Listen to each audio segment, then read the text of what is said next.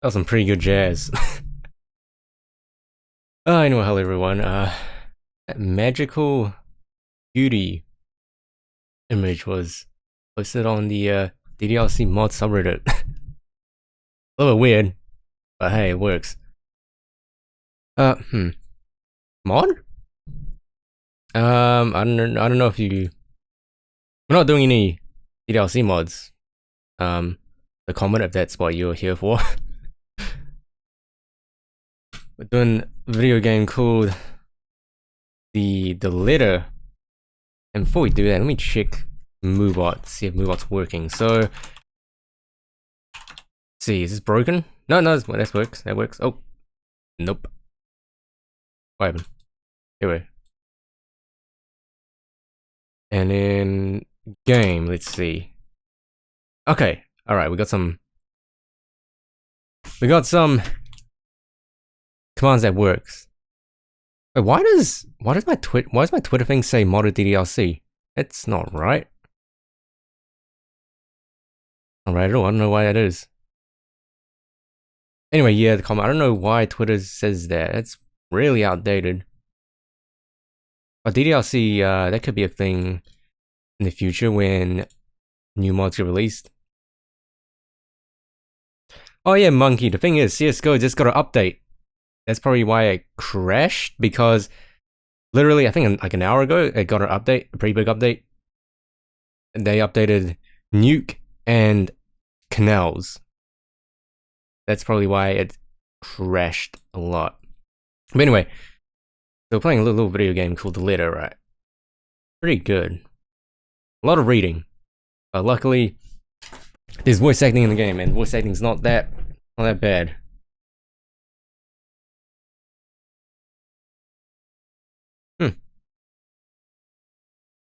So let me boot this up really quick. You're still seeing the desktop. That's normal. Game's in full screen, so I can't really drag anything. Wait. Okay, it's still desktop. I'm trying to... No, play it in window mode. Here we go. Window mode. Get the... drag the chat over here. CS:GO should work now. It should. What is Bullis Gaming? Hey, peace sign. Welcome back. We're actually on time-ish. Not really. But yeah. Okay, that's much better.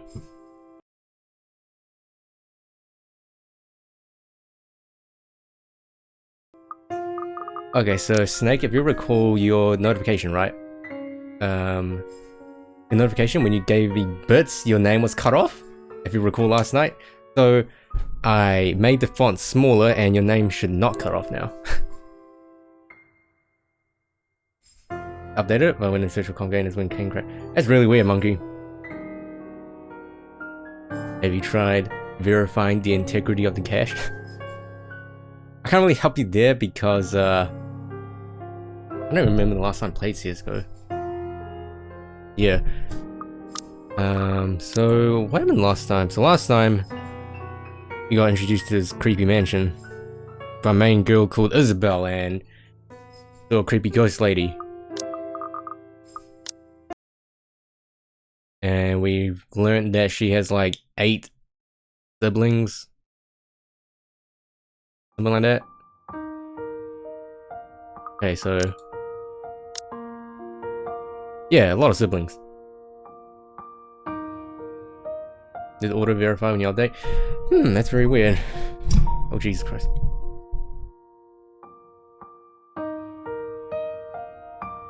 Did I just say Isabel? Isabella?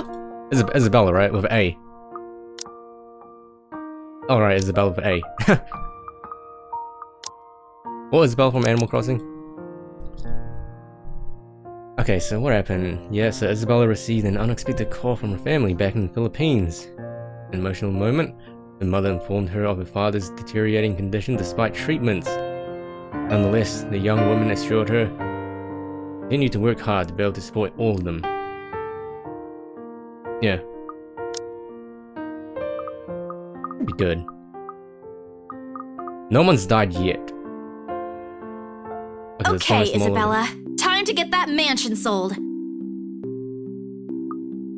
Indeed. Anyway, I need to turn down the audio a little bit loud. Okay, unfortunately, before I can take a single step away from my phone, it rings again. No doubt, Mama forgot to say something. Mama? Did you forget anything? That's pretty good. That's not Mama, that's Rose. Excuse you? I'm too young to be your mom. Are you still sleeping? Oh yeah, Rose is an English lady. Hold on, never mind that.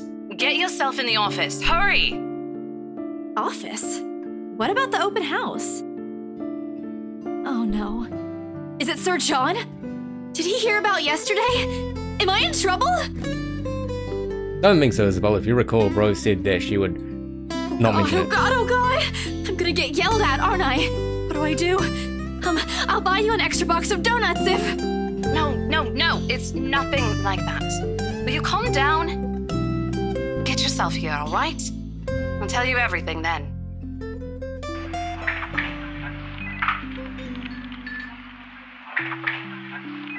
There's the telltale dim of several feet shuffling against the wooden flooring and an indistinct yelling in the background before Rose cuts the connection.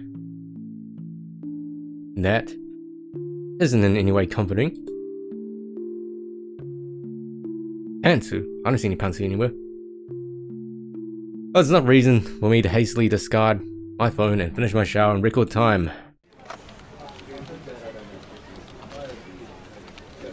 That cat back. Oh yeah, the cat plushie. I think my sister has one of those. I make it to our office within 20 minutes of leaving my apartment. By the fridge. Oh, clearly disheveled and out of breath. The feet. I take into account my usual travel time. Routine clamor common to Briar Realty Corporation Luxbourne's office greets me as soon as my feet crosses the threshold. Papers rustling, cell phones ringing at sporadic intervals, agents talking at varying volumes, staff moving about, and... Where the hell is C? Where are my employees?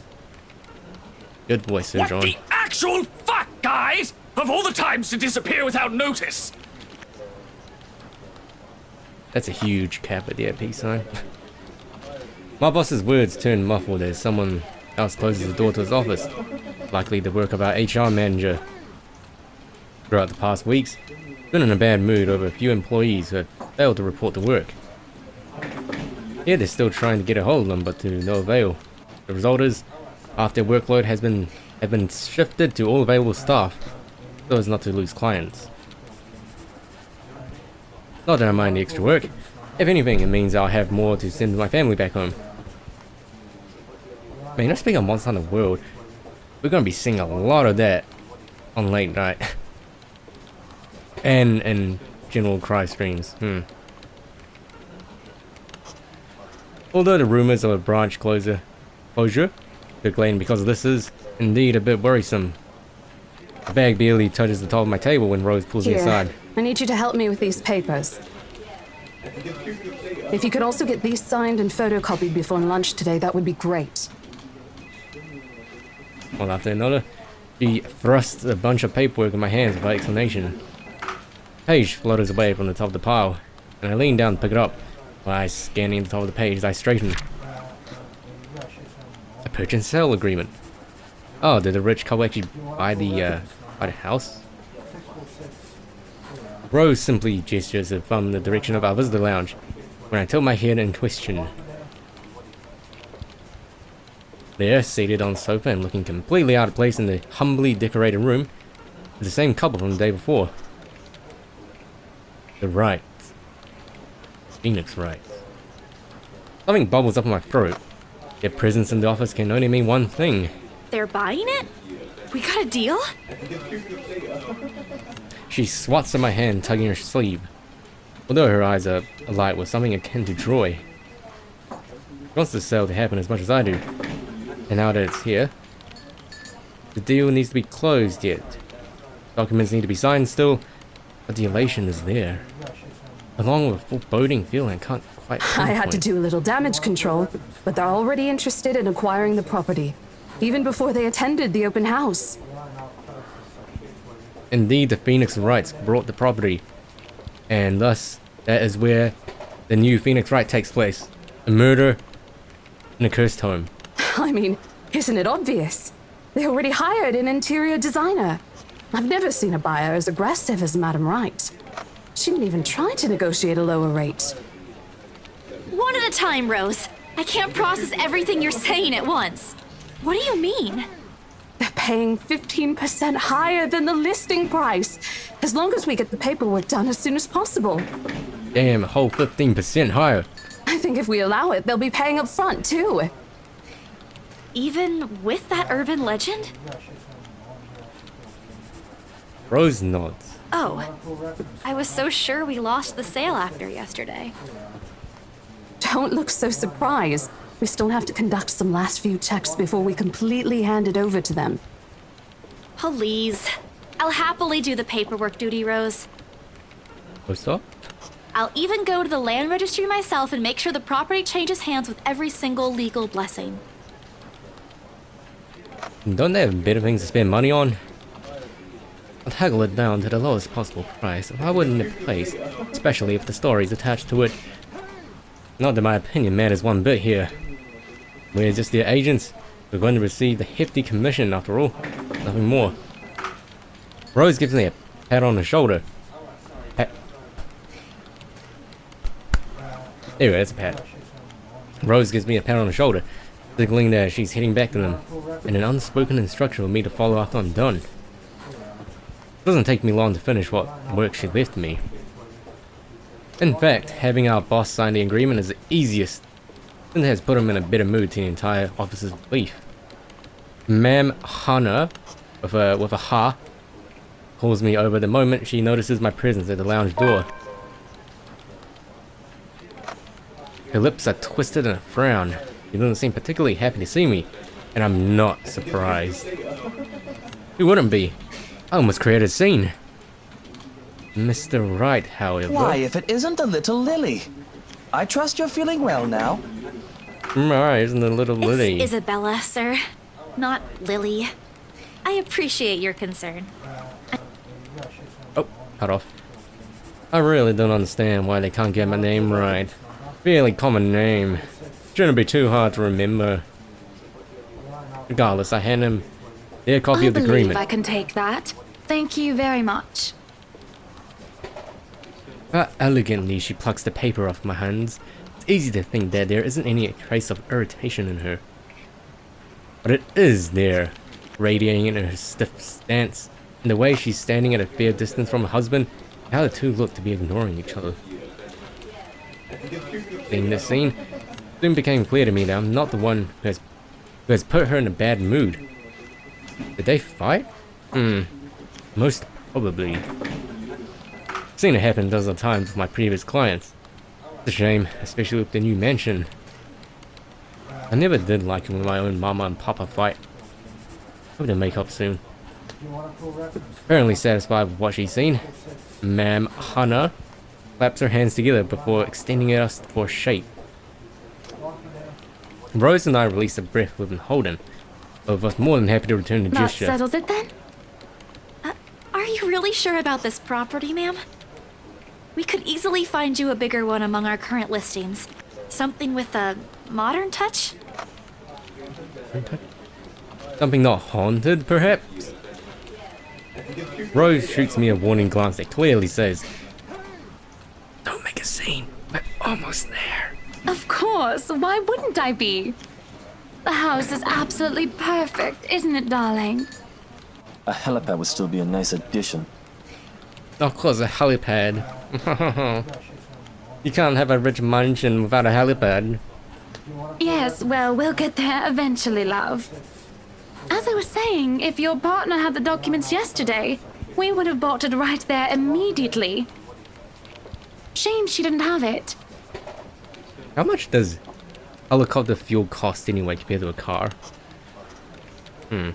Well, there's still a few necessary documents we need you to sign after, but we'll let you know once we have those finalized. We'll be handling the process for the rest, so don't worry about it, ma'am. Within a week, I hope. We still have a housewarming party to plan after all. You know how much thought should be put into those things. Yep, how many thoughts? There are servants for that, darling. Love, servants or not, you're going to make people listen to your input nonetheless. More lore. No more than a week, ma'am. Barring unexpected delay, of course. You can leave it to us. Excellent. Well then, I'll leave you two to it. It's been a pleasure doing business with you. Oh, and before we forget, Ooh, he discreetly folds something into both our hands and winks. A finger raised to her lips demanding our silence.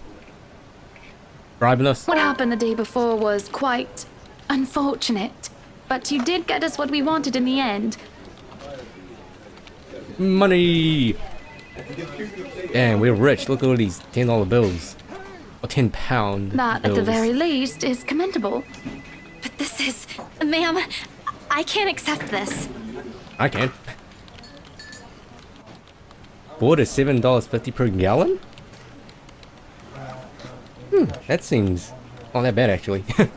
Then again, it's water $7.50 US? How many gallons in a liter? Don't you worry, darling. It's a small actually, it's thing coming expensive. from us.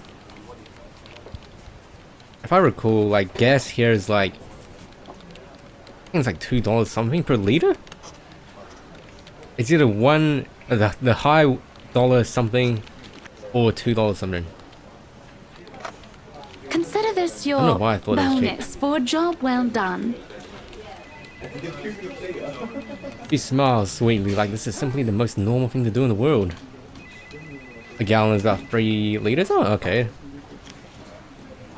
And in that case, it's about the same as car petrol. Oh, before I forget, my lovely interior designer would appreciate it if you hand her a copy of the floor plans as soon as possible. She's dying to work on the house. You can do that, yes? Here's her contact. That is true. Like, probably costs a hell of a lot more to maintain. Certainly, ma'am. We'll have it processed as soon as possible. I know, right? Rich people, they're so rich and they only give you $50. What the hell, man? I knew I could count on you, lovelies. I hope to see you two soon so we can get this closed. I mean, £50. Just like that, transaction over and done with. My mind's still reeling even after they left. Other agents would kill to have clients like them. Part of me feels lucky about the fact. No lengthy negotiations, no sudden change of minds. Just talk, signatures, a few handshakes here and there, and we're done. The other part? A second ago, we sold a haunted property to 2 innocent clients. Sure, the commission's big. Big enough to continue funding Papa's treatment and hospitalization. Big enough to pay for all 4 of my younger siblings' schooling. Heck, it'll keep me away from the instant noodle diet for months. I don't have to go back to the mansion as well. Once the deal has been closed. Much to my sanity's relief. But knowing that something's in there, and we gave it to the good couple despite that. Oh, Isabella, the things you do to sell a house and get money. Papa won't be happy with that. At least I have good news to tell next time I call home. The little lie I told Mama this morning isn't a lie anymore. Now, is it really a lie? If it originally was a lie, but then the lie turned out to be true. Well, there's something. So how does it feel? How does what feel? Your first big multi-million-pound sale, silly. I know you've been with us for years, but this has got to be memorable for you. I'm glad it's voiceover. Memorable. Memorable is an understatement, Rose. Come on, show some enthusiasm. They gave us a bonus, too, aside from the commission and the other bonus boss promised. What are you gonna do with it? I don't know. Send it home, probably? All of it? Not everything, of course. Most of it. I'll leave some for my living expenses. Listen here, Isabella. I'll teach you something I should have told you before we ended your training. A whole $50. You can buy almost 50 packs of instant noodles.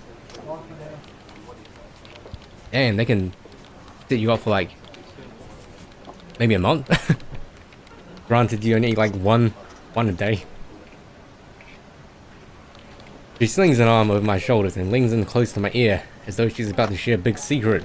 It's okay to celebrate from time to time. I don't get it. It's simple. Go out, do something for yourself. Throw a party and treat your friends to free food. Okay, now that last bit, treating your friends to free food, I don't know about that, man. Didn't you say the last one's some sort of tradition back at home for you? This is me assuming each packet of instant noodle costs like $1. I think it costs like $1 here, the cheapest one, maybe? But we go to the Asian stores. Also, Asian stores tend to have very weird like prices.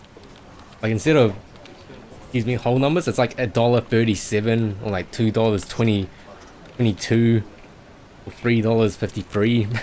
Very weird prices. Hello, this is practically a done deal. Isn't throwing a party a bit excessive? Your call. I won't say no to an invitation, by the way, in case you really are planning to throw one. A few drinks would be nice too, thank you very much. I don't think my apartment's big enough for that. You could always move? Bloody hell, you're working in real estate.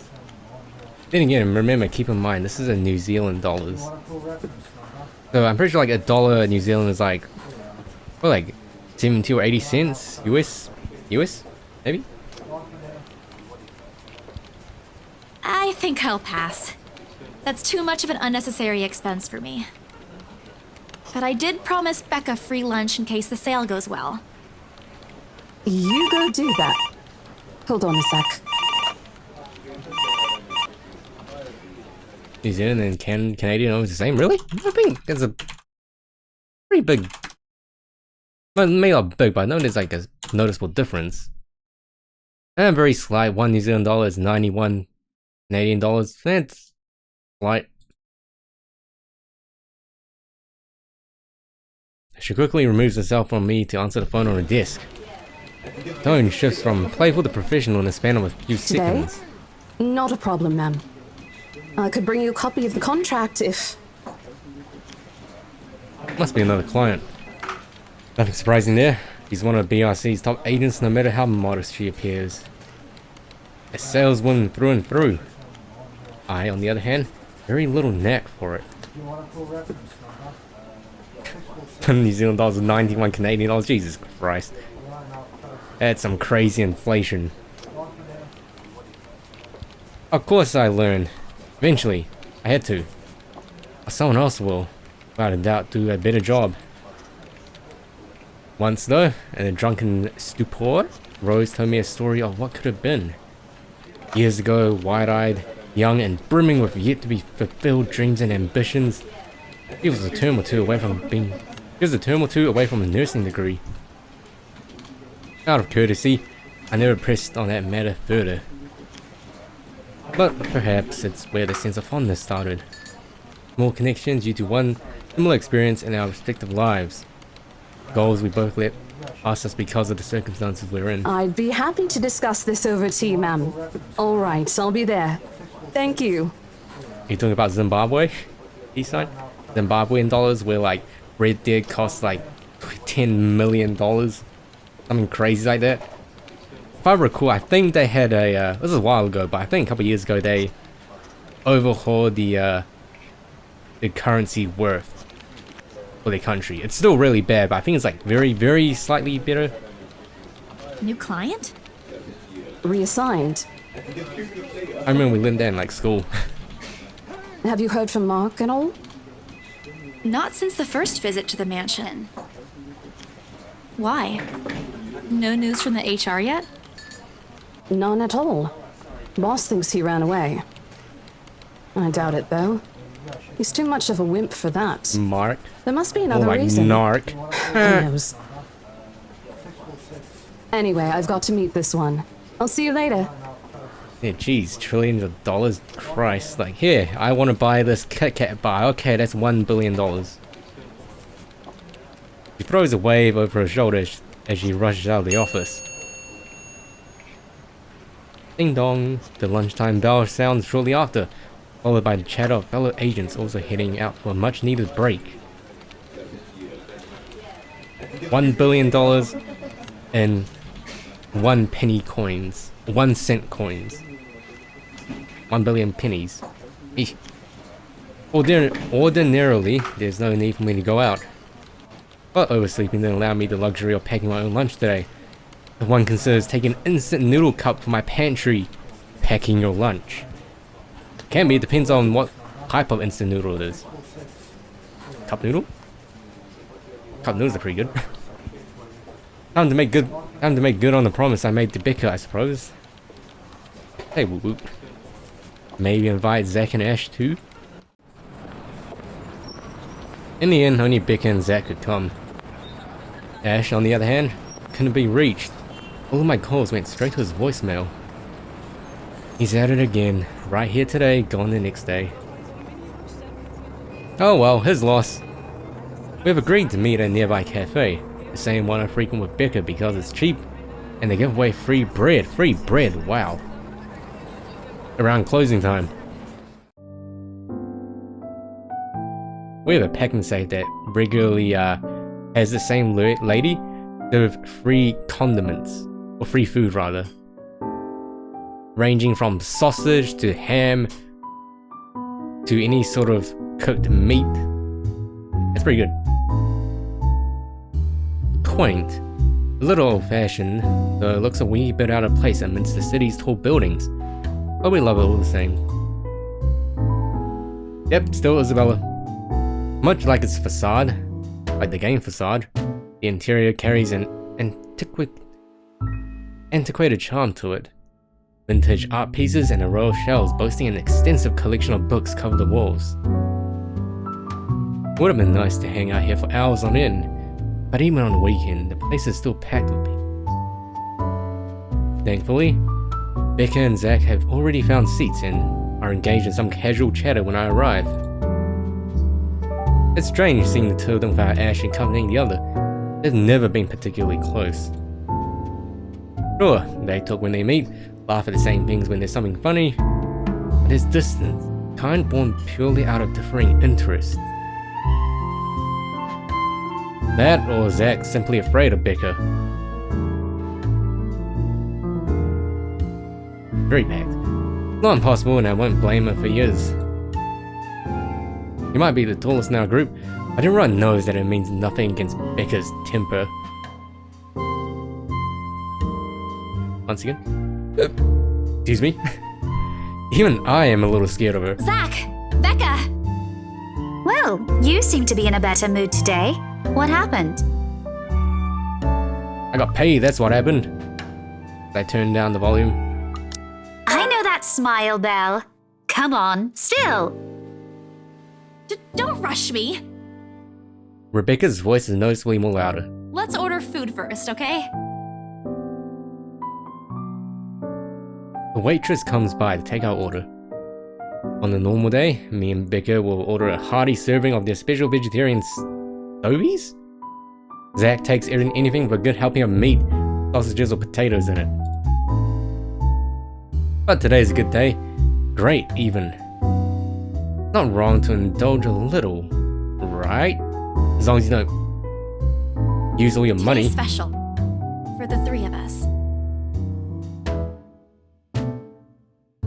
Even the person jotting down our order looks surprised at today's meal choice.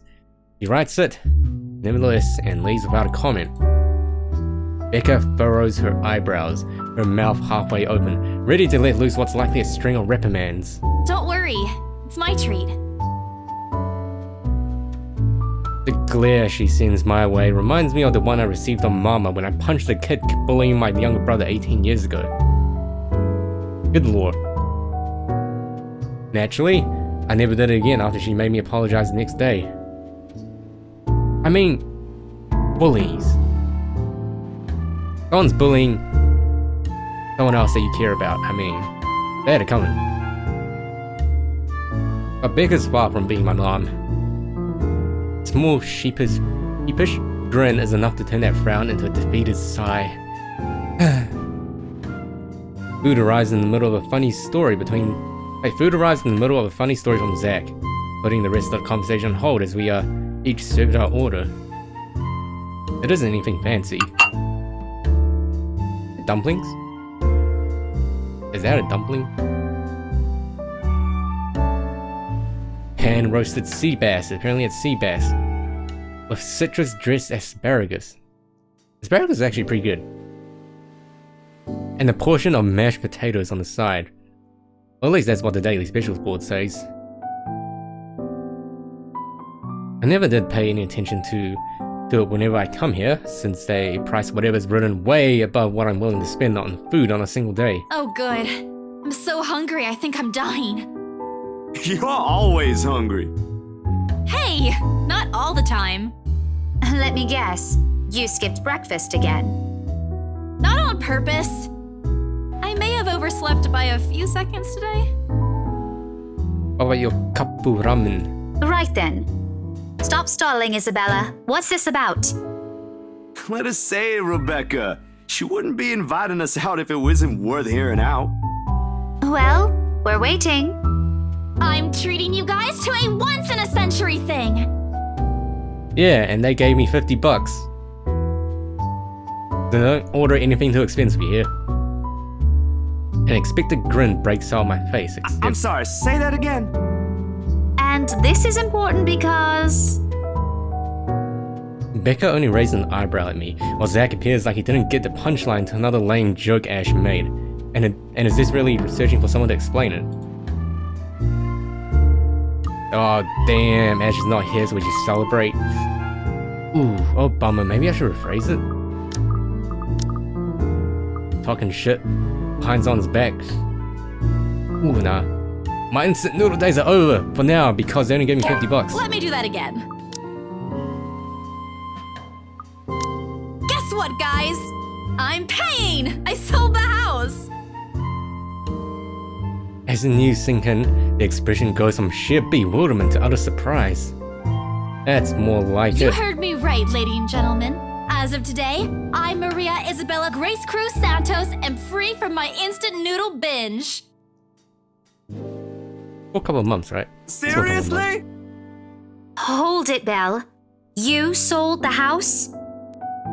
I mean, sure, I did get kicked out part way because I was acting a little bit crazy, but you know. I mean, maybe Rose sold it, but you know, I was there as well. Yep. Which house is this? In Aslam Village? The one with the open house yesterday? The one and only. Come on, Becca. I know you've got a better memory than that. Taco emote? There's a taco emote. Oh, wow. That's... Maybe it's another one of those like limited time emotes. Like GT Chimp. And that red one. She lets out a hum. Although she's nodding, she gives the impression of someone who has heard something unbelievable and is still forcing her brain to absorb it. Does she think we wouldn't be able to sell it? Have some faith in me, Becca. Am I not your best friend or what? You don't believe me? The words tumble out of my mouth before I can stop them. I've been trying to avoid bringing up yesterday's little spat, and judging from the looks on their faces, it seems they are too. Me and my stupid mouth. I'm sure it ain't the way you're thinking, Bella. No, I do believe you. But don't you think the sale happened a bit too fast? The open house only started yesterday, and now you already have a buyer? I mean, yeah, it was a little bit weird cause like we didn't even finish exploring the house and they were just like, oh yeah, we'd like to buy it. Maybe? They killed the ghost lady. Or... Hey Violet. How's it going? It's going pretty well. How are you doing? It happens from time to time. Yeah, but... Look, I'm happy for you. Just yesterday, you've been really worried where to get money for your dad's new treatment. And now, all of a sudden, you have something. What if the sale doesn't push through, or I don't know, they're a fraud, or they suddenly back out? Isn't it a little too early to celebrate? I see what you did, peace sign. Good save. I mean, good intentional wordplay. Congratulations. Rebecca does have a point, Bella. If you haven't closed the deal yet, there's still a chance they'll go back on it. I'm just gonna assume maybe. Oh, let's see. They're millionaires, so probably I could call them million. They don't seem like it to me. The lady appeared to really want it, and she approached me without even finishing the tour. Pressured me into it, more like. I'm not going to tell Becca about that, knowing her. And she worried. already hired someone to handle the house's interior design. You're joking. Who would do that? The Wrights, apparently. It's actually pretty funny. She's a bit too excited to get the property, she forgot to buy it. At any rate, they've already signed the agreement today, so it's just a matter of time. And don't tell anyone about this, but Ma'am Hannah also gave us something extra. She gave us £50. Something as in... As in, it's why I can treat you two to a free meal. I'm more surprised you accepted it. She didn't really give us a choice in the matter. So don't lose sleep over this, okay? The couple really want the house. If Rose didn't stop them, they'd likely have paid up front for it yesterday. That's despite the legends, too. I even tried to show them the letter. But nope. I want this house, darling. Go take all our money. That's a good impression. You don't really think they'd believe that, do you? I'm pretty sure for them, those are just rumors as well. No one is that superstitious in this day and age, Belle. Spooky stuff is gonna happen later, Alucard. There's a lot of story. Well, there's you. Right. You know what? I'll just eat all of these by myself. I begin to gather their plates to my side, food in each still untouched. A laugh almost escapes my mouth with the way Zach's expression quickly changes to disappointment. Becca's hand interrupts me just as I'm about to pull a plate close to me. I'm kidding. Don't go all pouty on me again. I'm just concerned you'll get hurt if this doesn't happen. I know how badly you want to close this deal for your papa. I'm sure he's gonna be fine now, though, with the money. They don't know yet. I think I'll call them tomorrow. Let them know things will be easier. Mama said this morning he's showing progress with the new treatment, too. It's just a matter of time. I allow myself to smile, genuine and uninhibited. It's strange talking about this with other people. I drop my pen, even those who have known you long enough. But today, things simply feel a whole lot lighter than here. Lunch passes in an enjoyable fashion. A laugh here, playful jab there, but most of it is spent on catching up and telling stories about whatever's keeping us busy these days. Something we couldn't afford to do the day before taking into account what happened. Even Becca is surprisingly chatty. Is it something in the sea bass we ate? They poisoned the sea bass? Zach, though, appears less energetic. While he's far from being the life of the party, he's definitely not the type to keep quiet in a conversation with his friends. Apart from a few inputs, he's been silent the entire time. If Becca notices... Are you sure you're not feeling under the weather, Zachary? But too late. Huh? No, I'm okay. No worries, Rebecca. Doesn't sound okay to me. It's okay. I might be feeling a little bummed out today, but I'm sure this will pass. Is it about the reviews this morning? Yeah, Rebecca's voice is definitely noticeably a bit louder than everyone else's. A pained expression crosses Zach's face, and almost immediately Becca retreats in her inquiry as though the man's look is enough of an answer for her. I look between the two of them. Did I miss something? What happened this morning? Did I stumble on a big secret? This is why I don't like waking up late. You You heard about those, huh? Sorry, I just happened to check on some sites this morning. Nah, it's a very sensitive topic in the first place. Damn you, Rotten Tomatoes. You give every movie a bad review. I should have expected it. What reviews? Let me turn it up a little bit and then turn Rebecca down.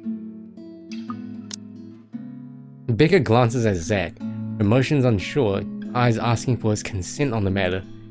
Consent. Although there's a small desire to keep asking on my part, I don't dare voice it out. With Zach, it has always been better to wait. Let him speak on his own. Becca too, to some extent, although with her, explosions of temper are more common. In the end, he simply answers with a shift of his shoulders, gesturing forward to go on with a tilt of his head. It's his movie. Ah, it's alright, Frozen. I mean, it's my fault we're starting late as well. This stream schedule is clearly not working out. That doesn't explain anything. Stop dangling the information, Becca! You didn't really miss much, Frozen. All you missed was the rich couple buying the house and then them giving Isabella pretty much giving Isabella commission. Now Isabella is treating these two friends to food. And now they're talking about Zach's movie and he's sad because of the critics and the movie reviews he's getting. Zachary, I'm not the one supposed to be telling her about this. It's still your documentary. Is it something bad? Not bad per se. You guys don't need to dwell on it much. Bad? Listen here. I wouldn't trivialize what those bowheads wrote if I were you. They're ruining other people's jobs. That's a new insult I'm going to use. Bowheads? Those bowheads. From how her tone rises in anger, it seems like she's the one slighted and not Zach. A snicker escapes me, which I probably stamp down on as soon as she sends me a hard look. This isn't a laughing matter, Isabella. Some bowbag just insulted him. Some bowbag just insulted him. Calm down, Rebecca. Those are just reviews, and it happens a lot. I do not ken about you two, but calling the entire film an out-and-out drivel, you're better off watching an educational kids' TV show, and worst 1.5 hour of my life, among other things, isn't exactly a critique any decent movie reviewer would say. Damn, she's triggered. If you could call that a critique, did we even watch the same film? Well, maybe I ain't cut out for it. Better stick with my photography or something. I mean, notice how they're only focusing on the bad reviews. What about the good ones? If nothing else, this helped me open my eyes to what I can and can't do. You're giving up. It wasn't a question. It was just something experimental I did on my free time anyway. It's no big deal. But you worked on it for months. Doesn't look like it matters for those people. Don't say that! Oh god. That's pretty loud. My palm strikes the table, sending the tableware on top clinking against each other. I didn't even notice when I rose from my seat. But here I am, chest heaving, looking down at him in the same manner a teacher would at an unruly student. Becca's probably proud. I didn't mean to yell, but there's some things people like Zach aren't supposed to say. How exasperating. He, of all people, should know. It's just a review. Except they're pretty well-known critics. Why does that matter? They aren't the ones calling the shots on this. Isn't that why they have a committee? Right, Becca? An amused gleam is in her eyes when I turn to her. A smug face looking going on. What does she find so entertaining here? Help me here. Your friend's about to quit his passion for a petty reason. I haven't read what those people wrote about his work, but a few scathing words shouldn't be enough to discourage someone. I should know, after all, I'm... Failing means you're playing, Zach. Not that I'm saying it's bad. I've seen it from start to finish, and I know for myself what you created isn't something people should scoff at. I don't know anything about filming or photography. Hell, I don't have an inkling of artistry in me except for those doodles I make for class. I can agree with that, son. But I know what I watched. Look at Isabella. It's not every day you see her all riled up like this. Whatever I'm about to say gets lost in my tongue as a flush of embarrassment blooms across my face. It was a heat of the moment thing. And anyway, I'll be very angry with you if you quit. What about the exhibit? What exhibit? Classified information. Even if I bring you your favorite tonight? Favorite? Well, without a you. Nope, not a chance. Oh, come on! I thought we aren't supposed to have secrets. A burst of laughter comes from Zach. Thanks, you two. I might need some time alone to myself for a while. Just to think about things, how I'll go from here, that sort of stuff. Hey, I'm not quitting, Bella. Don't give me that face. There's no face at all. Only a poor imitation of a puppy dog eyes, if you can call this one. Promise.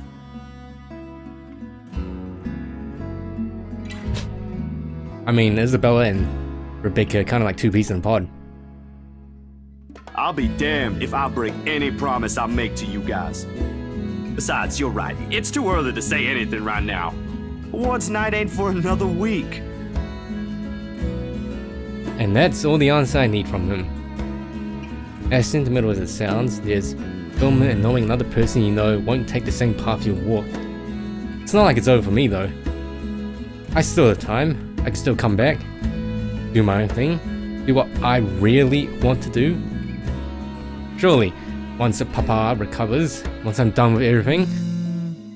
Inside my bag, my phone buzzes unexpectedly, breaking the pleasant afternoon lull of 2 hours. The screen shows Rose. Hey, Isabel. You at the office? This is Bella, Ha man. ha. Very funny, Rose. I'm hanging up. Don't, I'm kidding. BRC says the floor plan copies are ready for Miss McCullough to pick up. Miss McCullough. Yeah, Miss McCullough. Miss McCullough. He states that as if it already explains everything. Then, out of the blue, she launches a long rant about the awful state of Luxbourne streets. All of which she said in a single breath that I can barely keep up and make out a single word. Stay quiet. If only to avoid becoming the next object of her frustration. Be similar to Beck in that I'm regard. stuck in horrendous traffic right now. Bloody stupid drivers. When she has finally ran out of things to complain about and stops, what she says next still has none of what I'm hoping to hear from her. Just a quick, mumbled plea for me to meet the right interior designer instead and Anyway, I'll leave it to you. Bye. Thanks. classic Rose. She ends the call without even asking for my input. Oh lord.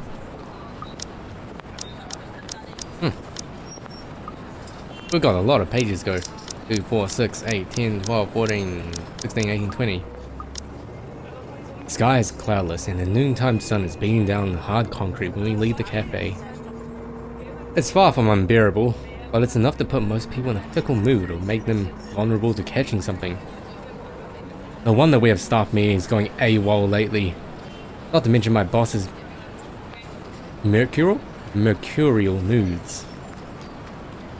Can't believe I'm saying this, but I want our usual cloudy weather back, with a chance of meatballs. All the grips about the unpredictable weather, though, the streets of Luxbourne remain constantly busy. The hurried tapping of shoes against the pavement and inane chatter coming from the lunchtime crowd fill the humid afternoon air. A small reminder of the things we still have to do, regardless of how much I want to return to the comfort of my bed. Back to Briar Realty for me, Zach to a meeting with a magazine publisher featuring luxury houses, and Becca to lesson plans and books at home. But More than once, I catch her sneaking a longing glance over something displayed on a shop window. Does she want to buy something? Maybe I can get it for her this Christmas. I turn my head at the last shop she checked out. A fleeting glimpse. The world stills. Oh. Here's Spooky. She looks at me. Eyes hollow, gaze piercing, and boring into my very soul. Like a set of chains to keep my whole body still. There are no shadows or whispers this time. You okay, girl? I mean, okay, lady? Your head's a little bit, vibraty. Your pupils are pretty small. I mean, if you could, like, you know, maybe you need a shower. Yeah, a shower would do wonders. Only a plea. Low and indistinct. Compelling me, beckoning me, intent on dragging me to the void beyond the glass. Help me! I don't dare move. My heart hammers against my ribs, each beat, every Bible thump, screaming at me to look away and make a run for it. But I can't. Couldn't. All of my limbs feel heavy, while my own breathing strains in the face of her calls. Help me! Leave me alone. Her mouth is stretched in a grin, wide and unpleasant. The panic building up in my chest forces me to take a tentative step back. I try not to stare at the decaying flesh, the blood streaming from the gaping wounds on her arm, or with nailless fingers. Like Higurashi, that scene where they pull her nails off, that was very disturbing. I don't want this. Not like this. Not like this. This game knew it. This game knows.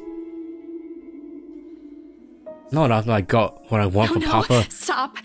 Leave me alone. Notice how Isabella kind of looks like her when she's like freaked out. Calm down. Her face contorts and she lets out a wail, sharp and utterly unforgiving. Rage. There's only hatred and bitterness. Oh. Mouth, she's got no teeth. No tongue. There's only hatred and bitterness, as the very notion of turning away from her is an offense in itself. Please! I don't want this! Before I know it, I'm stumbling backwards, my own throat hoarse from the screams I didn't even notice already coming out of my mouth. The back of my feet catches on a loose stone, leaving me sprawling on the ground. The resulting pain completely jolts me out of the haze blurring my mind.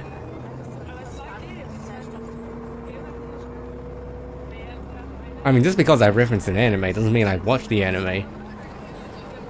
I only know that part because I saw it on YouTube. For a little while, my surroundings appear unfamiliar until Becca's face swims in my vision. Like a fish. A look of concern is on her face and her hands are gripping my arms tight.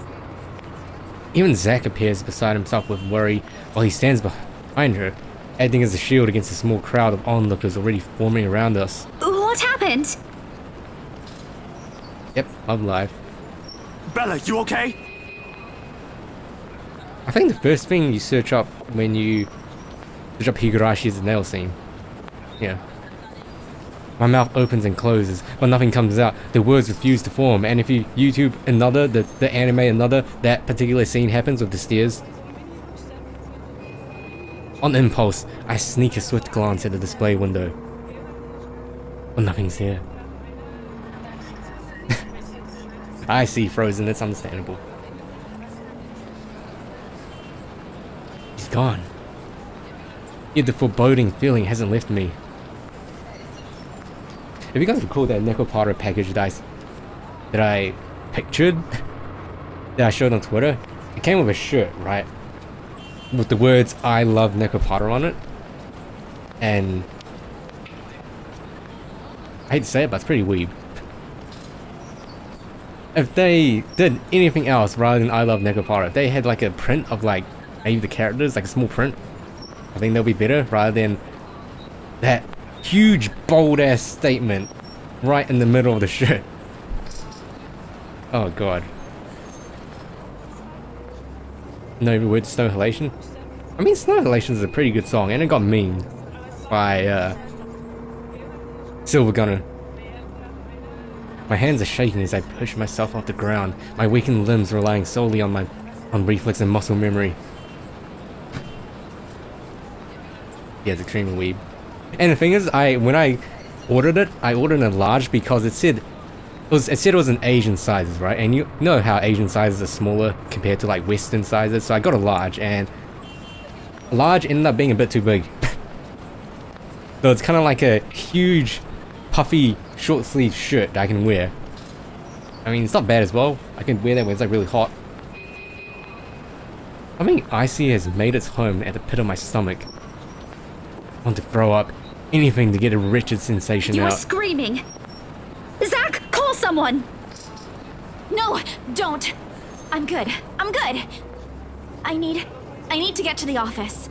Rose, the floor plans. Someone's going to pick it up. I'll see you later. Careful! Don't stand up yet. Stay put, Isabella.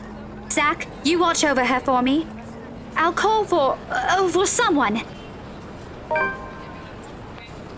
Laura updated. Right click is a shortcut for saving. That's pretty handy. We're almost there. I tend to smile to put her on ease. I like it comes off as a grimace. Gently, I pushed her hands off my shoulders. My knees are still trembling, but I can still stand. Leave! Leave me! Stay away! Away! The humidity's stifling, everyone's stares are unnerving, and Becca and Zach's concern is suffocating. I don't want to be here. No more. I break into a run. Panties? Oh, pantsu. I wish I hadn't left my bed this morning. Here, with only the occasional drips of water on the sink and the whirring of the fan blades to keep me company, it's easy to fall into a cycle of negative thinking. But even with the clutter to keep me company, the room still feels a whole lot bigger than usual. As the clock says 5 PM or 5 AM again, I hug my knees close as a group passes by outside. Loud. So loud! Knowing there's a way to tune everything out to keep my head from replaying every image, every sound of her. Her screams, her awkward gait as she reaches for me, her bone-chilling smile, her pleas for... Enough. That's enough. A shiver passes over me. Though it's not from the hair still hanging damp against my back, nor the draft that enters the room from the windows I left wide open. My gaze shifts over the letter sitting on the coffee table, its edges flutter innocuously as the wind touches it. Funny how an ordinary looking piece of paper can bring this much trouble. The impulse to throw it away or rip to pieces is still there. I can easily do it, but after that, what? Will she leave me? What about those people who've already seen it? Will they be okay? This uncertainty gnaws at me. Knowing that she's real, it might also go after the people I care about. I just wish someone would listen. Believe me.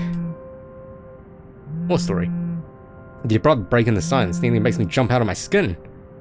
Blindly, push out my phone from under the mess of papers and cushions. I've carelessly thrown it before taking a shower hours ago.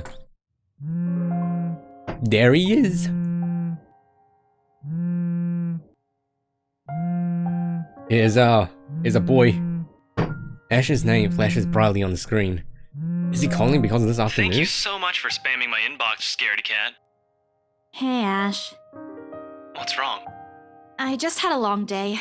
The couple who bought the house wanted us to finish processing the papers within the week. It's a little hectic, but we'll manage. Really? You sold it? Don't sound so surprised. I told you, you don't stand a chance. The rights won't take no for an answer. You've been on the losing end from the very start. Ha! Whoever said I was interested in the house in the first place? But you said... Got baited hard. Despite his light tone, his snicker only comes off as annoying to my ears. I had to fight the urge to end the call right then and there. Stupid. Ash hole. You're such an ass. You mean ash hole? And just so you know, I'm not treating you to a separate celebration. Or ever. No, that's just unfair. And here I was looking something up for you. Didn't you say you wanted to talk to Andrew?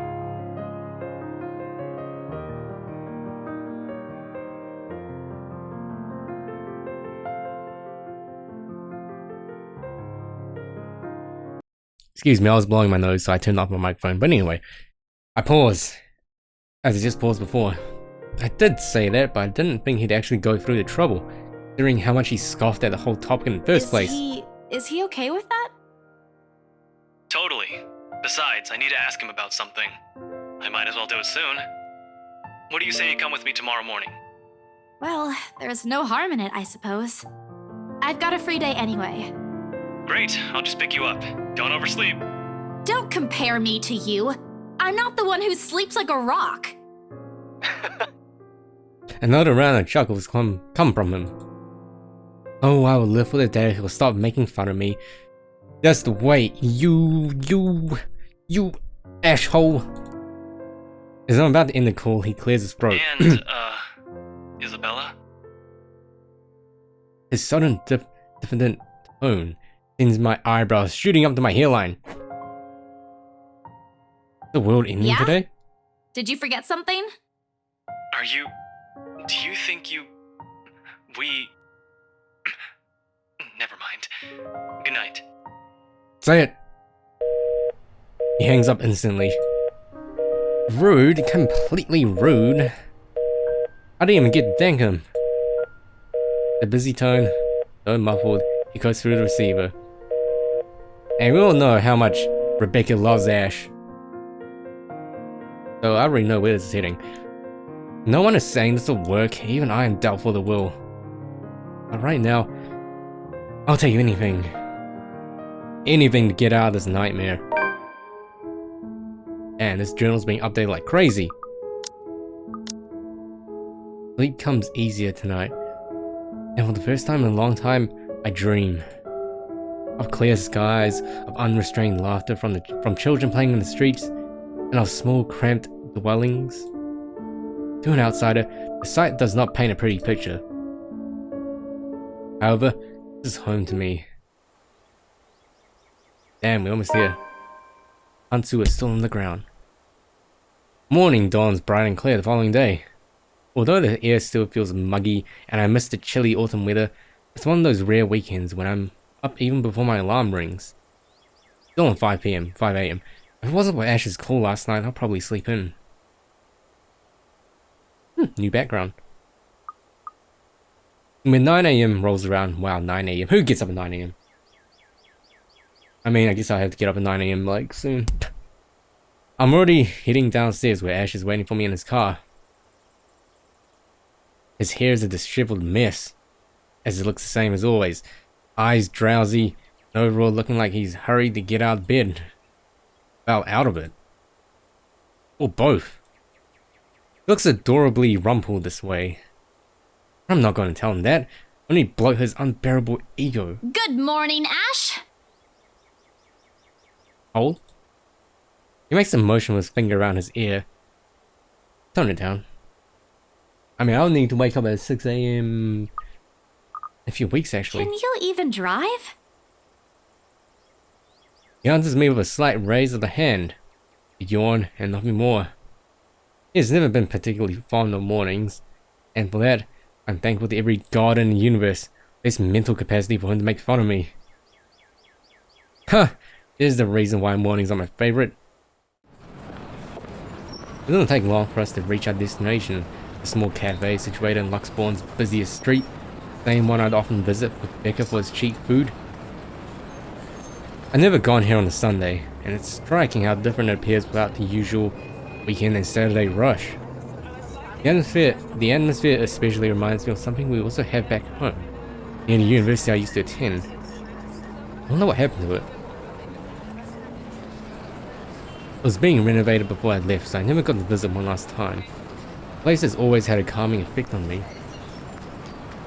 But today, despite standing in a place similar to it, anxiety easily washes over me as soon as I step out of the car. I'm quite used to dealing with people I've never met before, thanks to my work, but still, I don't know him. In spite of the fact both Ash and Becca have vouched for him, what will he think of me and my story? What he thinks I'm crazy? Hell, even my own friends thought so. I draw in a breath to quell the panic beginning to rise in me. Oh well, only one way to find out. A few hesitant steps forward, and then Ash is suddenly pulling me back by my elbow. Hold on, scaredy cat, not too fast. Look both ways before crossing the street. Without warning, he flicks my forehead hard. That hurts! What was that for? He's already walking away when I look up, and I hurry to catch up to him, puzzled. I really don't understand this guy. At least, explain why you're flicking other people's foreheads all of a sudden. So rude. Get yourself together, will you? He's not going to bite. He's very accommodating, too. I wasn't scared of him or anything. You don't look like it. Didn't sound like you were okay last night either. Huh? What was that last one? Hey! Don't just ignore me! Maybe the ghost is like messing with like her phone calls now. Wouldn't be surprised. All questions and retorts die in my mouth once he opens the door to the shop. Cast iron bell attached to it chimes softly, announcing our arrival. That is a little bit weird. The smell of freshly brewed coffee welcomes us as soon as we step in.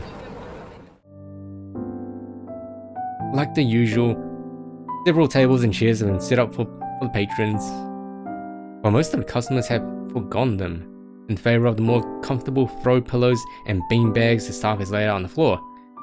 I don't really find bean bags all that comfortable, to be honest.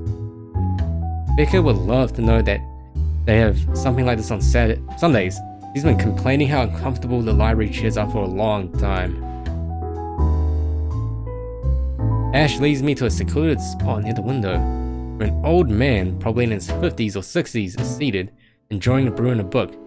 Hey, I saw this guy in the Steam store page. Professor Clark! It's just Andrew now. I'm no longer your professor, Detective Inspector Frey. As he's looking off in the distance, and not looking at Ash, the guy, Andrew, looks up from his book and gives him a smile. And Ash is blushing. A sheepish look crosses Ash's face at the older man's admonishment? More unusual, in my opinion, is seeing him appear like a parent that has just scolded him. Really big bean bags. I can see how oversized bean bags can be more comfortable than a regular standard size. But it suggests a familiarity between them. One that goes beyond what someone expects from a simple student and a mentor. With another warm smile, he gestures for us to take the empty seats opposite him. Have you been waiting long? Quite some time. But I come here early on weekends. Best time to get their first serving of bear claws. They're the only place that serves it here. I took the liberty of ordering for you two. I hope you don't mind. I thought it'd be best to talk over a decent helping of coffee. Soon enough, a waiter brings us 2 more cups and sits down a basket of Aren't pastries. you going to introduce the lady? Ah, right, sorry. Isabella, this is Prof. Andrew. He's one of my professors back at the university. Andrew, this is Isabella Santos. Santos.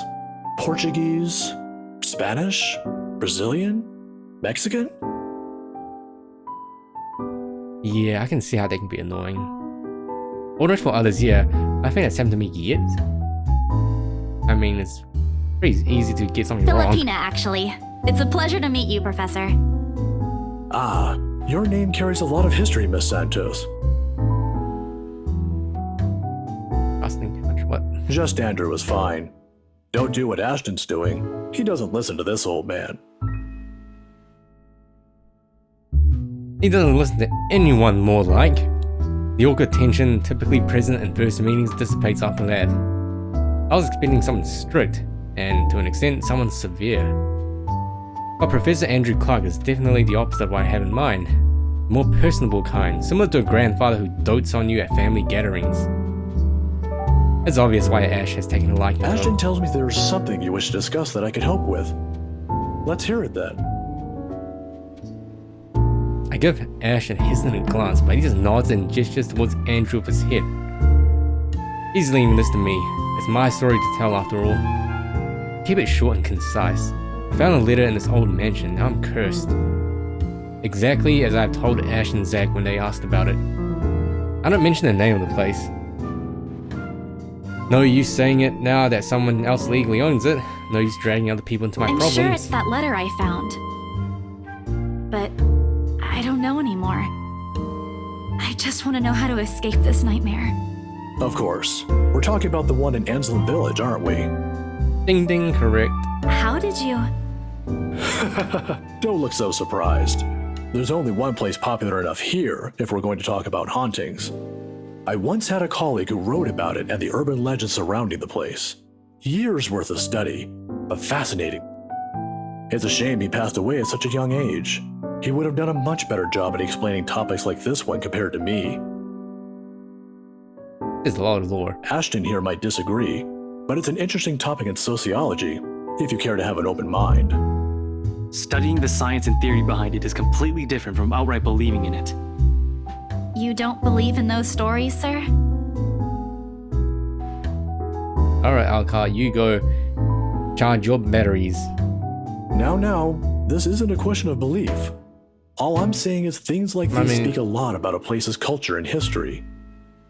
A lot of people, we are streaming on Twitch, so a lot of people will probably expect some, you know, action and more showing rather than telling. And it's not just limited to ghosts. Monsters, gods, you name it. Even you, Miss Santos. What about me? How you respond to these stories. It tells a lot about you and your upbringing, in the same way it tells me why our detective inspector here finds such topics absurd. Interesting, isn't it? My head is starting to spin from all this. It really is. I'm not the smartest person around, but I understand what he's trying to get at. I think? It's still too much to take in at once. I looked to Ash for help, but his eyebrows are drawn in a frown. If he keeps staring like that at his cup, I'm pretty sure it cracks There's in. still something you're not telling. Didn't I tell you everything the other day? Yeah, but you mentioned the rights, then you proceeded to drop the topic right after. What's with that? They don't have anything to do with this. Rights. Luke and Hannah, right? And Phoenix, right? Yeah, they're the ones who got the place. Ah, I'm not surprised. They're the kind who gets what they want when they set their eyes on it. From what I've heard, word gets around. A heavy sigh escapes my lips. Popular or not, they're just my clients. Albeit a little pushy, but it's clients, end of story. Oh. Shut up, Ash. I wish you'd stop pestering about them. Yeah, shut up, Ash.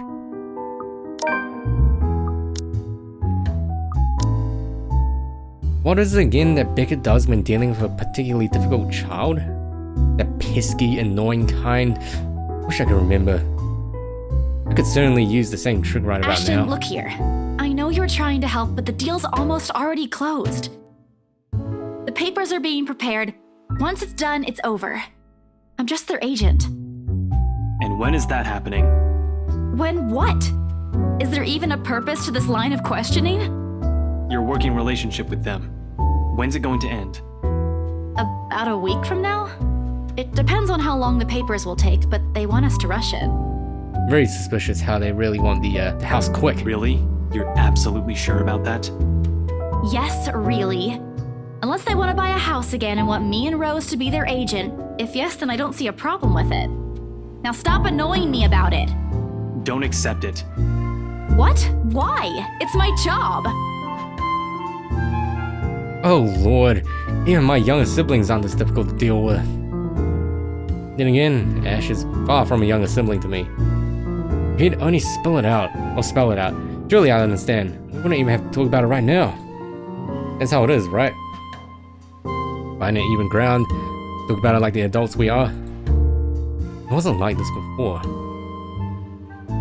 But somewhere along the way, something has changed in us. As people, as friends. Excuse me. I wish there's a way I could tell when or why. Instead, I'm left searching blindly for reasons. Next thing you know, we'll be drifting further and further apart. How frustrating. Now, kids, settle down. We're not going to solve anything by shouting. Sorry, Sir Andrew. And we're not going to solve anything either if you keep omitting things. Speak for yourself. I'm not the only one doing it.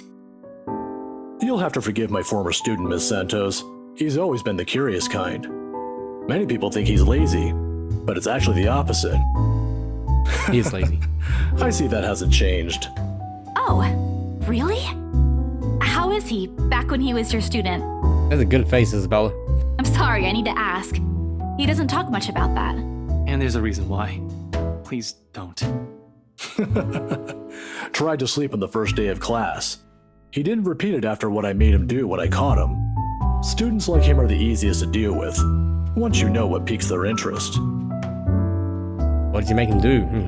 I'd have to say, he's one of the very few who's actually interested in the subject, though. But there was this one time when... By the end of the conversation, Ash looks like he's praying for the grounds to swallow him. He's never been the one to talk about himself. What I know about him are mostly bits and pieces I've gleaned over the years. He's an atrocious singer, he's bad at art, and he's a personal vendetta against mornings. Now it feels he isn't that hard to figure out after all. But what did he do? What did you make him do? We have to know.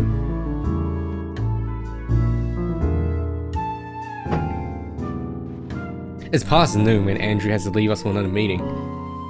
But before we separate... Santos, a word of advice. Just keep in mind that when it comes to cases such as this, they aren't always what they seem. Thinking face, thank you. Naturally, the mansion and the letter was brought up several times during our talk. And though Ash is right, and that Andrew offers a different perspective, he has left me with more questions and answers instead. What is she? What does she want from me? Does she want to send me a text message? Let's see. It's just a line message, never mind. Is she ever going to leave? They will continue to bug me after we've left the coffee shop.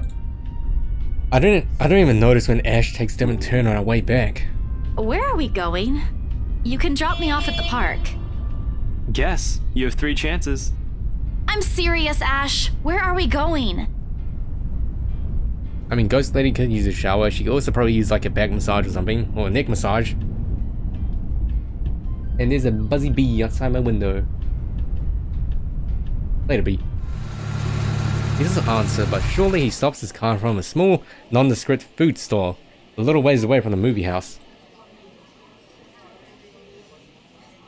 Bee? You okay? If I wasn't paying close attention, I would have missed it without a doubt.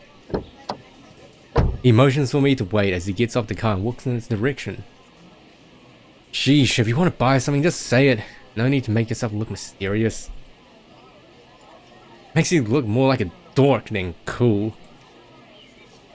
The wait isn't long, however. Soon, he's walking back, holding 2 fish moldy shaped cones in both hands. Ice cream? Parfait? Is this DDLC? A cross of the 2? By the time he's back inside the car, I have given up any effort to figure out what he's brought. Yeah, the bee's okay. He was just flying. It was the fat black and yellow bumblebee. He was just like flying right outside my window, and now he's gone. Not that it looks bad. It's actually quite cute. Here, take it. I have to move my head back a little when he thrusts it at me, to avoid the ice cream and fruit toppings from ending up in my nose. What's this for? That's cute. Oh, I think I need to sneeze. Excuse me. Oh man, I also hate it when it's summer. What the heck is that? That's a very weird shaped ice cream. My arm's getting tired. 5, 4, 3, 2. Ah, too late. Dropped it. And with a blessing. With a very wary glance, I take it off his hands. I still don't understand why there's a need for ice cream today. Nevertheless, I take a small bite. It's actually pretty good. It must have shown in my face because he chuckles as soon as I take another Saw one. the place open the other day when we watched Zach's movie. Thought I should give it a try. I want to try something like that as well. That seems pretty cool. It doesn't seem like a bad place to get food from time to time. And you're giving me free ice cream because... Do I need to have a reason? Are you really going to ask me that? Here's the thing with Ashton Frey. He does not just treat anyone to free food because he feels like it. He's that much of a Scrooge McDuck. Hell, he even asked me to teach him how to haggle once. Haggle! Of all the people who asked me that, I would have expected some such request from Becca, but Ash, not at all. If I'm going to be honest, he looks a bit constipated with that expression on his face right now. Need some laxatives? I think he's starting to regret ever buying this. The other day? The movie with Zach and Rebecca? Rebecca's there, yeah, I think so. Yeah. Also, welcome back, Alcott. From the phone battery charger. Are you talking about? Were you talking in chat? Is that the message you're talking about? Because nothing came through. Anyway, during the movie, we, that's to say, we... Shit. Should have written down something first. Get to the point, Ashton. Right. I'm sorry. What? I'm sorry for, not getting to the point. I'm sorry for the other day. I got carried away. I said things that upset you. I shouldn't have done that. I'm sorry. And now we get all sad and emotional over ice cream. Oh, okay. Okay? That's all? That's all you're going to say? You're not still angry, are you? You didn't have to buy me anything. A simple sorry would have been enough. And thus begins the journey of me ruining a relationship and getting this bar as low as possible. I bite into the cone again, a small attempt to keep myself occupied, and I relieve the heat crawling up on my face. Is Sclappy Dope a regular Twitch emote, or is it a better Twitch TV emote?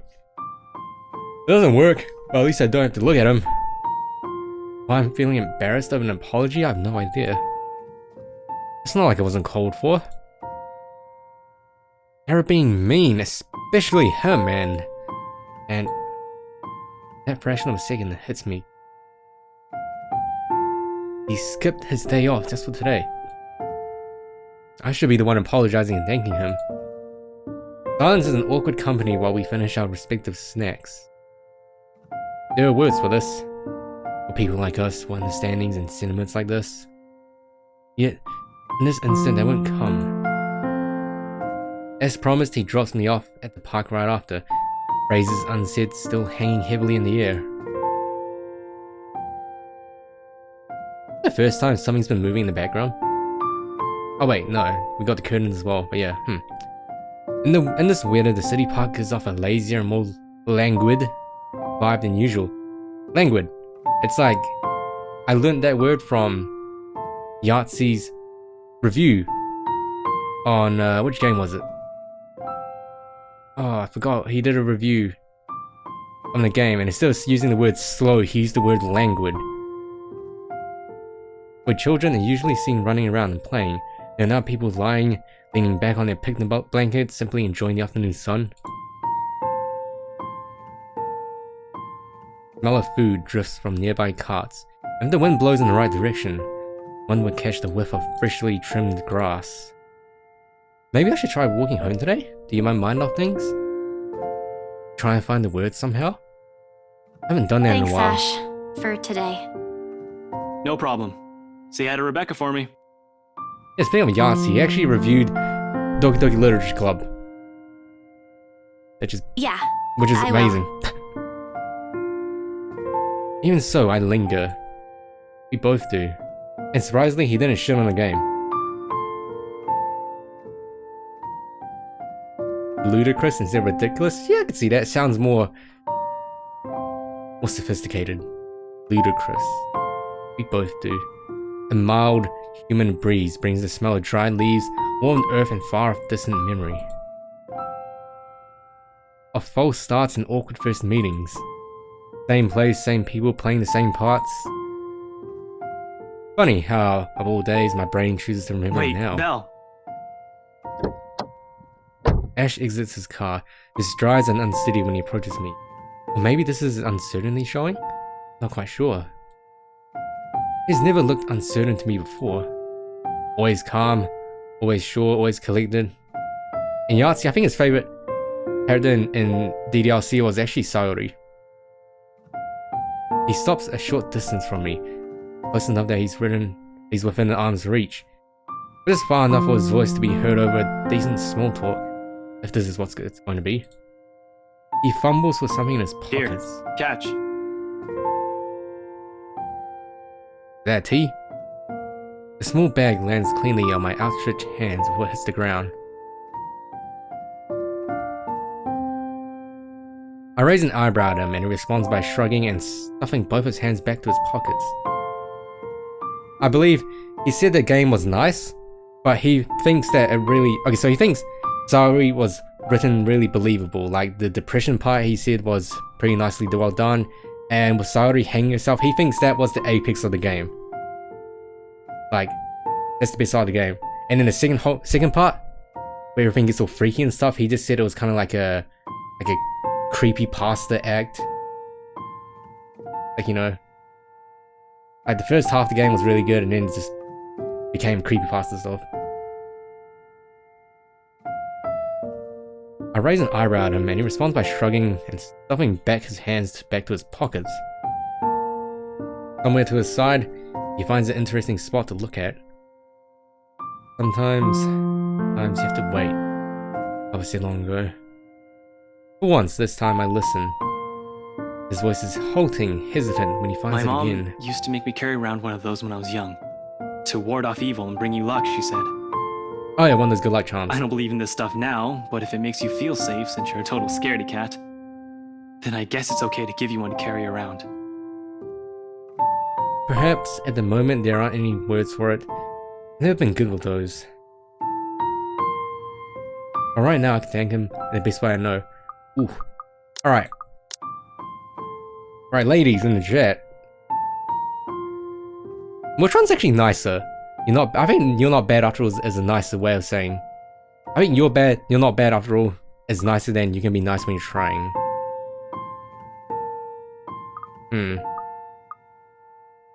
Both of them are very similar, but I feel there's like a very slight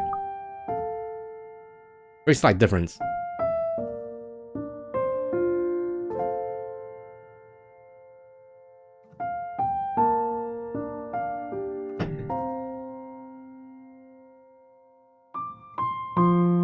The Lord, yeah, you can check the branching tree here, but the thing is, that's spoilers. There's some big spoilers. Give me a nice one try, you're not bad after all.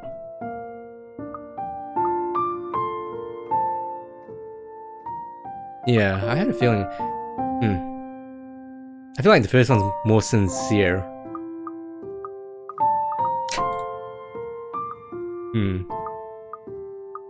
You know what, Ash? You're not bad after all. Hey, the bar's nearly full. I close that short distance separating us. And lightly, in place of phrases one couldn't spin together or answers too early to seek out, I lean over. Oh. We'll win there, boys!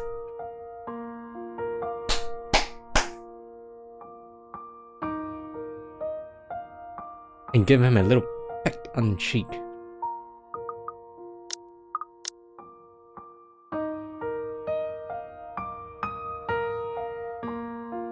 I say, hey, sweet mess. Yeah, hello. Yeah, I can understand being very nervous to speak and chat. I mean, I'm nervous streaming. Look at me. You know, welcome to the chat. Everyone here's nice. Everyone's here nice.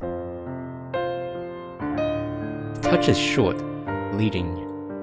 The kind that speaks volumes of boundaries we don't often cross as friends. Nevertheless, thought is there. It lingers.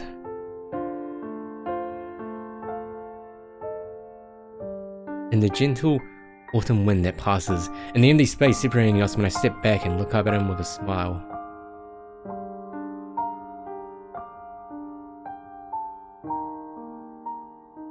Good one, Frozen. It's easy to express gratefulness this way, isn't it? At least with my own family, that's the case. You should be careful around here, Frozen. Snake has an itchy trigger finger. So yes, sweet welcome. Everyone here's nice, don't worry. At least with my own family, that's the case. For the two of us, I'm not quite sure. I mean, Snake, you did say you were tired, so you know, being tired can make you do crazy things. Did he understand? After all, gratitude is... Also, yeah, there's a lot of saves. I mean, they give you 10 pages of save files, so I'm pretty sure we're okay.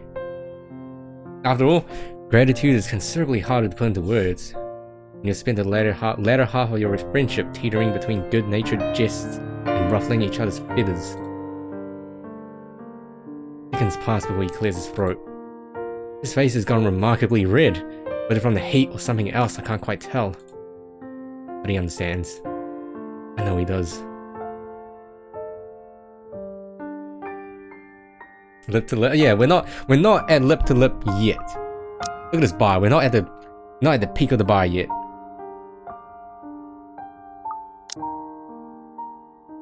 Do we get a kiss? Do we get to kiss Rebecca? Oh. Because the smile on him when he finally meets my eye is the gentlest I've ever seen him show. Gotta go. Got some reports I forgot to file the other day. I mean, hello, Mr. Guzman. How you doing? Yeah, see you around. Thanks for the ice cream and the charm. Don't lose it. We won't find one here again if you do. I won't. I might move like I have 2 left feet, but I know how to take care of my own stuff. I'm not a total klutz. I know. And Belle, remember that one time? Devlin Court? Mr. Drexler URL? That's really weird, yeah. Really weird. Does it lead anything? Someone buy the domain Mr. Drex and have a link here. And how, it's like how Snake has mothersmilk.club. Go back to his Twitch channel. Oh, I do, with all the clarity in the world. At the time, when we... What I'm trying to say is that you can rely on me. If something, anything happens. Anyway, I'm doing pretty fine, Guzman, thanks for asking. Did you catch the kiss scene? Basically, me, I am Isabella, I am this girl. I am this girl. And you got to peck this guy on the cheek. I got some injuries in the left arm, that sucks. At least it's not on your right arm, right? I'm assuming you're right-handed? So yeah, what happened? Not the exact same thing, of course, but you get the idea. I'll be around. I'll keep that in mind. You're not that bad after all. Before leaving, he waves at me one last time. The next time we talk, we'll be back to the way we are. Because at the end of the day, that's how things have always moved between us. What we're familiar with, what we're comfortable with. I mean, I guess I did, Frozen, I'm sorry. But the thing is though, I'm also right-handed, but I wish I was left-handed. I have 2 left-handed friends. I just find lefties... Left-handed, like watching people write and do stuff with their left hand is like very amusing to me. And if you can do it with both hands, wow, that's even better. But for all that, it's always easy to put my own faith in them. I just hope I can keep them safe. Keep him safe. Foreshadowing, Ash is gonna die.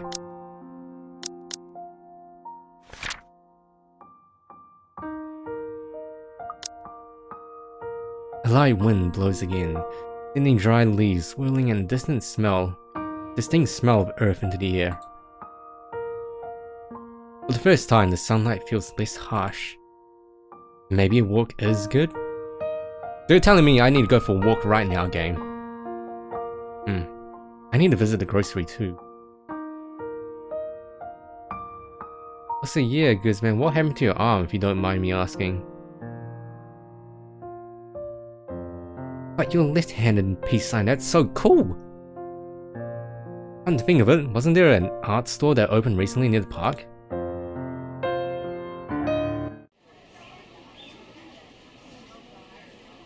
The cat's name is Berufiel. Berufiel?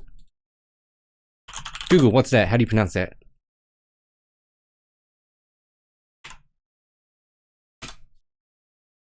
What, it's Welsh? Beruthiel. Beruthiel. Beruthiel. Beruthiel. Beruthiel. Beruthiel. Beruthiel. Beruthiel. Beruthiel? Beruthiel. Beruthiel. Oh, hard 4. Ooh, that sucks. Damage my arm, luckily I didn't just damn. Hopefully you're feeling okay, Guzman. Beruthiel. It's a little dog. What's this game about? The combat? Okay, so basically, right? I'm playing as this game is broken into different chapters, right? And each chapter you play as a different character. But basically, in chapter 1, I'm playing as Isabella. Now, Isabella, she is in real estate. And one day, her co-worker or person higher up from her called her and saying that she wants to sell this mansion. This mansion is like a hand-me-down, right? A hand-me-down mansion. And this mansion also has like a rumor of it being cursed. Now, Isabella and Rose is the other girl, they decided to meet up in the house. Isabella went there first. Isabella got a call from Rose, and it was very staticky, and the signal came from the attic. Right? And Isabella goes to the attic, she finds a bedroom, she goes inside the bedroom, she finds a creepy ass note that says, "Help me, help me, help me." They're kind of like those chain letters. And then a creepy girl comes in. Kind of spawns out of nowhere. And now she's being haunted pretty much. Beruthiel. At least that's what it's called these days.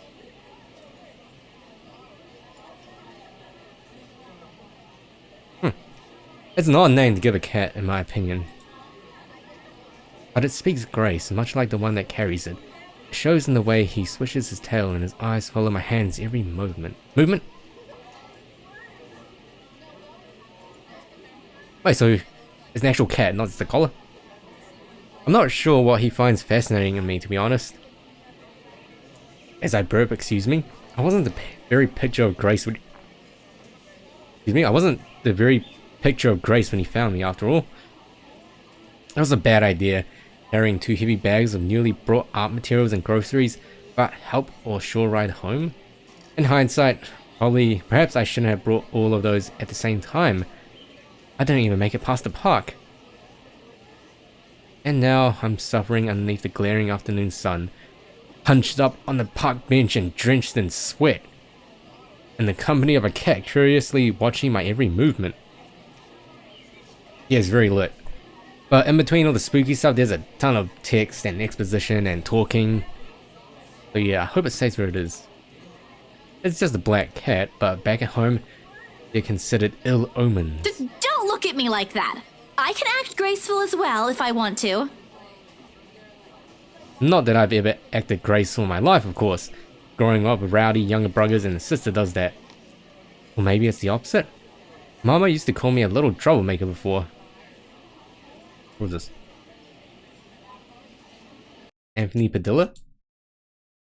Did you guys know that Anthony Padilla left Two Smosh? bros chilling in the hot tub, 5 feet apart cause they're not gay.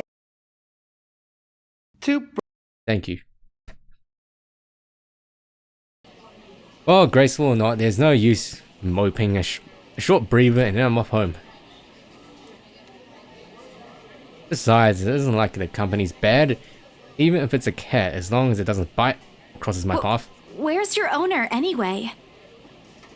The owner is the dead lady. He has one, doesn't he? That's a he? An owner? That's what the collar's for, isn't it? The bandage is wrapped on one of its paws though. I wonder what happened to it. Did he run away? Well, if you don't have one, I won't be able to take you in. My apartment doesn't allow pets. I tried to bring one home before, a cat. Not black, of course. And Rebecca threw a fit before the landlady could. Ooh. I take a small packet of sweets from one of the bags beside me and pop it open. Aww. As I'm about to put one into my mouth, he meows. My hand stops. Do you want one? Don't give a cat candy. He doesn't meow again as I'm expecting him to, but I take his unblinking gaze as a yes. Alright, you have a good be right back comment. You know, glitter acts like sharply against... What gate? What the heck is a gator? What? He doesn't... Okay, yeah, I shift the piece to my palm and hold it out to him warily. He sniffs at it once, twice before hissing. Marufia! I know that voice, it's waifu. There she is. Like a good, properly trained pet, Beruthiel responds as soon as he's called. Recognition comes as soon as my head snaps in the direction of the voice. Miss McCullough. Miss McCullough's hard to miss. What with her height. I'm sorry. Did my cat hurt you? Miss Santos, was it? I'm surprised to see you here. Nice to meet you again, Miss McCullough. Were you harmed in any way? I'm sorry. Beruthiel's not exactly fond of other people. Even run away from the veterinarian right now. Beruthiel, there, that's his name. Dog somehow gives you a chocolate? Oh, Jesus Christ, peace sign. You should lock away your chocolate somewhere safe. Oh no, he was just sniffing my hand earlier. My Beruthiel's a she. Wow, triggered, assuming gender. She? All this time I thought the pause in conversation, this can be called one, is uncomfortable. We're merely two people working different jobs for the same client. The heck? Okay.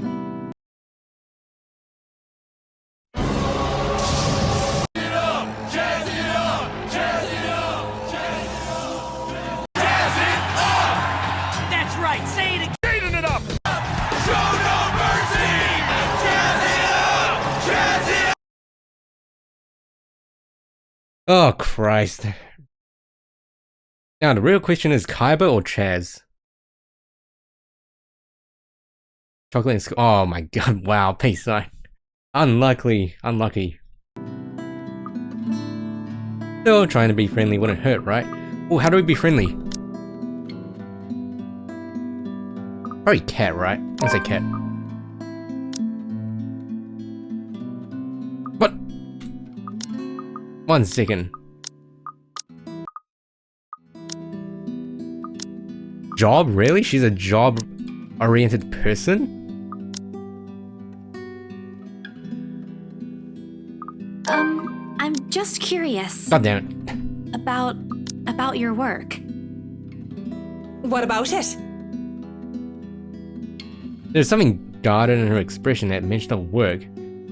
How do I push through my question? I just want to know how it is to work on a house like the Ermengarde mansion. Is it hard? Okay, apparently she's all about the work. And being professional, I guess it makes sense.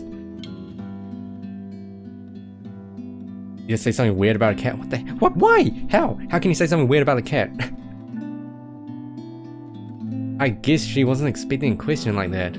The way her eyebrows shot up tells me something. Because of its age?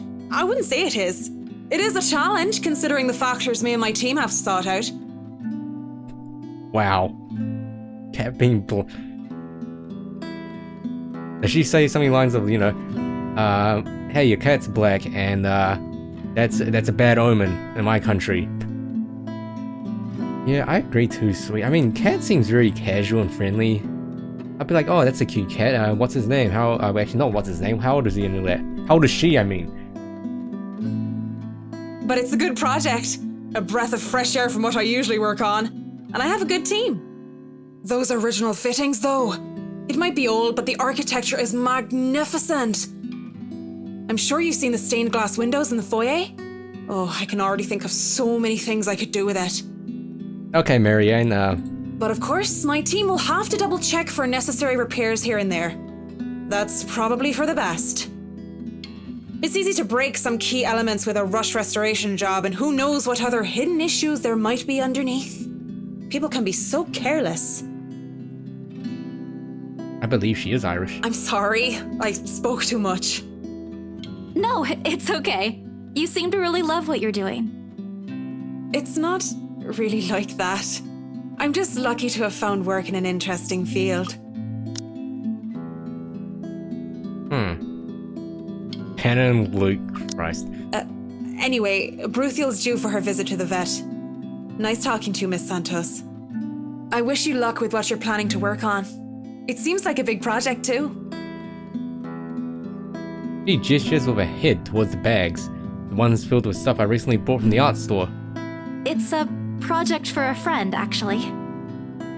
I believe so, Frozen. All the same. Good luck. Thank you for the good luck. I watch as she leaves. I wish as she leaves.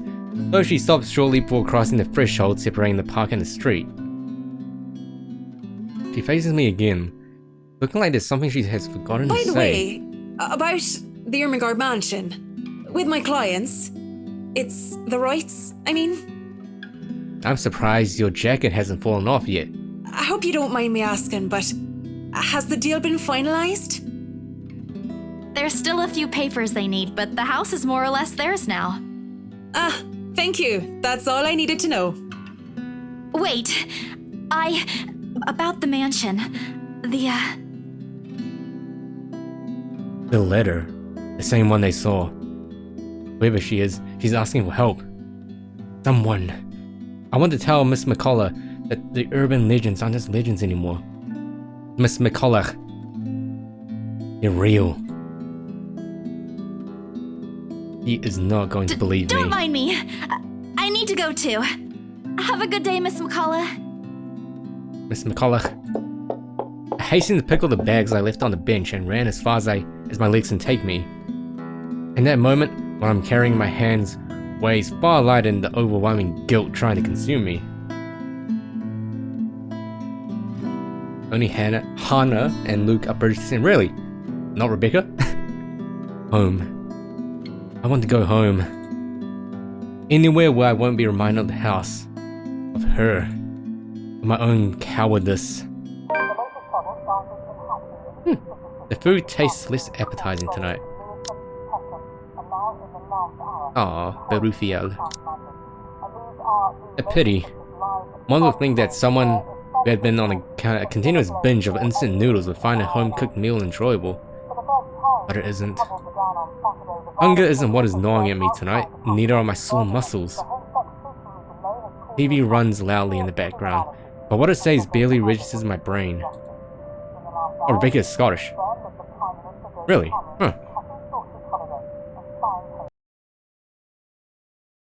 What does this mean? The spell card Pot of Greed! I'm throwing down the spell card Pot of Greed! But what does it do? It's hard when the things you're trying to forget. It's hard when the things you're trying to forget keep returning to the forefront of your mind. It distracts you.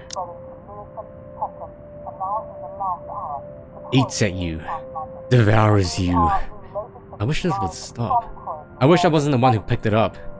I wish it was somebody else. In other local news, a woman was found dead in her home yesterday evening. Luxbourne police officials are currently investigating the crime scene, but has classified the case as homicide. Huh? The victim, identified as Rose Pamela Cooper, 33 years old, working as a real estate agent. What? No, bro. Rose? Discovered lying in a pool of blood in her two-bedroom flat with the words Christ. "Help me" repeatedly written on the walls. Well, now I know why she isn't in the relationship thing. No. No. This isn't what I want. This isn't supposed to happen. None of this is supposed to happen. Well, you got a wish, I guess. No one's supposed to die? Those are just stories, right? Legends. That's what everyone has kept telling me, and so why? And I immediately I rushed to my study table and searched my phone. What is this? I activate Pot of Greed. This card allows me to draw. My hand, cold from dread, clings tightly to it as soon as I touch its edges. A piece of folded paper, the letter lying unassumingly beside it, slips to the floor when I pick up the device. I pay it no mind. There are more important things. Right now. Right now. I need to call her. I need to call her. I was with her. I was just with her not too long ago and she was okay. No. No. No. It isn't Rose. I'm sure of it. I just talked to her and a sob escapes me and hot tears begin to blur my vision. One after another, they trickle down, weighted by the very same guilt I refused to admit I've been carrying from the start. Same one I've been hiding from. Same one that has put the people I care about in danger. Hands shake as I navigate to Rose's number on my contacts list. She'll answer, right? What she always does. She'll pick it up, tell me to turn out of waterworks, and call me a wuss afterwards. She'll answer. Please answer, Rose. Again and again I dial. Whispering, praying, pleading. Come on, Rose. Don't do this to me. Please pick up. Excuse me. I know you're there, Rose. You're not dead. Please tell me you're not. My immersion is kind of like a mix between a sneeze and a cough. This adds to the series of deaths and disappearances that has plagued Luxborn in the recent years. The authorities are currently looking at a possible link with the notorious Anselm Butcher case. Anselm. Thank you for blessing me. Oh, the comment, you welcome back. You just came back to Rose being dead. TV runs loudly in the background. A deafening static sounds from my phone's speakers. Under my ears, I can only hear the screams, her pleas, her whispers. Help me. We are not safe. Oh. A buzzing sensation jolts me awake. My body still wants to sleep, to forget what I heard, what I saw last night as I check my journal entry for some more lore. Yeah, this picture is pretty much what happened. My body still wants to sleep, but it's there, nudging, prodding at me. Slowly, I become aware of how awkward my position is, and the aches that accompany sleeping in a curled up position the night before. Have I ever slept at all? I'm still at awe at how big these noodle cups are. Holy hell, they look like freaking popcorn baskets. The memories are impossible to forget now that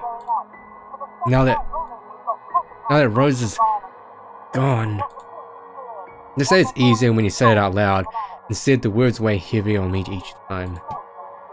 Let's play 999. Isn't that that weird survival game where each participant has like a weird watch and they have to play like puzzles and go through puzzles and they open up doors to more puzzles? He's gone. Anyway, I believe I watched Cherno play it. Gone because of me. Yeah, they are seriously big, Jesus Christ.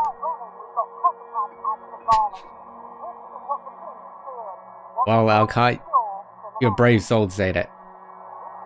Oh, what's this? Stay hydrated bot. Holy shit. Stay hydrated bot. You've been live for... Holy hell, I didn't think... I saw this guy in Cry and Elias and Vinny's chat. Holy shit, I am blessed.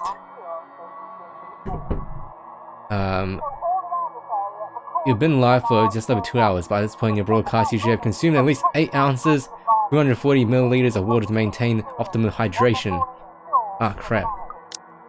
Hold on, I got some water.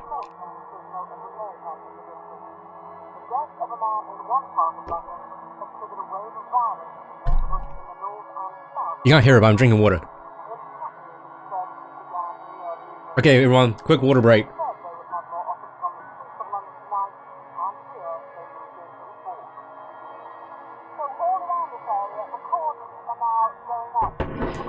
Okay, once again.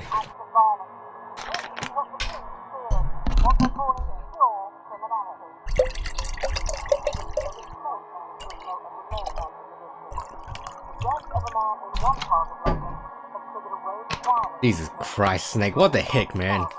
This is a Christian, family-friendly stream, and I need to go to the bathroom really quick because I drank a lot of water. So be right back. Snake stole some water. Ugh.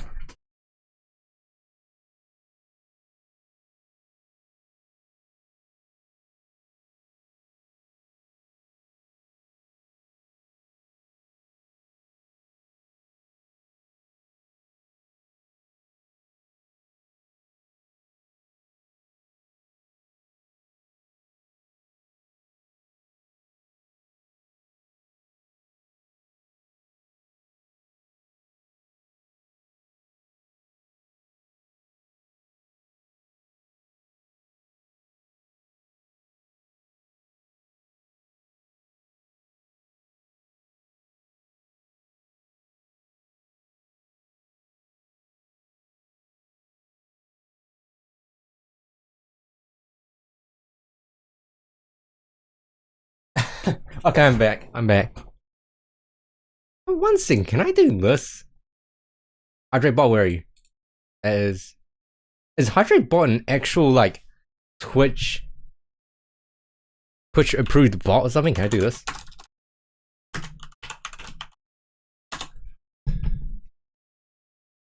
Yes! Yes!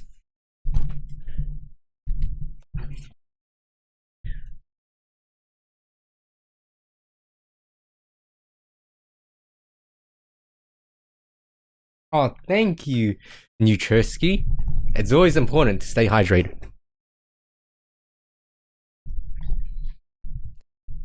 If you guys type in /mods, say hello to our new mod.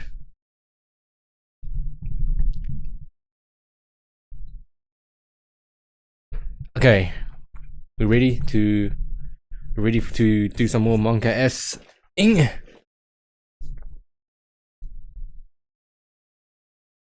Gone because of the letter. Gone because of one letter I was too curious to look at. Should have been more careful. I should have just kept my mouth shut. I mean, Stay Hydrated Bot has an actual bot badge. When he didn't visit yesterday. That was really weird. I should have destroyed it before anyone else has gotten involved. I should have... Hey, I know that notification sound. I mean, it's not like the bot can do anything, you know. I haven't given... Actually, I don't know what he can do. Also, I'm pretty sure Moobot is a mod as well. So hello, Moobot. The notification light on my laptop blinks incessantly, mockingly, when I look at it, as if it's calling me back to a sense of normalcy. Oh. Is this an actual email address? Isabella.santos@briarrealtycorp.com. I check it nevertheless, out of habit more than anything. Okay, subject, strict attendance required today. To all BRC employees, in light of the recent events, there will be an all-staff emergency meeting from 1 PM to 2 PM. Attendance is a must. Company changes, new hierarchy and policies will all be discussed during the meeting.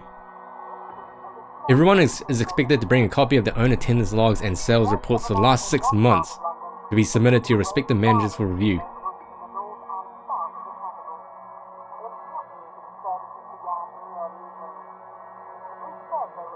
Wait, what? Oh, Monka-S is not... Monka-S, oh yeah, Monka-S, Monka-S is in Franker Phase Z, I believe. I think? Yeah, as well as like 30 different other Franker Phase Z emotes. Hold on one second. My channel? My channel? Hello? No, my emotes. We got Cry Please, Gachigasm, Poggers, Clap, and Pepe Hands. I can only have 5 at the moment. I don't know what to remove. I don't think we can remove any. We are expecting everyone's cooperation. Thank you. Joanne Alice Shoes, BRC HR manager. If this were one of those typical days, I'd happily comply and get myself to our office. Today my limbs just feel heavy. On one hand, going will keep me busy, take my mind elsewhere. On the other, the place in itself is a stark reminder of what my own fears have cost me. Ooh.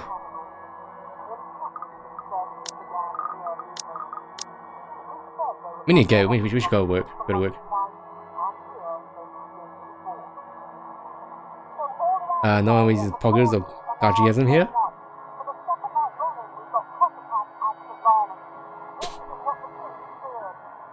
Oh, I love you too, Comet. Not in that way, but yeah, sure. No one uses poggers or Gachigasm, but it's Gachigasm, man. It's poggers. We're not doing anything loose. I guess Gachigasm can go. Monka S check. Okay.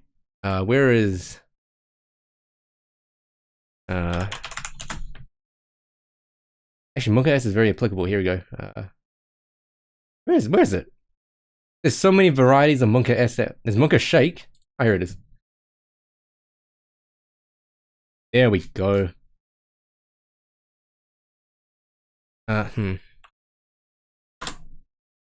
There we go.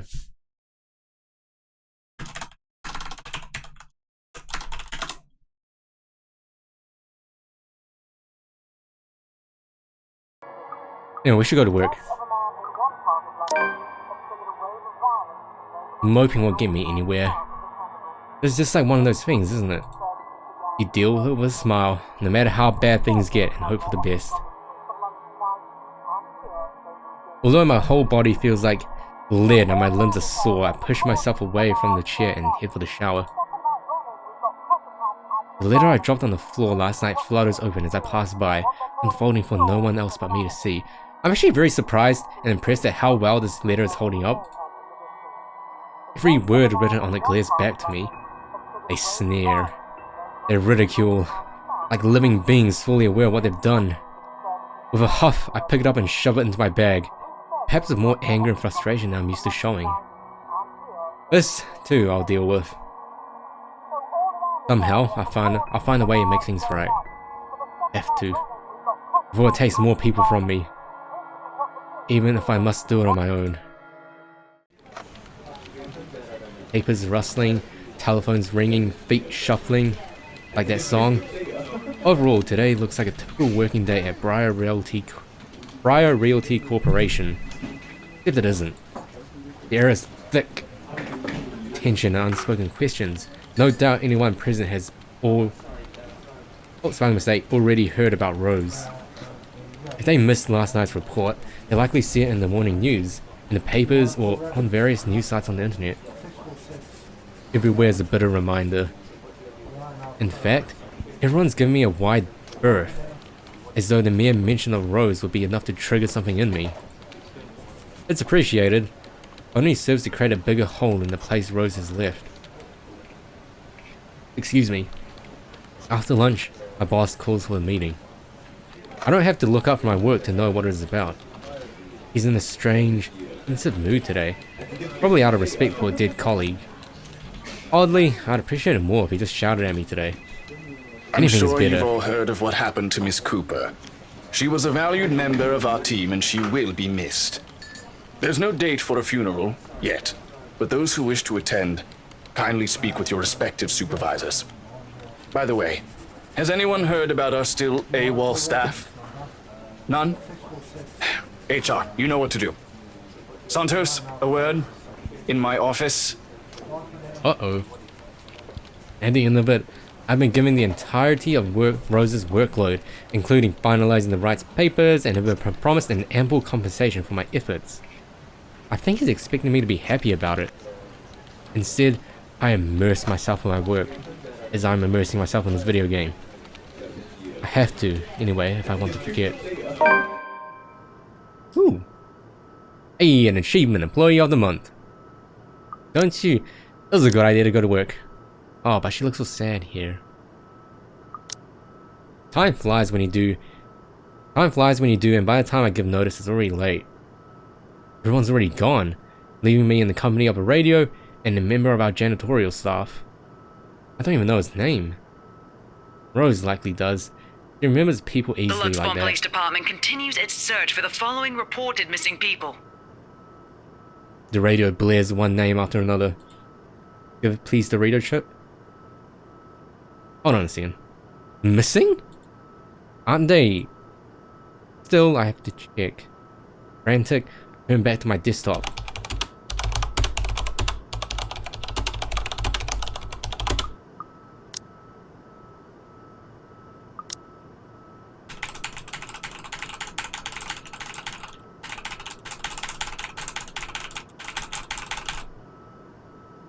The loud tapping of my fingers against the keys fills the office for the better part of my shift as I look through everything.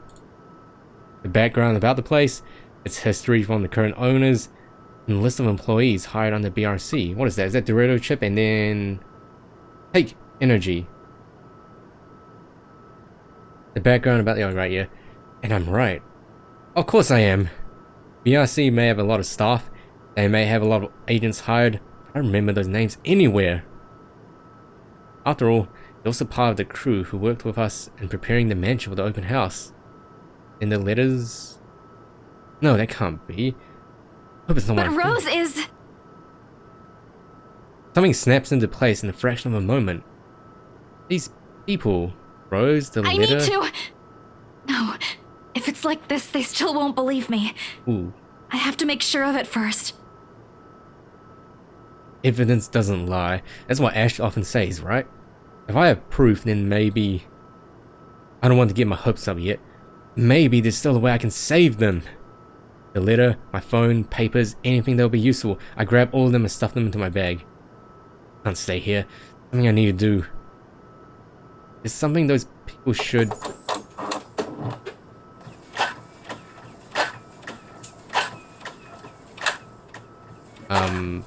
Hello? Oh. Noise cuts sharply through the room, stopping my hand short of cramming a pen into my bag. Hello? Anyone there? Please no spook. Someone must have left their printer open again. Praise be, we have Monka S now. I may be in a hurry, but if I don't turn it off, another person is certainly going to have a fit tomorrow over wasted company resources. Most of the time it's Rose who does the nagging, but...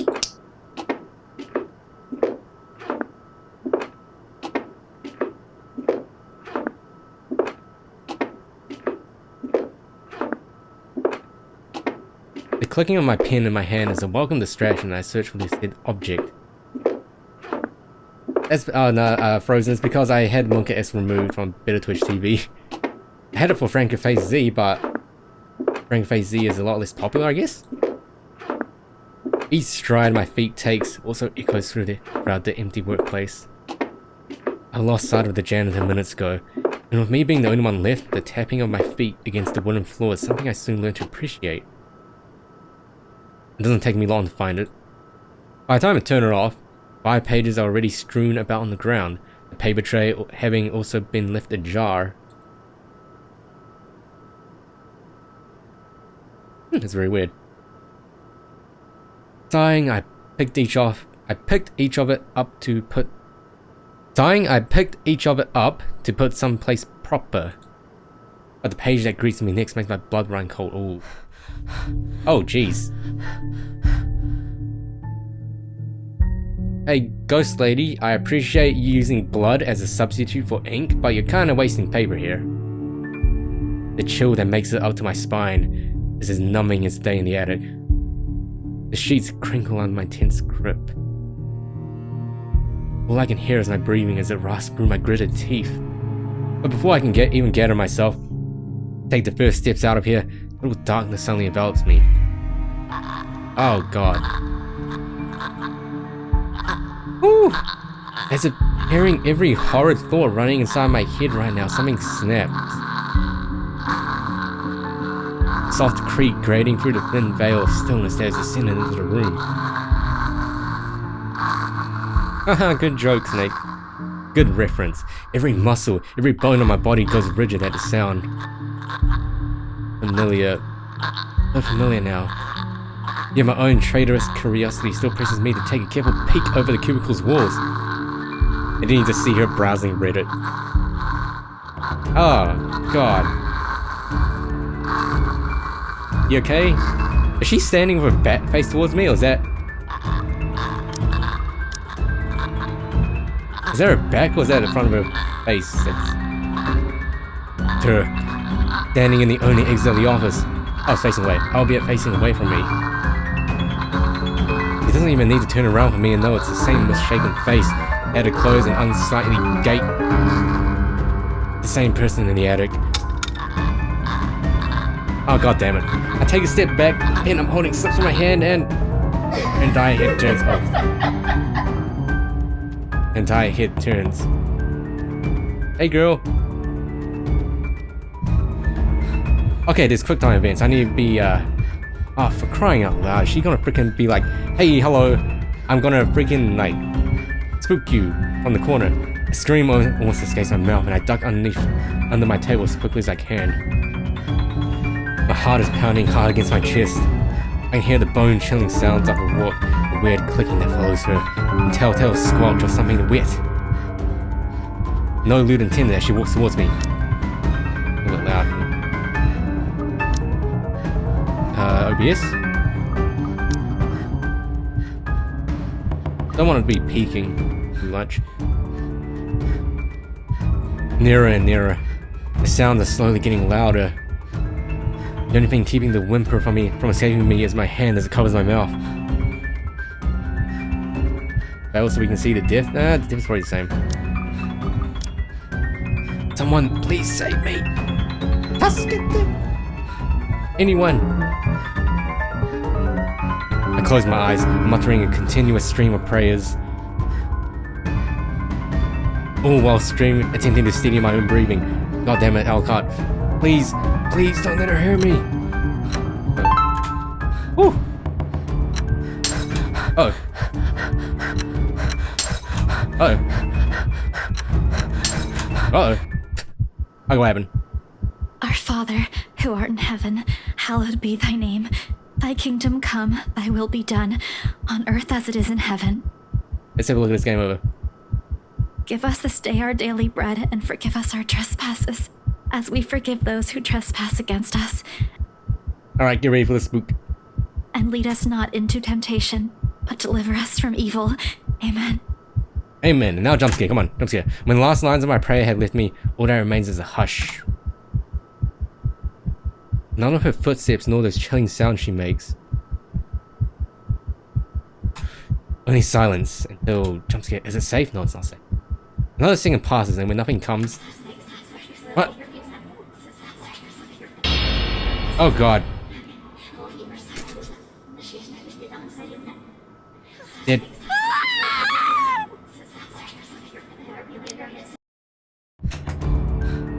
Alright.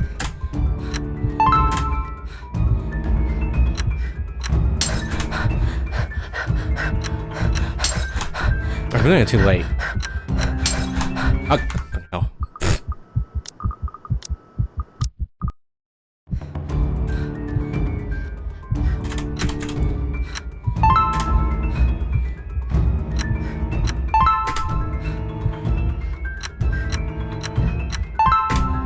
There we go.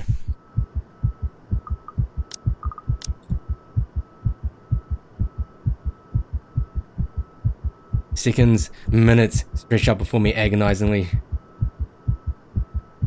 She gone? Slowly, I open my eyes to peek. Oh, hello. I don't dare move or make a noise.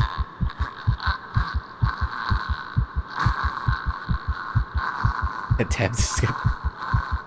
In the face of such terror, I can only beg, let out silent pleas to whoever is out there. Is the game audio too loud? Is it fine? Please. Please don't let her notice. I want to live.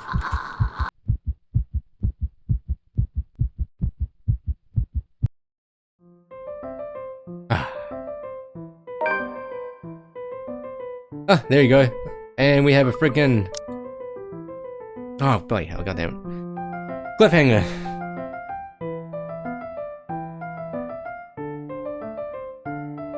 Game mode is okay? Okay. Is that the end of Isabella's thing? God damn it.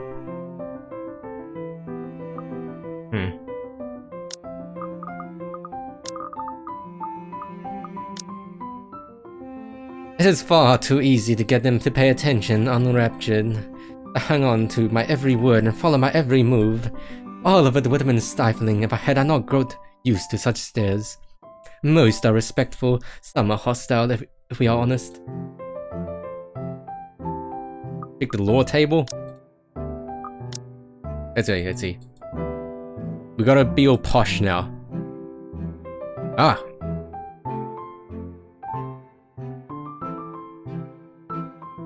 So we stayed at home, we could have done many different branching paths. And a few are downright inappropriate. After all, I am...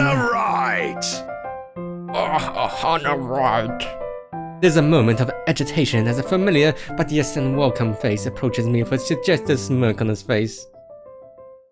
Of course, I have to keep a benevolent smile and greet him as I greet any good friend.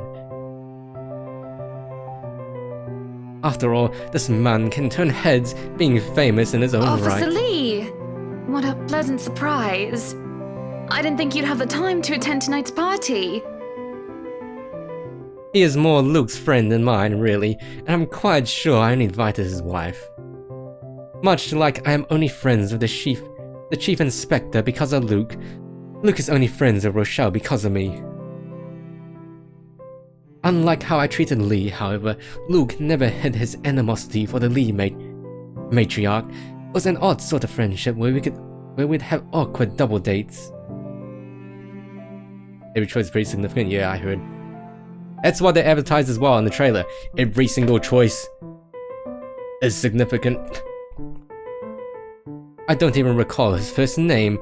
It started with an N, I think. I might be wrong. Aside from being Chief Inspector of Luxbourne Police, his wife Rochelle Lee Vance owns a General Electronics company, fridges and freezers mostly. Oh, I always have time for my favourite socialite couple. Might I say, you look positively ravishing tonight. Positively ravishing. I see the husband isn't with you. Can you let me get into that money if you know what I'm saying? The way he eyes me up is enough to make my skin crawl. I just wish Lucas here to fend off the more unseemly of our peers. You know the ones. Men who are just a bit too friendly, staring too long at my assets and getting close just because my husband is not here.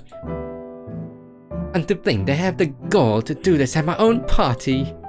In my own house, if I might add. But like any high society woman worth her salt, I know how to handle it with grace and dignity. I suppose you are looking pleasant as well. Luke's busy with work, unfortunately. Rochelle isn't here? A shame. I do hope he isn't causing you much trouble. That husband of yours can be a bit daft sometimes, acting like he's still some young bachelor. The wife sends her regards and her apologies, but something came up with a doctor and she needed to attend to it. You know her being pregnant and all. We make small talk. Rather, I'm forced to do so as he would not leave my side after finding his place there. Much to my chagrin, I've been extricated from the few who flock in hopes of flattering, for I can tolerate them far better than Lee.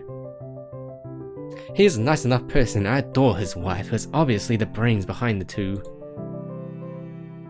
But there is something unsettling about him. I do not trust him as much as I want to. He regaled me tales of the Luxbourne Police Department, a different affair to the usual gossip I am privy to, and though I loathe to admit, it is interesting nonetheless. Made Luke and Hannah have a worse relationship already? Really? Oh, how'd that happen? I expect the topic of business to die out quickly. It would be understandable enough due to the confidential nature of his work. But, oh boy, was I wrong. So, we're in civvies, I steal and drive off with one of the police mobiles, right? In the mirror, I see the mutant chasing on foot and screaming about theft. Oh, that's a good story, Gov. The look on his face was priceless when I parked it in the garage. You declined to show Rose the letter? Really? Oh.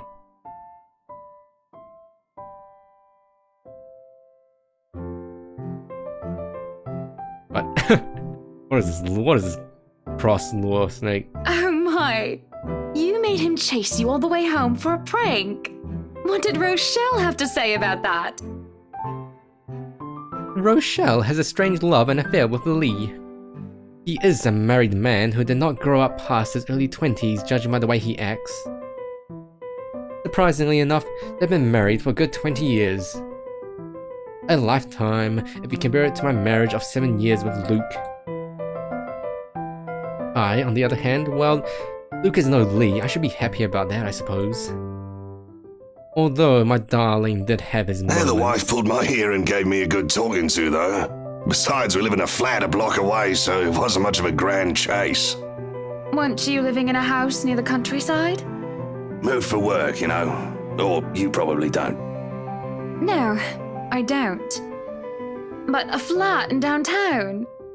I suppose if that's what you like. Oh, it's horrid. Hate that tiny place, no matter how convenient it can be for work. 55 square yards are not enough when you need to get away from the wife.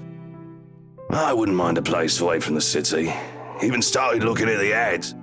I spied an interesting lot, actually. Heard it was finally put up for sale. Or that something mansion, you know the one with all the ghost stories. I know what he's talking about. Those are really only a few urban legends around here. The Ermagerd mansion? Ermagerd. Ah, that's the one. The worthy of a king it is. I'd buy it myself, but Rochelle would only cry if I brought it up to her. We can high five on that peace sign, yeah. That's the what? Oh wait, no. Not to mention all the expenses a place like that will be a real fixer-upper. Oh, chick hands profile, right. Profile. There we go. Hannah, let's see, Hannah Wright Nee Evans. Hey, she's the same height as me, exactly the same height as I am. 31 years old. Damn, she old. Well, not that old, I mean, but yeah. Let's see, of the Luxbourne upclasses, Hannah is used to living a life of luxury. Absent parents made her crave for attention though. Something she gained from her private tutors and nannies instead. Oh, the typical parents didn't pay enough attention to her. It was never enough, however. She studied hard in order to make her parents proud, going into business so that she could work alongside them. Challenge in her otherwise privileged life was certainly a thrill for her at the very least. She had many suitors dating different men and women, but it was through work that she met Luke. It was love at first sight for her. On her parents' death, Luke proposed to her. That was the move that led to the merging of Wright Enterprise and Evans Incorporated and her subsequent retirement. Retiring at 31? Or earlier? Their 7-year marriage is strained, but Hannah tries her best to make it work. Marrying at the age of 24. Huh. Okay. She's a heiress. Anglican. She's British. You'd be British. You also have to find someone willing to work there with how superstitious people can be. If it becomes a problem, just hire someone to do an exorcism. Actually, I do know of someone who could be up to the task. Oh boy, you remember the Ludgates party at their Christchurch summer residence? Christchurch? What? Of course. It was an excellent soiree. Everything was so classy too. Such good taste.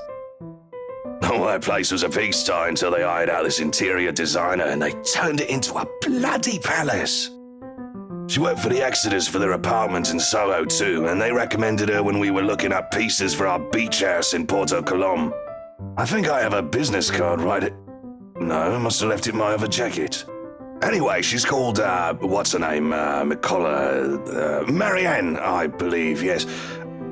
But Yes, truly, Marianne. if anyone were to get that place in McCullough, well, they'd be the envy and the talk of the town. Well, if you put it Saying that Marianne way, comes to the place. I might just snatch it up for myself. Hannah wants that Marianne. This place was starting to feel a bit small lately anyway. HGTV, what's that? Okay, this accent's not working out. Sure, a 3-story penthouse might not fit the definition of small for some people. 3-story penthouse, that's massive. What the hell, man?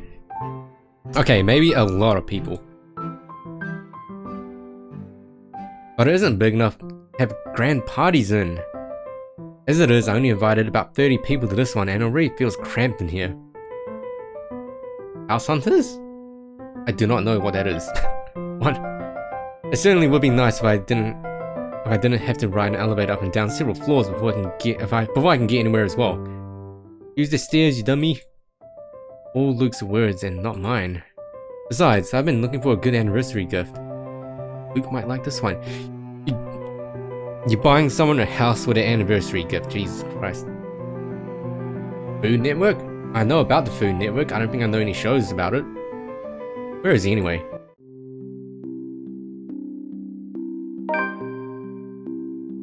Man, who's this Ron Weasley looking dude? Luke is dressed in the nines, as he usually is, and he looks ready for whatever the day will throw at him. His butler and valet wait at his side just in case he's as ready as he looks. Ah, sure, that is normal. What is confusing me is the fact that he is on his way out of the penthouse, considering we won't have anywhere to go until much later. Where are you going? As of now, Comet, yeah, Isabella's the only one that can see her. Diners, drive-ins, and dives. Never heard of that show. I am to attend the Triad Autumn Tasting. I do believe I informed you of this 2 weeks ago. Yes. And might I remind you that I had stricken that off your schedule? Because 1, the doctor told you to stop consuming so much alcohol. And 2, I informed you a few days ago about the open house we are going to attend in its place. I've even found this marvelous interior designer, Marianne McCullough. It's a 3.5-hour drive to Cardiff. I don't have time for this. This is like that little party you threw all over again. You don't inform me of it, and you expect me to stay and be a gracious host when I have business elsewhere. Flavor Town guy? You mean Guy Fieri? Guy Fieri? Who doesn't know who Guy Fieri is?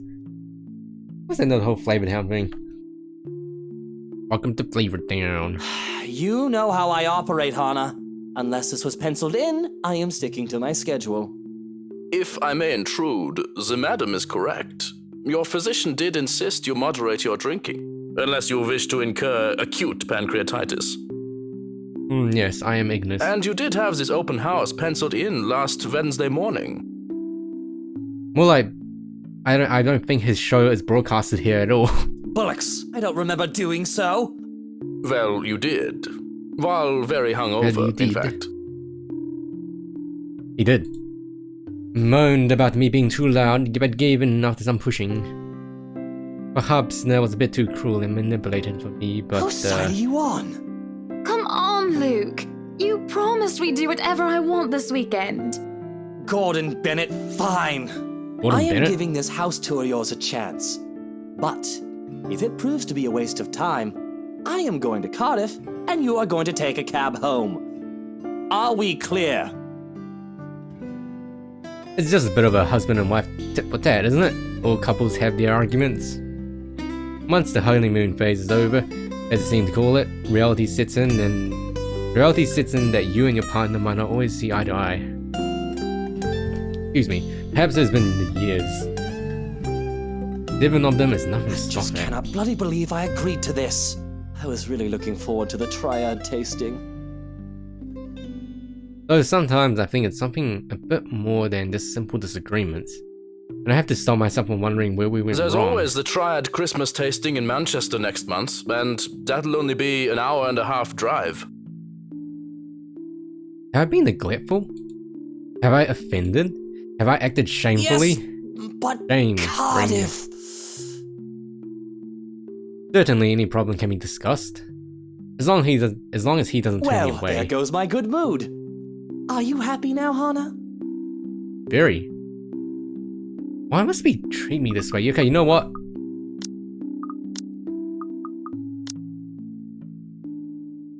We're gonna be strong, independent white. We're gonna be a strong, independent lady.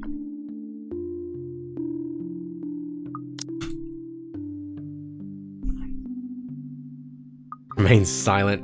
Yes, I am very happy, Luke. Because for once in a very long time, we are doing what I want. I'm ecstatic. Understood? And this would be perfect if you stop acting like a child who needs their nappy Damn, burn. changed. We will be leaving after lunch for the Ermengarde mansion. You are going to park your rear in the car and keep mum. And you are going to behave during the tour. Damn, you got told. Son. Needless to say, Luke looks a bit shocked at my little outburst. He opened and closed his mouth a few times, struggling to reply, before he crosses his arms to look like, well, a moping child. Any more rules for this little excursion of yours, Your Highness? No wine. I'm fine with that. I don't really drink wine. No wine? Unacceptable! I am already not allowed to the tasting, and you would deprive me of that simple pleasure? If I see you take one sip today, I will put the stocks under lock and key. Do you understand me? Just drink some sparkling grape juice, that's the same Don't thing. forget the bottles he keeps in his dresser. Whose side are you on? How many times in one day can you ask that? I think this wannabe, As many times as I need you, traitor! Little reflection going off his glasses. The ride to the mansion is quiet, with Luke having stared out the window the entire way, not paying attention to anything around him. Meanwhile, I'm conflicted. I don't know if I should apologize for changing his plans like that. But by the time we arrive at the mansion and I see his eyes light up in genuine interest, apologizing is the last thing on my mind. The whole affair with the Ermengarde mansion is certainly an interesting experience. So, is this after they bought the mansion? Or is this like a pre-story? This is after they bought it, right? The whole affair with the Ermengarde mansion is certainly an interesting experience. The place had been renovated and restored by the owners to what they claim to be acceptable standards. Oh, was it before? Oh. Prompto's okay. There's something a little bit... Okay, so Prompto, I know he's a pretty boy and he's all slim and all that, but there's something weird about him. Like, there's something odd about the way he looks. I don't know what it is. It's something about his design. The mansion itself looks like something befitting a fairy tale of a period place. You would do Cindy, wouldn't you, Snake? Kappa. It's tastefully decorated and a little bit of love and attention, I'm sure it can be a place Luke and I could call home. And a number of other prospective buyers that have come from the powerful and wealthy of Luxbourne certainly did not disappoint, marking this estate as prime property. The Lees are amongst the group who went with the Rose Woman, and I saw a few other notable faces, though I did not really feel like mingling. Yeah, Eris. You would do Eris, wouldn't you? Unfortunately for every one of them, the riots are interested in buying. Oh, hello. Hey, look, Rose is alive. Man thought right there. Oof.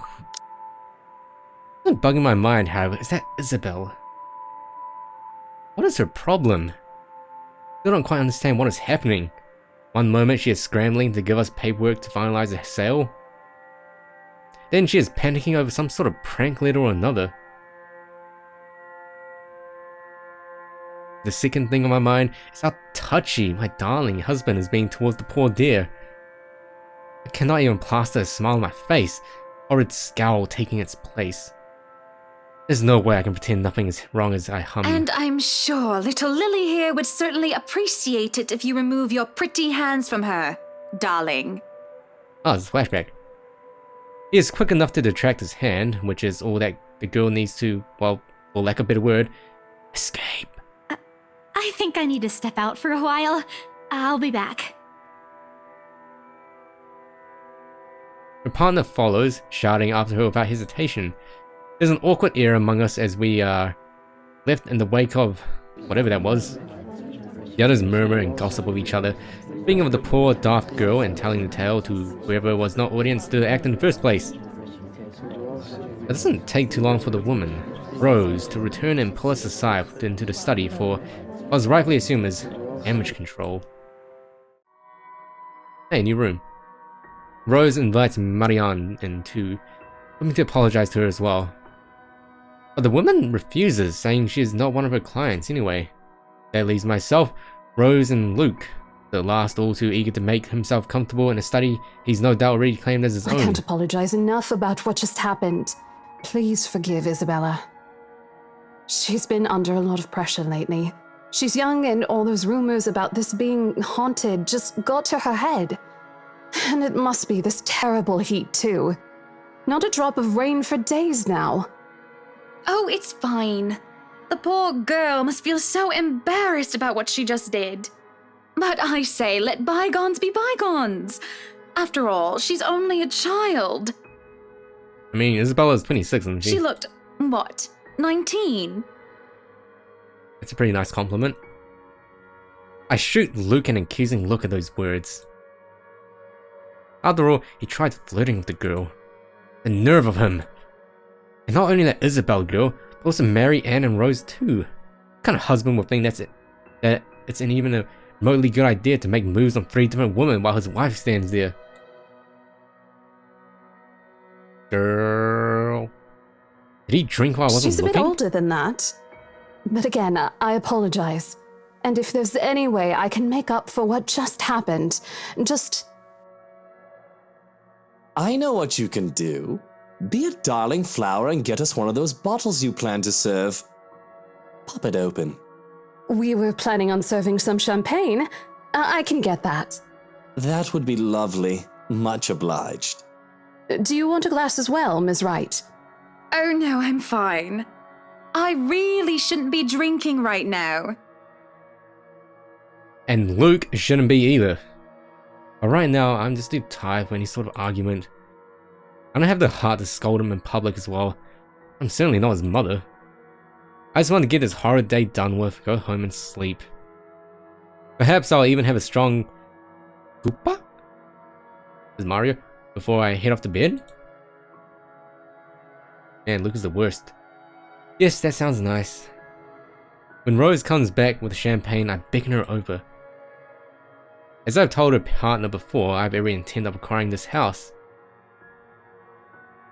I might as well, even if I'm having second thoughts about getting it for Luke. The moment we, the Wrights, had expressed interest in this place, we've had eyes set on us. If we don't buy it, that might as well be the signal to have busybodies gossip about how we may or may not have lost our fortune. Regardless of the fact that it is false, image is everything when dealing with these people. These are the unspoken rules for people such as ourselves. And besides, I really did like this place. Excuse me? Why, everything here is absolutely wonderful. Oh, what the hell? Yeah, well, except for this ugly painting in the study. This came out of nowhere.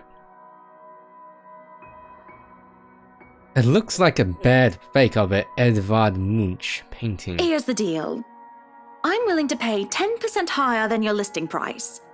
If anyone tries to outbid us, just add another 5%. I doubt anyone can, of course. Or, you know what? Just add 15% to the listing price and we can sign all the paperwork now. I guess, if that's what you want. That won't be any trouble. I don't have all the papers now. Didn't think this would be a quick sell. I'll have copies sent to you so you can look over them. And if you'd still like to finish the rest of the tour with Isabella's group, you're more than welcome to. No, I think we're good here. We'd appreciate a private tour of the place a lot more, I think. All right. Should I let Marianne in, then? Marianne? Oh, right. She's been waiting outside the studies the whole time, hasn't she? I'll need to have a little chat with her doing this little mansion project Please forward. do. There's a look of apprehension when the other woman enters the study. Yet, like a professional, I see the moment when she steals herself and masks her worry. Admirable. We have this project then? Of course. Will you be needing anything from us? Hannah and Marianne are definitely Having the thing. floor plans would be a great start, just so that I can look at them beforehand. And if you could tell me when you're available for a meeting so that I can include it in my calendar? Oh, is a meeting really all that necessary, Marianne? I guess we can send Johans to help you out. You Johans? two can start by getting rid of Jesus this Christ. ugly painting. Yeah, Marianne's mic's a little bit too close. Same with Rebecca. Oh man. A hush falls upon the room at my What request. And lo and behold, the painting is gone. Oh dear. In its place, a mirror stands, which leads me to look at my own confused expression. Odd. Well, no matter. Back to the topic at hand. Jesus Christ. Marianne, dear, we are simply far too busy to meet up. Or perhaps maybe I should. But I guess we can free up a day to meet with you. Yes. I don't really need another Maudlin Monday reading about Maury anyway.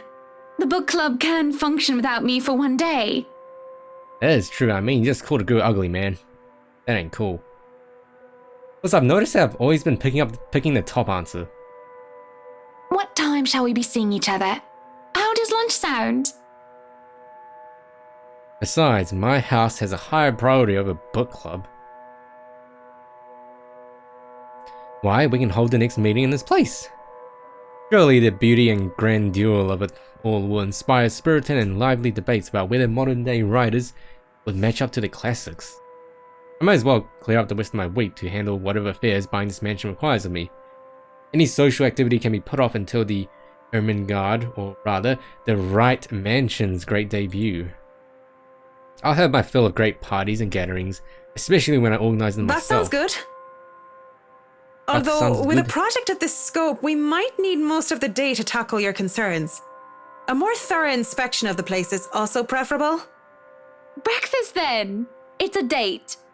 It's really not. Is it? All right. Monday, 10 o'clock sharp. We'll see you then. Actually, Marianne suggested that we meet at 9, but who is even awake at that unholy hour? I know, right? I was lucky enough to wake up this morning before Luke went all the way to Cardiff. We say our goodbyes, shake hands, and make it clear without outright saying it that we now own this house. By the time we left the mansion grounds, sunset is almost upon us. So, you really want to buy this place then? That's a bit of a big impulse buy, even coming from you. Not that I'm complaining. Well, I'm glad you're not complaining like you usually do. That is true.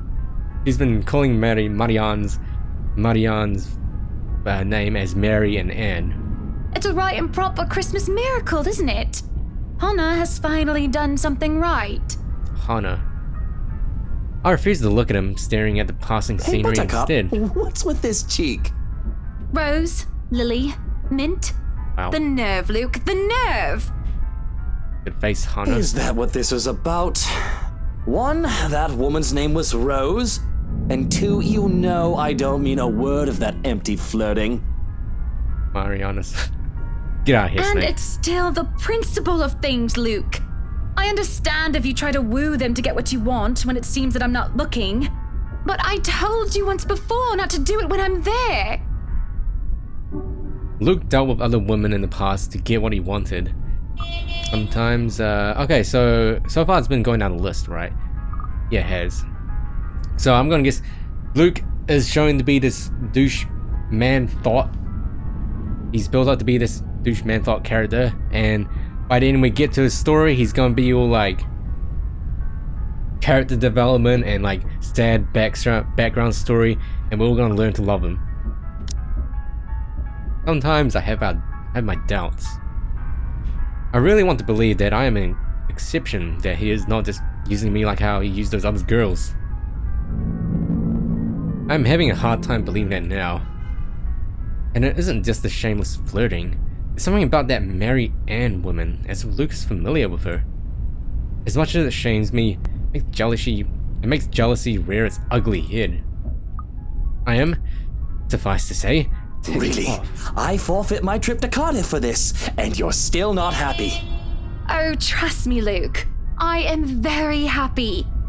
Very happy that, for once, we are doing something that I want. Can you not see the smile on my face? So happy.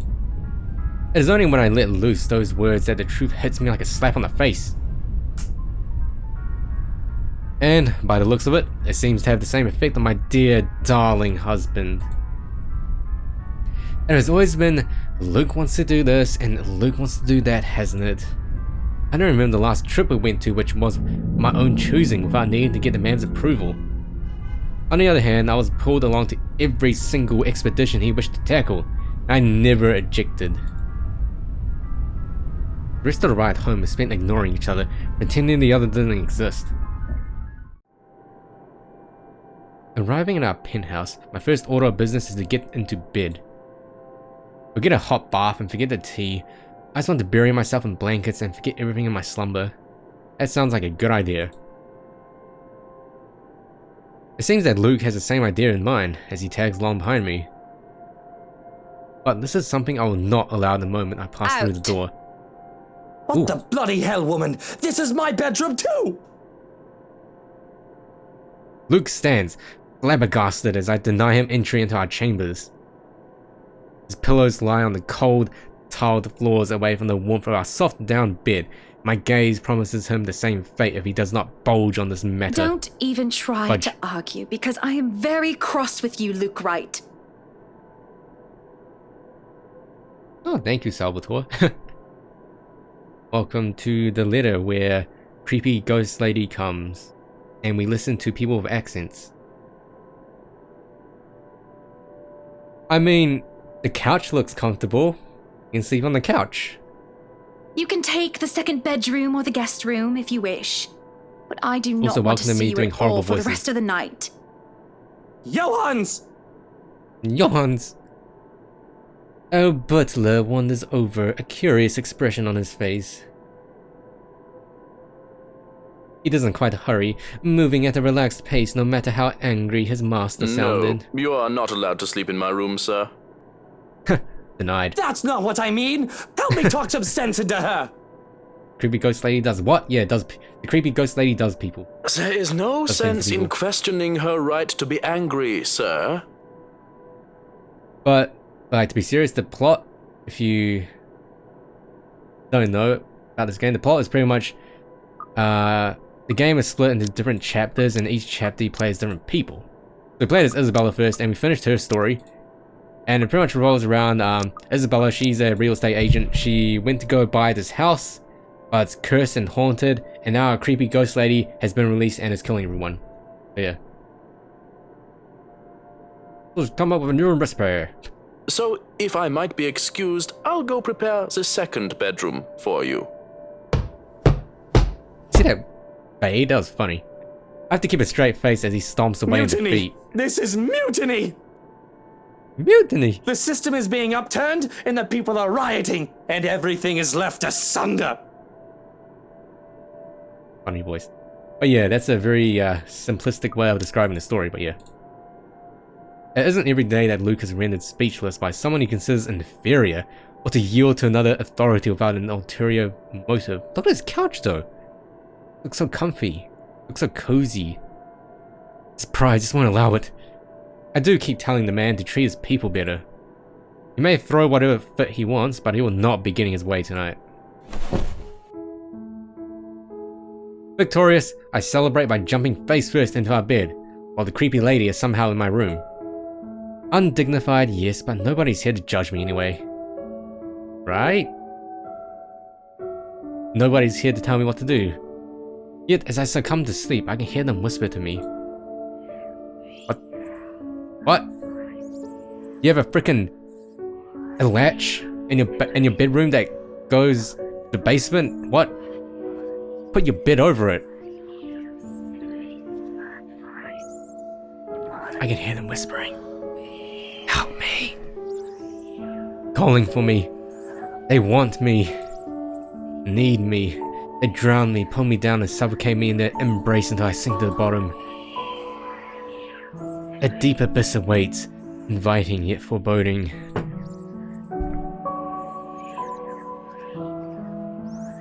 They're calling to me from in there, aren't they? And I do want to help, I do. But when I try to reach out, something pulls me back like a hook sinking itself into my stomach. Jesus fucking Christ. Whew! My heart.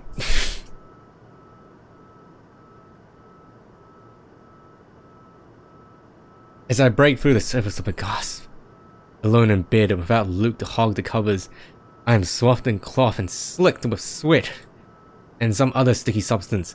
It takes me a while to untangle myself and kick them all off. Both the bed and I are a mess by the end of it all, but I am more than eager to just get up and go out for some fresh air.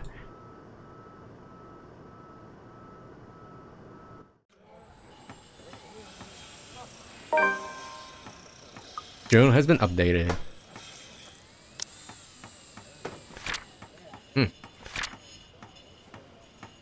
Story's moving quick.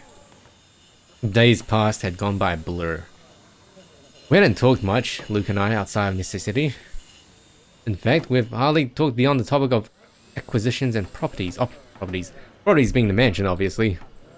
Everything has been so busy that I haven't talked to anyone outside of business. And it is just so stressing. So, one can understand my need for a good chat, preferably over a good meal. There are times when any decent, emotionally, healthy and socially capable person need a good friend. One who will talk to them without the conversation degrading or turning into an argument. Or barring a nearby friend. I have an interior designer under confidentiality agreement to listen to me. Up, higher, come on now! The place is bustling with movers, carrying furnishings here and there, along with several trunks of personal belongings taken from our penthouse. I can hear Luke barking at them in the other room, making sure nothing is handled carelessly or gets stolen. I know your pictures are framed by cheap plastic, but those are framed by African blackwood and are one-of-a-kind commissioned paintings. They're just pictures with frames. Each one is easily worth a lifetime of what you not make. It is hard to tune him out. The walls did not do a good job of muffling him at all. That's why you should fill up all the walls with soundproof foam. But then again, it is Luke. Not like the Luke from Walking Dead. I would still hear him ranting, even if we were on the opposite sides of the mansion. I'm wearing I'd earplugs. really like to thank you for inviting me to breakfast, Mrs. Wright. We have a date. But I already ate, so I should really go back to work. No, I insist you stay, Marianne. Nonsense! You arrived so early. You must not have gotten a proper meal. Oh my god, stay hydrated, bot. He's back. Or she. You've been live for over 3 hours. By this point in your broadcast, you should have consumed at least 12 ounces of water to maintain optimal hydration.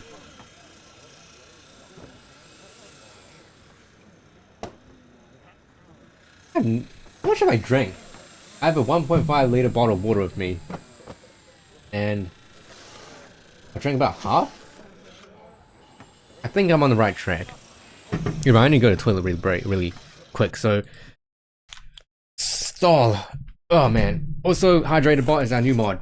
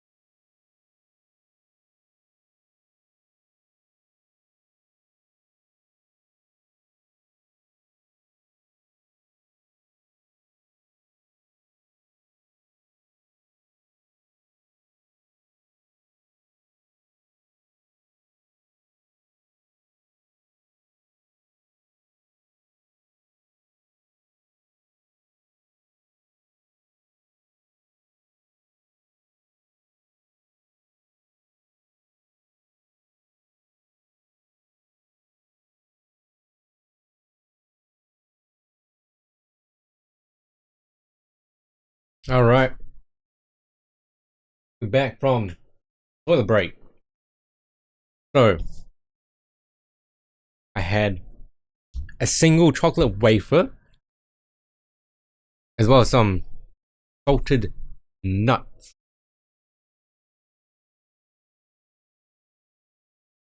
Now, peanuts are a very good source of energy. Those are pretty salty, so need some more water.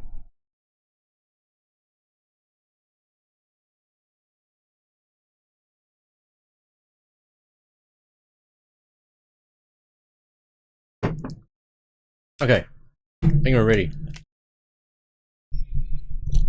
to continue with this spooky game.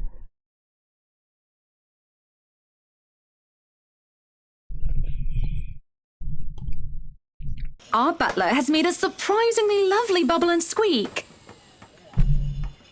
A lovely bubble and squeak? What? Sit, sit. I'd situate us in the dining. Oh, Johans! Oh, middle mouse button is to hide the chat. That's pretty good. Oh, Johans.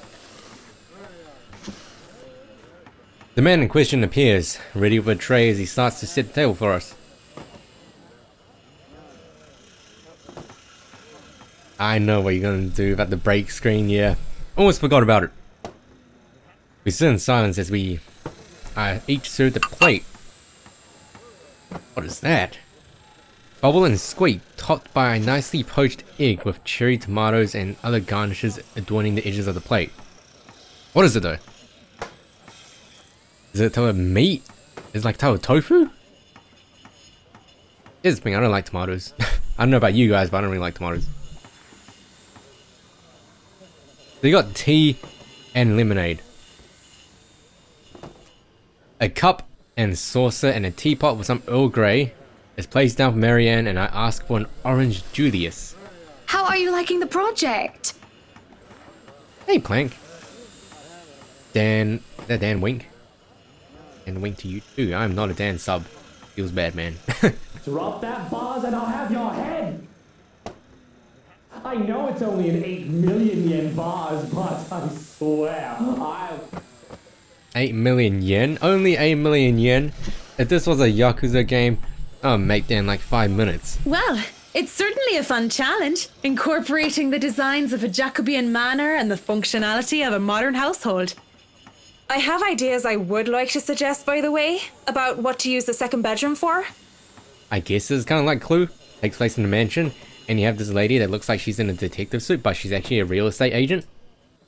I have been informed of your goddaughter and thought a kid-friendly room might be in order. You read my mind. I was actually going to bring that up.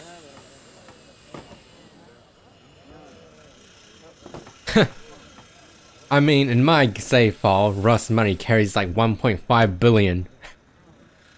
And he's extremely easy to cheese. Oh, that would just be so lovely, Marianne. That way, Kylie can bring her friends over as well. And a good friend of mine, Rochelle, is expecting a baby. So, why don't we think about putting a queen in there too? As in Rochelle from Lift It 2? We got a crossover with the lore going on? I can just imagine little ones running around, filling this place with the pitter-patter of their feet. We'd have to make sure they don't trip and fall on the stairs, though. We won't be able to finish everything up until after the party. But we'll have it ready by then, so that all we need to do is to move in the furnishings. I mean, Russ does have pretty big man hands. Yes, that's plenty fine. It's not like we're in a hurry to have it. I've been actually writing down notes on a notepad very recently since I've started, streaming all these games, and I'm pretty sure my hands have become very experienced. At least my right hand. And we wouldn't want the workers to disturb the guests or the other way around, do we? Just make sure it's presentable. In case a guest snoops about. Of course. As for the kitchen you wanted, I've already negotiated for the high-end stoves and the hot and cold drawers, so on and so forth. Hot and cold drawers? I've got a friend who was able to customize them so that they'll look like the counters we'll be replacing and fit the rest of the interior. They'll be bringing them in today. Why can't you people do anything right? Don't drag it. You'll scratch the wood. Damn, Excellent. Luke, calm down.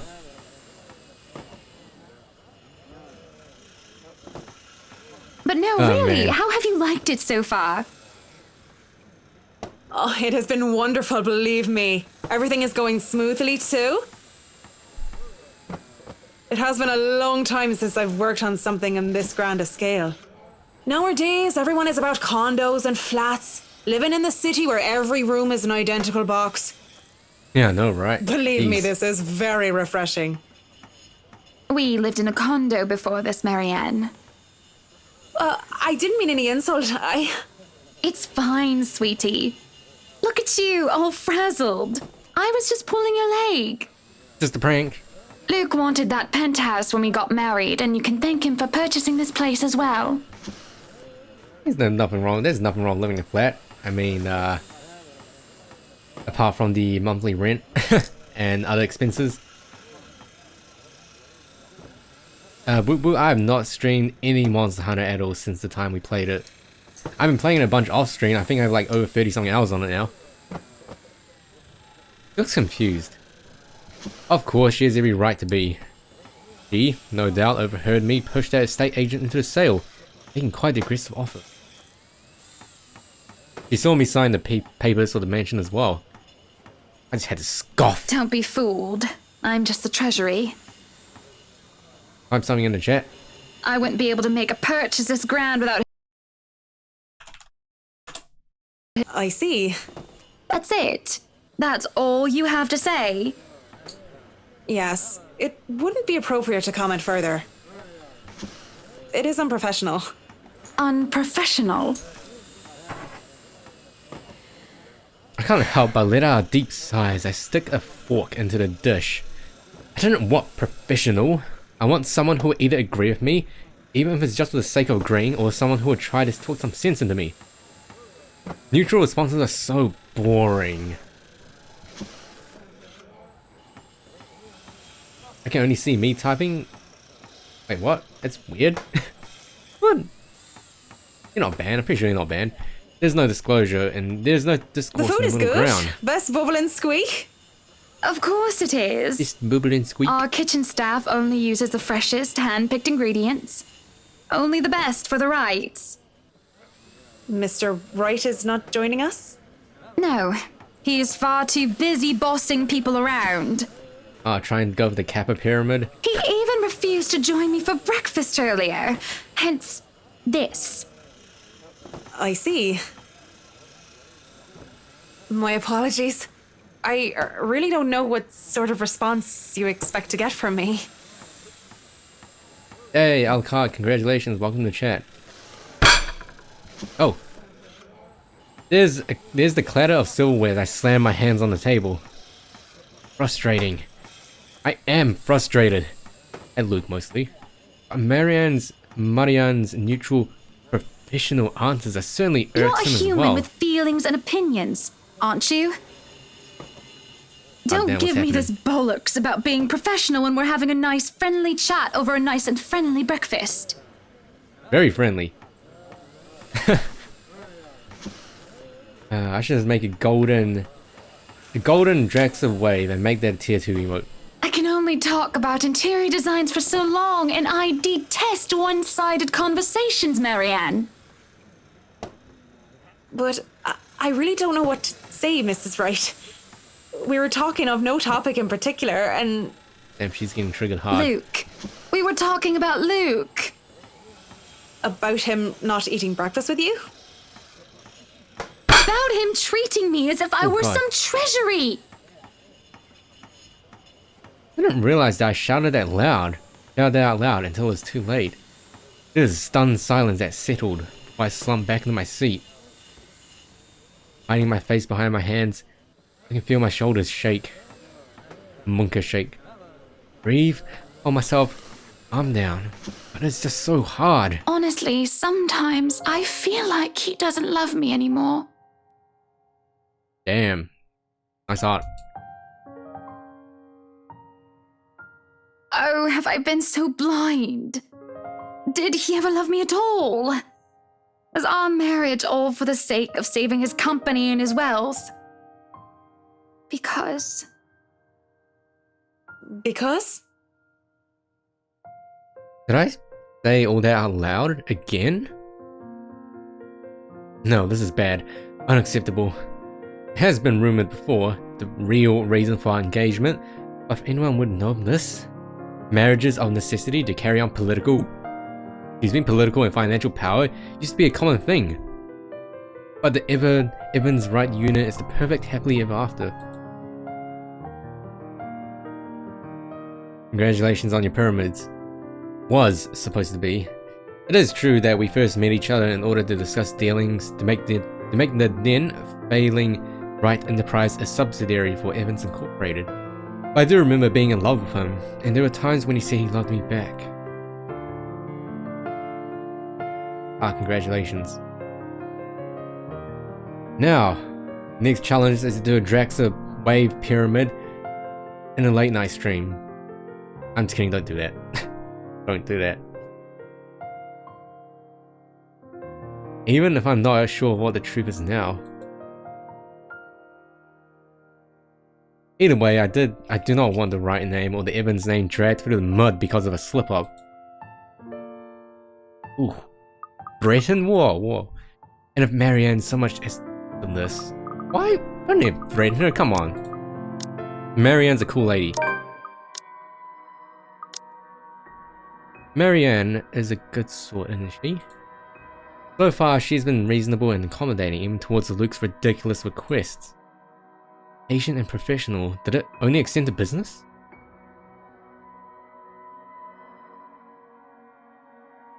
Or would she be able to understand that things like this are not as simple, not as clean, not as simple and clean like Kingdom Hearts they're painted to be? Certainly, I can talk to her. Ask I for won't her. speak a word, Mrs. Wright. Not only am I contractually obliged to, it would also go against my principles. This is no one else's business but your own, and it should be kept between the two of you. And whoever you wish to seek counsel from. Please, Marianne. You have to understand. These sort of affairs, if anyone were to know this, they could just twist it and we'll be ruined. All I ask for is your silence on the matter. If I am to be frank, Mrs. Wright, this isn't new for me. You aren't the first, and you certainly won't be the last to have complicated dealings.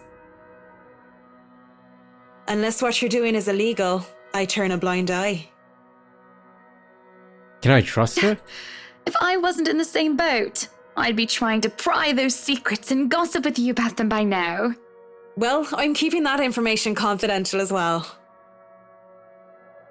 It's not like I have any other choice, do I? Thank you. We continue to eat our meal in peace, finishing the last of the food and drink.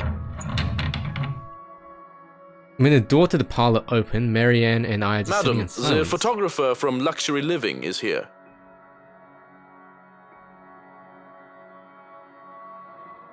I give him nothing but a small This nod. was a wonderful meal, Marianne. You're free to return to your duties. Is it possible to, like, remove the /clear command? I must excuse myself. It was my pleasure. And thank you for the food as well.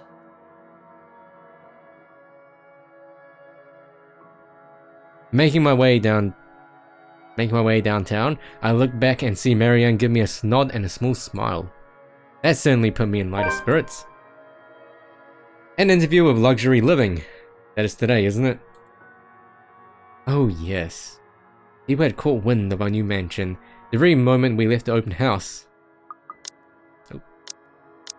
October 26th. Luke had boasted he could acquire the property in no time, and allowed a photo shoot for an interior designer magazine to be scheduled today. Who the heck is Nifney? Well, there were complications, and it took longer than it usually does for us. Hopefully, I won't have any other unfortunate slip-ups with someone who isn't bound by confidentiality.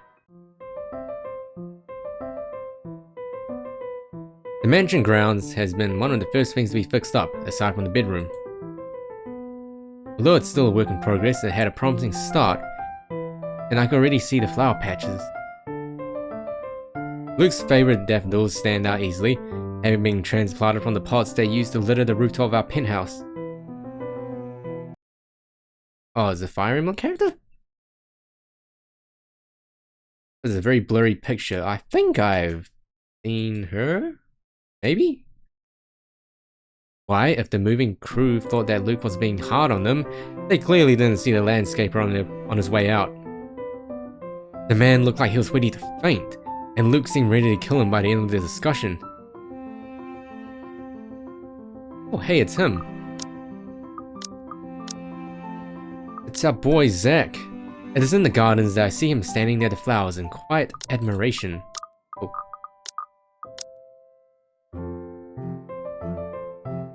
Man, what's going on? Yeah, it's going crazy.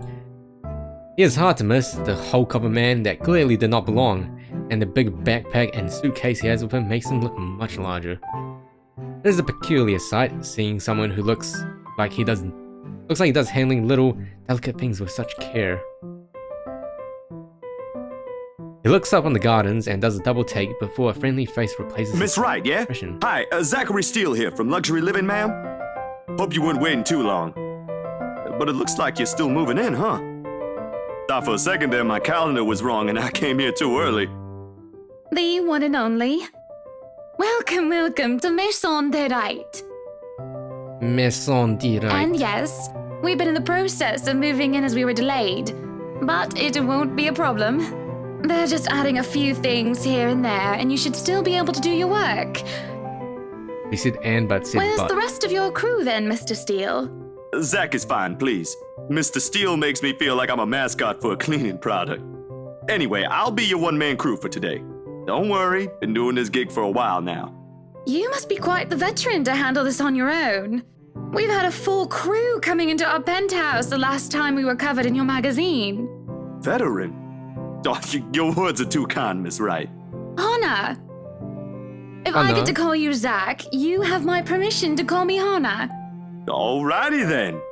Anyway, I'm no veteran, but I know my camera well enough to make sure this is a good shoot. You can trust me on that, Miss Wright. Hana. I mean, Zachary's a cool dude. Monsieur le photographe. Zachary proves quickly enough that I can, in fact, trust him. His skills with the camera and experience in this industry, at the very least, as we get a lot of tea tours. He is kind and courteous, listening and following as I lead him around the house. A really nice fellow, and he treats our household staff well whenever we cross paths with them. I answer his questions to the best of my ability, and he is patient enough to answer mine whenever I get curious enough. For one, I asked what the bags are for. They're quite the magician's toolkit. From inside, he had procured several items to embellish the interior with. Bowls of fruits, lemons, trays, and pepper mills, stacks of cookbooks, cutting boards, and glass canisters filled with colorful nuts and grains brought in for a kitchen setting. For the bathroom, there are white towels, seashells, and decorative soaps. There are other things as well, too numerous to count, all in that large backpack. Tricks of the trade. Softens up a room, makes a place feel more homey, and fills it up with texture. But you guys probably have better stuff I can use for this. No lights. Don't tell me all of these are just props. Well, I've got my tripod here. For things like these, natural light is best. I'll just have to set the shutter speed to a real slow setting, and as long as nobody steps into the shot, it'll look great. Oh, it better. We go through the rooms one at a time, although we first tackle the ones that the movers have no business in anymore. Ooh, this is a lovely room. The ballroom needs a little preparation with its grand design. Although there's some trouble at first, with the wide open space and the pictures being backlit. It is in the kitchen that Zachary's props come in handy. Considering how Johan's kept the place so neat and sterile, one could practically eat off the floor. We carry on, touring the house and taking pictures where we can, with exception to the rooms which have yet to gain any purpose or design. Who are all these paintings of? Too bad I can't take a sneak peek at his photos yet. Funnily enough, he is using a traditional camera. I didn't even know film still existed. With the way he speaks, however, I can see that he knows enough about his craft that I'm not too worried about botched photographs. I imagine photography must be cathartic for him, judging by how at ease he looks while taking pictures. There are small snippets of conversation in between the clicking of the camera. He even goes far as to talk about these terminologies like shutter speeds and aperture when I ask about the technical aspects. I can't quite see the picture as it's made, much like when I watch artists paint their canvas. But just watching someone passionately practicing their craft, such as this, is exciting on its own way. Going through the many rooms has been quite the exercise with both of us. Damn, that picture. Despite that, he has been so nice, and I find myself putting on my best smile. But it is as we're taking pictures in the foyer that everything comes to a standstill for a moment, because Luke arrives. Just a moment. And have I not been paying attention, I wouldn't have even noticed. It's merely a split second when Zachary's rhythm is put to a halt. Oh. His finger doesn't move to release the shutter. Hey girl. No photobombing, please.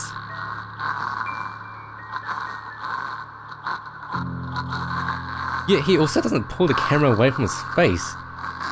Gaze still firmly fixed through the viewfinder. I mean, smile. At least try smile.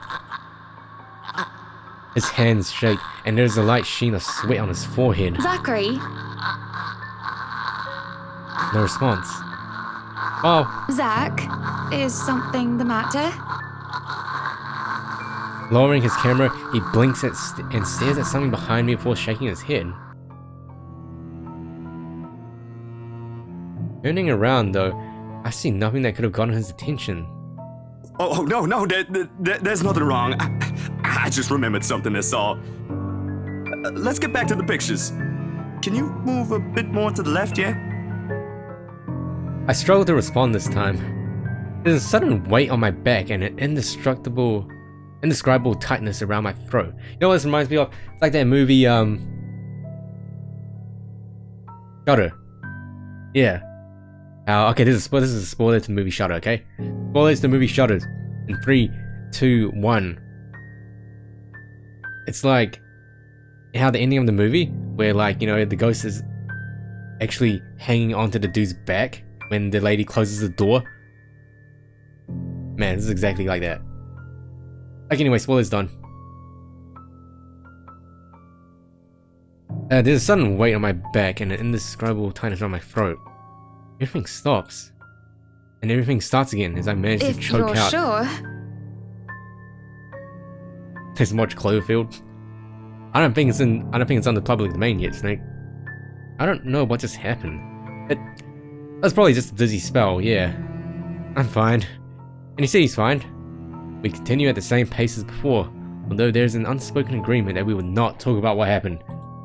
So, is this a full-time job for you then? Nah, I just freelance mostly, for magazines, newspapers, and events. So you can't really call it a full-time job. It's fun and it puts food on the table, but it's not what I really want to do. At least, not all the time. What is it that you want to do then? Maybe I've been out of line, sticking my nose into other people's business, but I can't help but ask. What happened? Ghost Lady appeared. And she was like, hanging around the lady's back when he was about to take a photo. So yeah. I regret doing so, as I see his shoulders slump, the easygoing air he has fades away. He looks torn over whether he wants to talk about it or not. Documentaries mostly. But cinematography is a lot more difficult than photography, right? I was working on this thing, actually. Lore and references to Isabella's story. Well, it wasn't really a big thing. People didn't like Blue Fonzie very much. People don't like a film about colors. I suppose they would have liked Blue Bibby a lot more. I don't get it. Very funny. So, Grand Director, do you want to tell me what Blue Fonzie is all about? He hesitates. I will. Jesus Christ. But when I refuse to budge on the matter, he gives in and spills it out. Bleu foncé. Okay, I need to Google Translate this. Dark blue.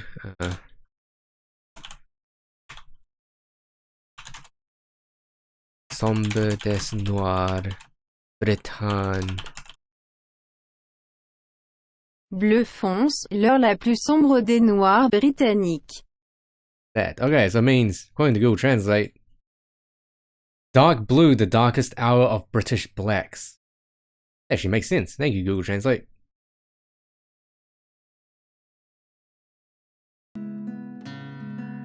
Hey. And it says right here, dark blue, the darkest hours of the black British.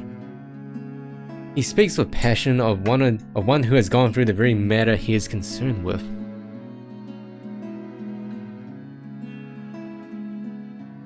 Hey man, I ain't no French-speaking person. There's conviction, knowledge, and experience in his speech. Why? I would have told him that he is an amazing speaker, if only I wasn't so engrossed listening. Prejudice and discrimination in schools and in the workplace. Lesser chances for opportunity, higher chances of being treated like a criminal. He spoke of blacks and people of color in general, still being treated like second-class citizens. All because of the color of their skin. As always, it's positively riveting. And sad. And sad. It comes to a point wherein he soon loses steam. He looks abashed, realizing what he's done. Sorry, I just got so carried away and... It's fine. It is really so fascinating to watch people talk about their passion after all. You should see how your eyes light up when you speak so fiercely. You do have very beautiful eyes. Okay, Hana. Uh-huh. Thanks, I guess. I finished. Nope, wrong one. I want to say that I understand where he's coming from. But I really don't, do I? I was born with a silver spoon in my mouth and I've lived a charmed life. What are you doing, Snake? It hasn't been perfect, but the difficulties I've been through pales in comparison to what others experience on a daily basis. I certainly don't know how I would have fared were it any different. Would I still have met Luke and would he still have loved me if I was any lesser? What was Probably your not. home like? These things you talk about. It Somebody sounds like touching my spaghetti. Well, I don't mean to pry, I mean. Wasn't that the last meme of 2017? I believe. Live with my older sister and my grandparents. We had a shop selling all sorts of things below our flat. And well, I was one of the few non-white, non-British students in class. I didn't get pushed around or anything straight up. Even then, I was one of the biggest kids around. Outdated spicy But a meme. pencil and notebook would go missing, you know? Oh, that I knew. Children can be so cruel at times. Of course, it may be a slightly different story when you have personal guards and the stolen item is not a pencil, but an expensive heirloom. So what about you? How you liking your new house? It's pretty impressive. Burger King foot lettuce? What is that? What? It's nice, I suppose. You suppose? Not big enough? What? No, oh, don't be a bully. It's just that. I understand if you don't want to talk about it. I was a little girl, all dolled up and treated like fragile porcelain, with nursemaids waiting to me hand and foot. All the material possessions anyone could ever want, I could ask for on a whim, and it will be handed to me just like that. Does it have anything to do with literal foot on lettuce, or feet on lettuce? But barely saw my parents. Goodbye kisses in the morning before they went off to who knows where they needed, who knows where they were needed to next. Burger King. Okay, I don't know anything about that. I saw them more often on the telly or in the papers than I ever did I in remember person. my old house. It was a lot like this one. Big walls and big halls, but nobody in it. Not really. Any red Sonic? An SCP. Makes you think how alone you are. Oh, hey, thanks for following. Sad Giddy, and your name is perfectly suitable for the mood happening right now. A pensive mood overcomes us, and there's a moment where neither of us are sure of how to go on from there. Is it? What the heck is this? Burger King foot lettuce. Well, okay, one that's second. normal, ain't it? You just moved here. Let's... Okay, what's this? What is this? Is this the right screen? Oh, let's chat. The last thing you'd want in your Burger King burger is someone's foot fungus, but as it turns out, that might be what you get. A 4chaner uploaded a photo anonymously to the site showcasing his feet in a plastic bin of lettuce with the statement, "This is the lettuce you eat at Burger King." Admittedly, he had shoes on, but that's even worse. Okay. Huh. How's that a meme? Okay. Number 15, Burger King foot lettuce memes compilation 2018.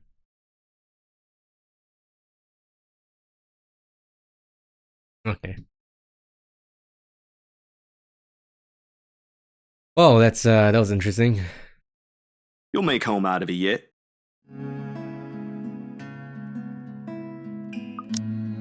There you go. He certainly makes it easy to believe that. My childhood house is indeed a lot like this one. You can literally make anything a meme, seriously. God damn.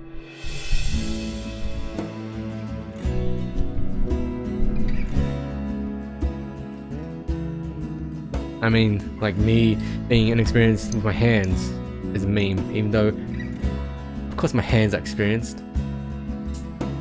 This is large and extravagant, just as empty. He's right. So, Monsieur le Photographe, you've covered the one and only Ermengarde Mansion. What's next on the agenda? The interview? Boring. It's an interior design and housing magazine. And they want to know what Miss Wright has to say about her interior design and house.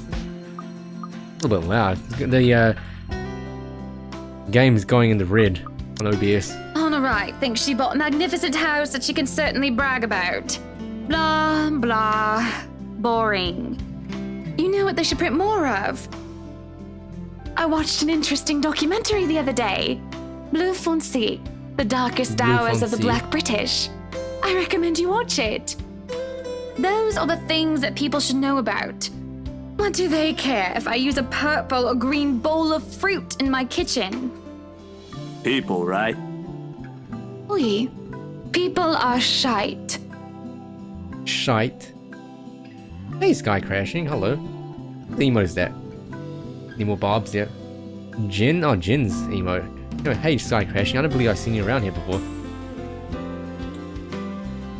I don't know, how is Jin able to use Pokemon characters as emotes? Isn't there some, like, copyright thing? What do you think? Do I look good with this angle? I strike a pose while he's being busy, looking taken aback for a moment. Probably not expecting me to just go and say such a crass word. Oh, he's looked around. I see. Understandable. Is this how you use cries? Emote? Is it this?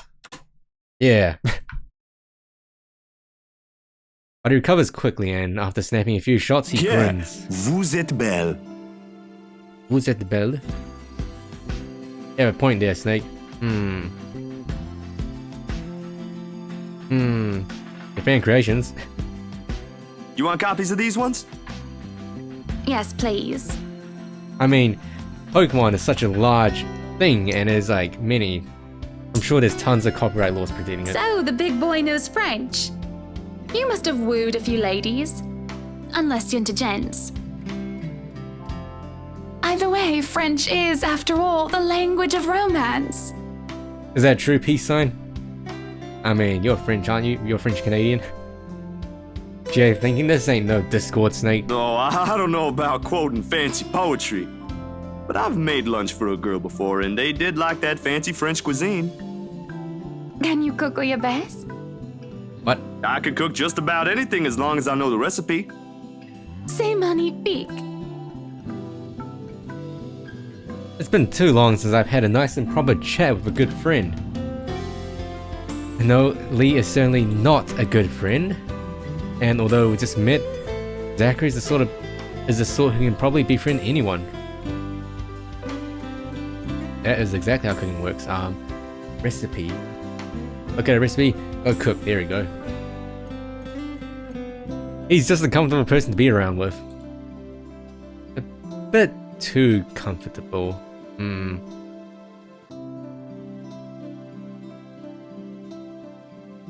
don't even want to pronounce, or excuse me. I don't even want to attempt to pronounce that, Snake, but thank you for that. I don't even know what is this. I have to Google Translate. What is this saying? To make me make sweet love. Alors laissez-moi faire l'amour doux à Miyabi et Shi. Alors laissez-moi faire l'amour doux à Miyabi et Shi. Good French. So let me make sweet love to Miyabi and Chie. Good French. A bit too comfortable. The photo shoot went by a breeze. Cheek. And somewhere along the way, as we talk and laugh, I find myself getting a bit too close without realizing. He'll give me this strange look and I back off, and he'll go back to asking questions after I agree to do his little interview. And it's just odd. Well, no. Yeah, I know, right? You need to be careful, Snake. There's a fine line that you can't cross between my waifus and yours. Me being friendly isn't that odd. That is how I am. Zachary's the one that's being odd. Why, anyone else would absolutely welcome the extra attention I give them. He, on the other hand, looks so much flustered about it. He should be used to different personalities by now, having to deal with various people when he works. What happened to Ryobi? Ryobi just got tossed aside. Like...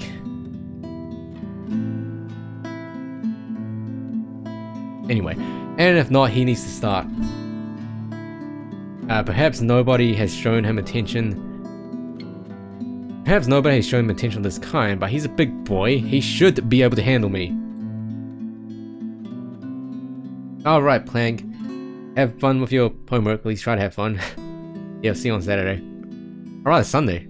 Yeah. See you later.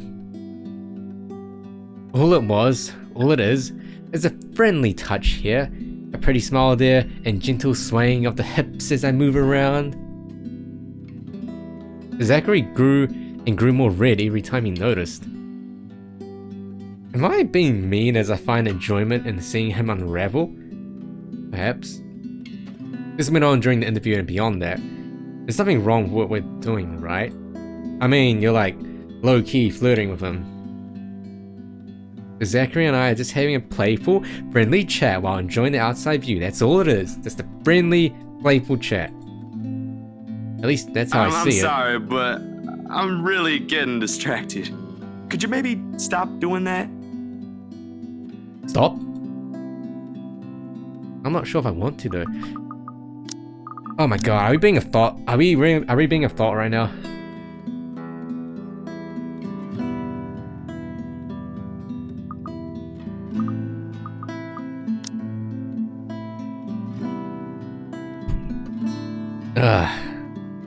I ain't no thought. No, we ain't being a thought. I'll stop if it makes you uncomfortable, sweetie. Yeah, there we go. Sorry. No, I should be the one apologizing. Why, you're a shy one, aren't you, big guy? It's not that, but He gestures to the ring on my finger, and lets the fact of the matter hang heavily between us. Being told implicitly that I am too forward is not a common occurrence. I think I'm more stunned at the fact that he pointed it out, rather than, well, being rejected. Not that anything is going to happen between us in the first place. It's just going to be some harmless further flirting, right? Yeah, that's all it happens, just a little bit of harmless flirting, and then next thing you know... So, you've never had a girlfriend? No. No boyfriend either. You know, just in case you were gonna ask for that one next. No Kappa Pride. And you haven't even had your first kiss? Not a one, ma'am. Do you want to have your first kiss today? I'm sorry, what? I can't help it. I really can't, and I'm going to apologize lots later. Surely, by the catty smile on my face, it is obvious I'm just pulling his leg. The laugh I failed to contain certainly gives it away, if it still isn't obvious. But still, he lights up in embarrassment, stammering and sputtering objections. You're married, and this will be extremely unprofessional. Yeah, I know, right? She got mad at me. I never said I would kiss you, silly. Oh, Johans! What? No! What? Johans No! Oh, what? Hey, no, okay? Don't call your butler she's Hana! That would be for the better. I don't think his husband would appreciate it if I made him kiss another man. Wait, husband? Wait, Johan is... He's Kappa Pride? I do not think he can hear us from here either. But it is hard to think you're not taken, Zachary. Why, whoever becomes your girlfriend will be so lucky to have you. You can cook and take wonderful photographs. Wonderful meals and wonderful memories. I can play guitar too. Of course you can play guitar. You can? Oh my, wonderful serenades as well then. Perhaps I can find a young lady who deserves a fine, strapping young gentleman like yourself. Let's not get carried away. Besides, I gotta be going. It's getting late and I got someplace else to be. A shame. I will be expecting you again soon, I hope. For a copy of my photographs, yes? Yeah, Zach's such a cool dude. Of course. I'll even deliver them personally. Just, you know, don't try to make me kiss your butler when I drop by. As fate will have it, the very moment the words leave his mouth, Johans comes out of the house. Judging by the slight raise of his brows, he hasn't heard the tail end of the sentence. There shall be no kissing of any butlers under this roof. Danke. Dank. But you are not under a roof, are you, Hansi? For my amusement, he takes a step back, safely placing him within the threshold of the foyer and under the roof of the house. And, just as ever, he is quick to return with sardonic reply. I am now. As I was saying, madam, it's about time for supper. Will I be needing to set an extra place at the table? I mean, poor Zachary has no lady friend, no girlfriend, and Ash has like Ash has both Isabel and Rebecca. Oh, what? No, I was just leaving actually. So you have a good night, Hana, and you too, Hansi. It was nice to meet you, Zach, honey. You have a safe trip. He nods, and the grin on his face, they are goodbyes, is the sweetest that I've ever seen. I linger, looking out for him with his relatively tiny bicycle, backpack safely secured in the basket by the front, and suitcase hooked on the back. I watch as he went down the path back to Anslem village, where he is nothing more than a blip in the horizon. I cannot help the small smile on my face as I go inside for supper. Oh, it's night time. We all know creepy stuff happens at night. Entering the dining hall causes me so much confusion. It is dark. For a moment, I thought the electric work is not up to par, but that clearly is not the case, as every room is bright with an artificial light, and every room has the same chandelier. Finding the light switch is a monumental task considering the size and my unfamiliarity with the room. To make matters worse, the darkness grants the room a different atmosphere, eerie and frightening. It takes longer than I thought. Find the switch, something that will have to be rectified later on. My skin starts to prickle, and there's the one distinct feeling of being watched. Like I'm being watched by all you guys here, and girls. It unsettles me, and only spurs me on my stomach. And when I do open the lights, there's a hiss. Oh, Eskimoto. I'll turn the lights down, woman! Heck is that green drink? There, at the end of the hall, is my beloved husband with his face in one hand and a glass in the other. Perhaps I can let it go if it's only one glass of wine. What the heck is that green drink? That sugar? However, I can feel myself go livid after seeing the toxic green liquid gleam mockingly at me. Luke, what? Are you drinking absinthe? Absinthe? Is absinthe some kind of, It is described as distilled, highly alcoholic, 45 to 74% ABV. Okay, so it's very, very alcoholic.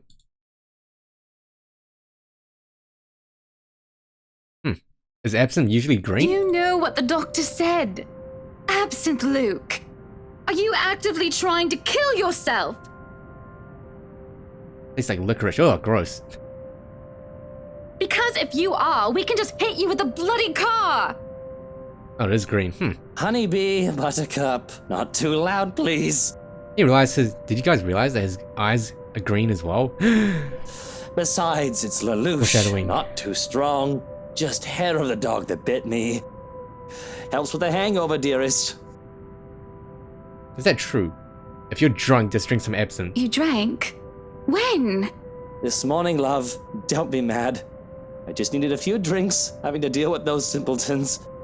And maybe I had one too much. You don't see me whinging about you leaving me to handle them on my own. Stay drunk.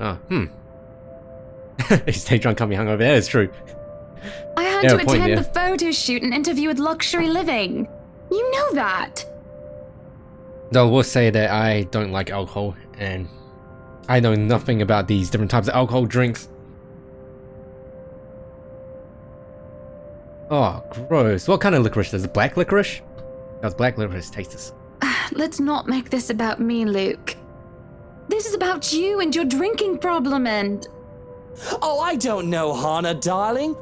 What if my drinking problem, as you like to call it, is linked to you? Coming out swinging. If we think about it that way, this discussion is about you. That was pretty mean of you, leaving me alone to do all the work like that. You can't use the interview as an excuse either, honey. I was informed the moment your little interview was done. Huh. I mean, girls in boxes from anime websites. That'd be some pretty big box. So, what was it then, What were you doing?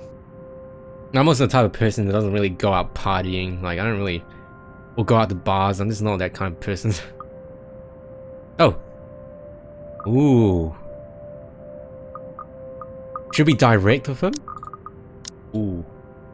What's it gonna be? Should I tell the truth or tell a little lie? Damn. Oh. Are you gonna be straight with Luke? And ruin this relationship even more?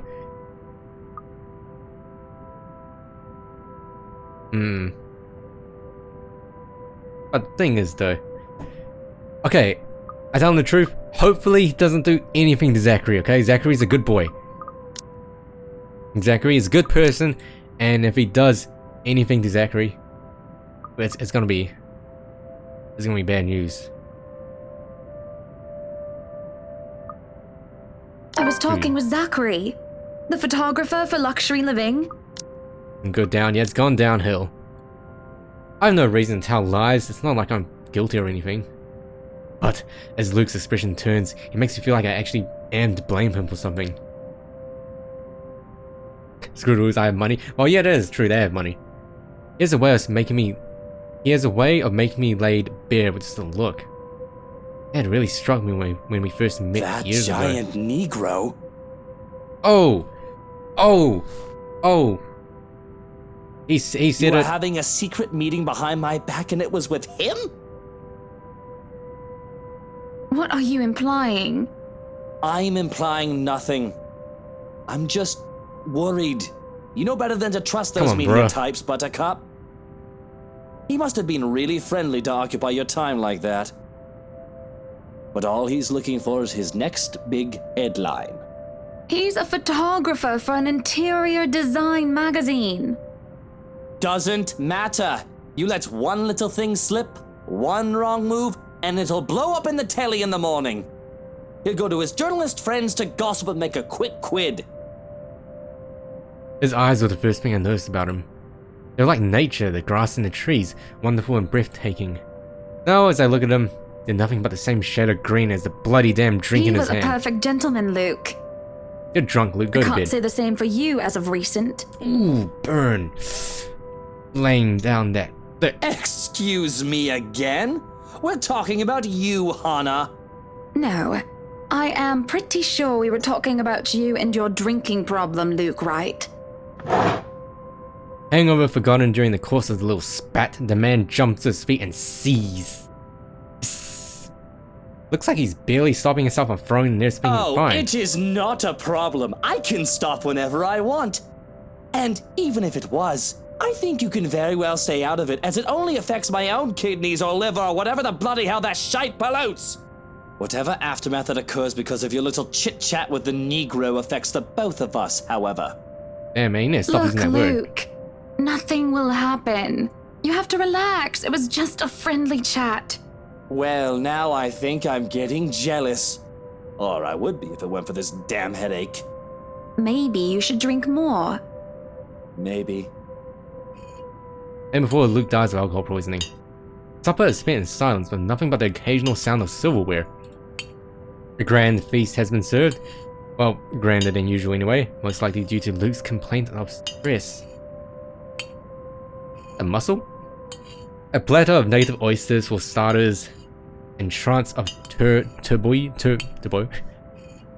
turbo, with purple sprouting broccoli, lemon, capers and anchovy sauce for mates. Finish it all off, black tea and golden syrup sponge pudding with custard. But when our appetites are appeased and the plates are cleared away, Luke stands, kisses me goodnight and leaves me to stare at my half-empty cup. Lonely in the lull of the night, I sit in a house too big and too empty, foreign and unwelcoming. Even with its warm tone and homely decor, it feels cold. There's no need for tears, however. I know I can get through this like every other obstacle I've faced before. This is a minor setback in what I hope will be a long and happy life. Apparently there's no buffs here, Snake. Feels bad. To remind myself that this place is for Luke and for our future children fills me with renewed vigor. Besides, it looks like someone's having a cry already. The wailing is far away and muffled. Yet at the same time, it shakes me to my very core as I hear it. As if the suffering is just standing right beside me. Oh damn, Snake denied. Hearing it sends a chill down my spine and makes my skin prickle with goosebumps. Who was that?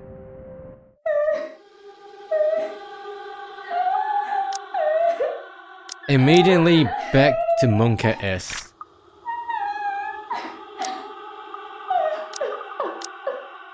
Curiosity sinks in as I follow the sorrowful sound into the kitchen. Oh, but goddammit. And into the wine cellar hatch. Is anybody down there? I'm curious and concerned, but there's no way I'm going down into a dark and humid underground.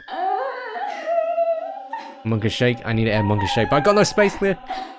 I'm not as enthusiastic as Luke, who considers himself quite the connoisseur. However, I also cannot bring myself to go to bed with this racket going on. What game was that? Oh, Lythera? The Marvel vs. Capcom 3 player that uses Phoenix Wright, Dante, and Beautiful Joe? Yeah, that's creepy, Alcott. It is. If it is one of those household help, they will surely need some talking. After all, this wouldn't be the first time I've gone and found one of the maids sobbing their eyes out over one thing or another. As professional as our staff are, they're still human. More often than not, it was either Johans or Hai who would calm them down, who would help them figure out how to go on about things. Unfortunately, I'm not in high spirits right now, so I'm not as wholly benevolent. Ooh. Are you being a man? Are we...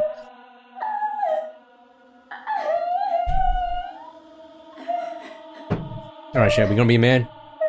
Call them out. Oh boy. Alright. Get the law table.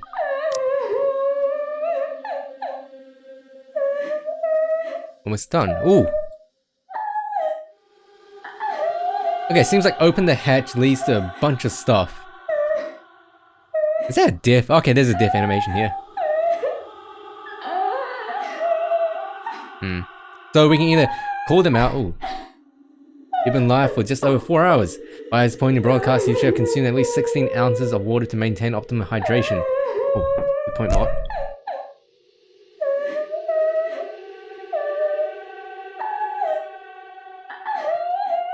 Alright guys, toilet break really quick. We will open the hatch. Okay, you need to prepare yourselves. Here. Before we do that, listen to the soothing sounds of water being poured into a cup.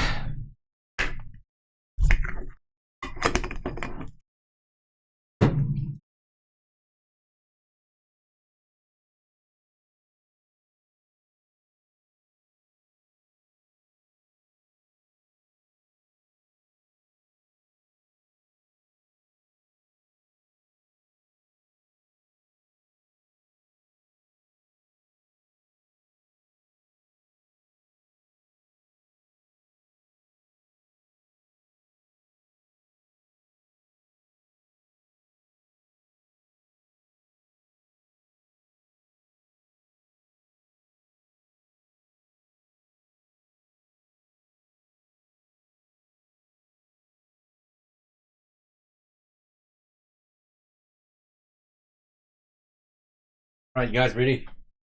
Ready? Press some buttons if you're ready. Because we're going to get some...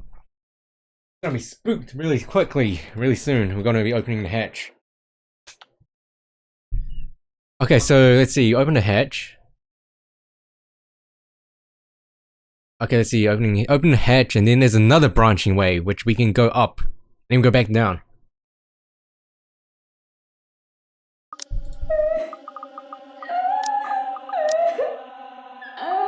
Doing this. Let's go. Prepare yourselves. Hatch. I may not be going down, but there's no point in talking through closed doors. Alright, I need to prepare to do any QTEs. Or hatches in this case. The thing refuses to budge at first until there's a soft click and it easily swings free. Right. As I lift up the hatch and look down into the cellar, a sense of uneasiness washes over me. It isn't just the sudden onset of vertigo and nausea, but also the darkness. And this was the same scene in a dream. Suffocating. And as I look down, it feels as if it's looking back at me. I worry something will suddenly pull me into the deep, and something will pull me in the deep. I can hear her whispering, "Help me!" Calling for me. She wants me. Needs me. She wants to drown me, pull me down and suffocate me in her embrace until I sink to the bottom. Okay, let's do this. A deep abyss waits, inviting, yet foreboding. She's calling to me from in there, isn't she? And I do want to help, I do. but the shadows threaten to creep out, and the feeling of apprehension keeps me in place. Already, it paints the room in a darker light. Oh. Okay. This is like the dream all over again, as everything is very hazy. There's a hook in my stomach as well, but this time it doesn't pull me back. Instead, it pulls me forward. There's a lurching sensation, and the feeling that follows after is hard to explain. It feels like I'm watching myself from the sidelines, a spectator to my actions or lack thereof. I will myself to snap out of this detached feeling, move to do anything except stare at myself. And for a moment, I see the look of fear on my own face. I'm back in my body, but the hook in my stomach is no longer the only one. There are hooks everywhere, tearing and pulling at my skin, flesh and bones. They pull at me in every direction and it hurts. It hurts so much, but I just can't bring myself to scream out. Help me. Oh. Oh. Oh, V. Oh god.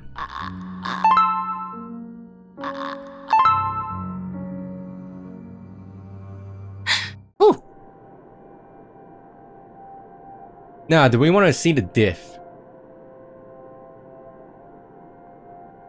I wake from a deep slumber.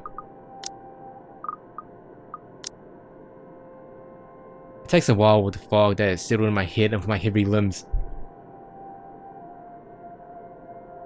Let's see, let's die and see what happens.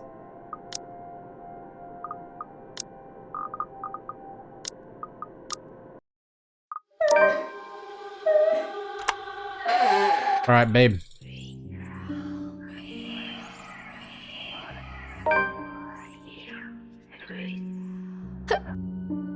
Alright, go on. Jump here. Come on, jump here. One last shot. Oh boy. Oh boy.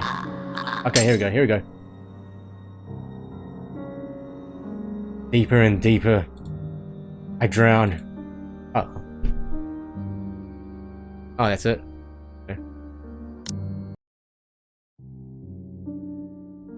Okay.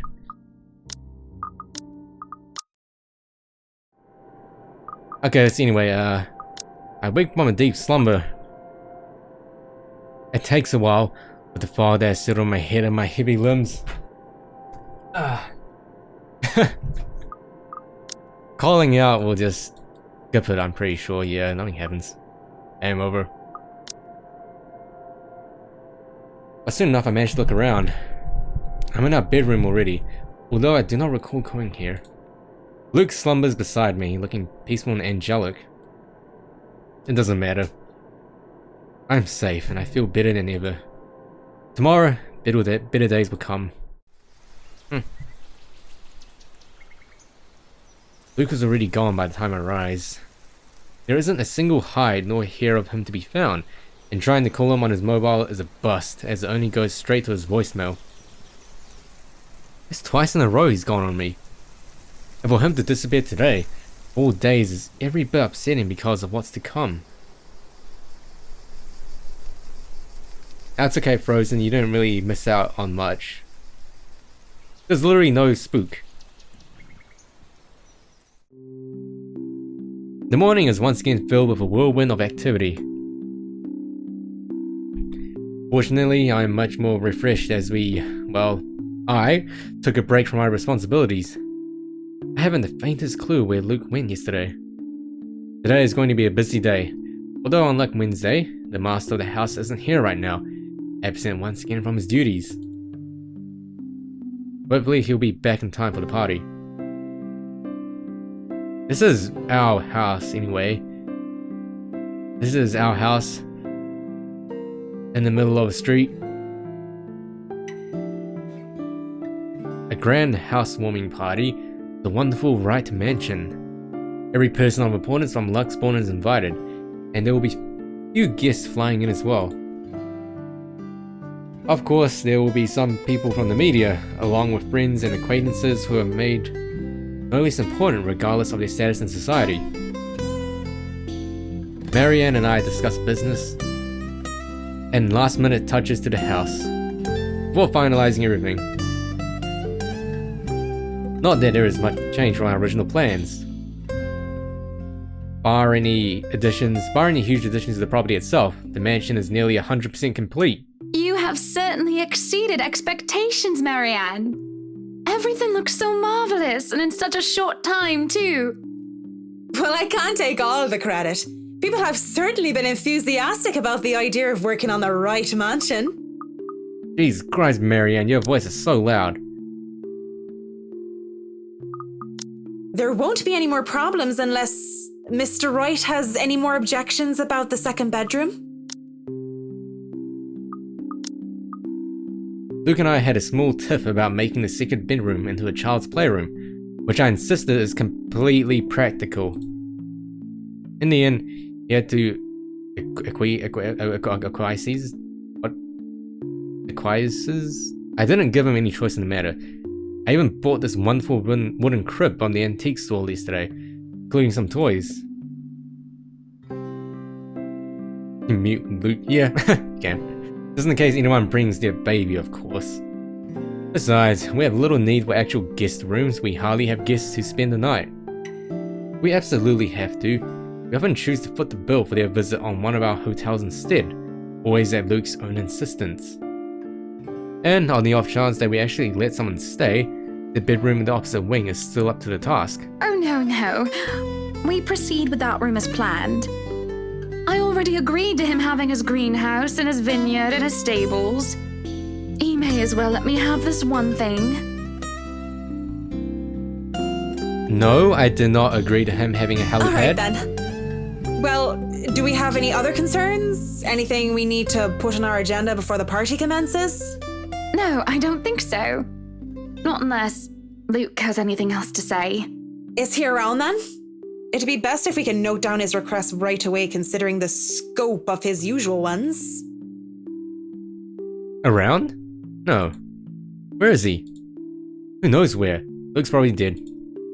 I don't. No, he's not around. You didn't have to point out the obvious now, did she? After 7 long years, I've already gotten used to him. I should be by now. Still not, apparently. But don't you have a party? I want nothing more than to complain, to whinge about how unfair this is. However, airing out one's dirty laundry is simply taboo among high society.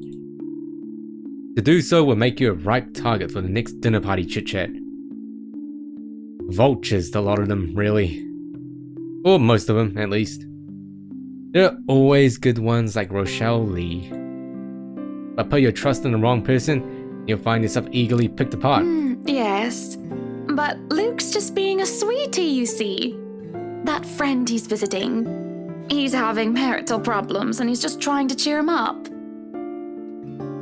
Perhaps I'm being a bit too rash, a bit too hot-headed in divulging details. I thought myself clever with the plan to dress it up as gossip. Marianne's raised brow make me unsure whether she's interested or not. Although that does make things better if she has no interest and therefore has no hidden intent to utilize whatever I might say to her. They've been married for a long time and they've hit a... how do they say it? A rough patch. His wife has a drinking problem and can be very neglectful. The poor thing really does his best to be a good husband. But it's never enough for her. Sometimes I think it's the years. Maybe it's been so long that they've lost that romantic spark. What do you think? What do I think of the matter, ma'am? No, what do you think of my hair? It feels so lifeless and dull today, and that's no good for a party. Okay, we've got some more. And I think I'm breaking out into zits. Now that you mention it, there is something different. There better not be something on my face. I wouldn't worry about that. You do look a little paler than usual, ma'am. I apologize if I'm crossing any lines here, but have you been resting properly? Huh. You'd think I get a bit tanned with how sunny it's been lately. You have been marked by the ghost. Don't you worry. I feel right as rain and never better. But back to the matter at hand. You were asking for my personal opinion on the matter, ma'am? Do you want me to be honest, or Be honest, of course. Be honest with me, Marianne. I don't Yes. need someone to sugarcoat it. Yes, look at that bar, Marianne. Look at that.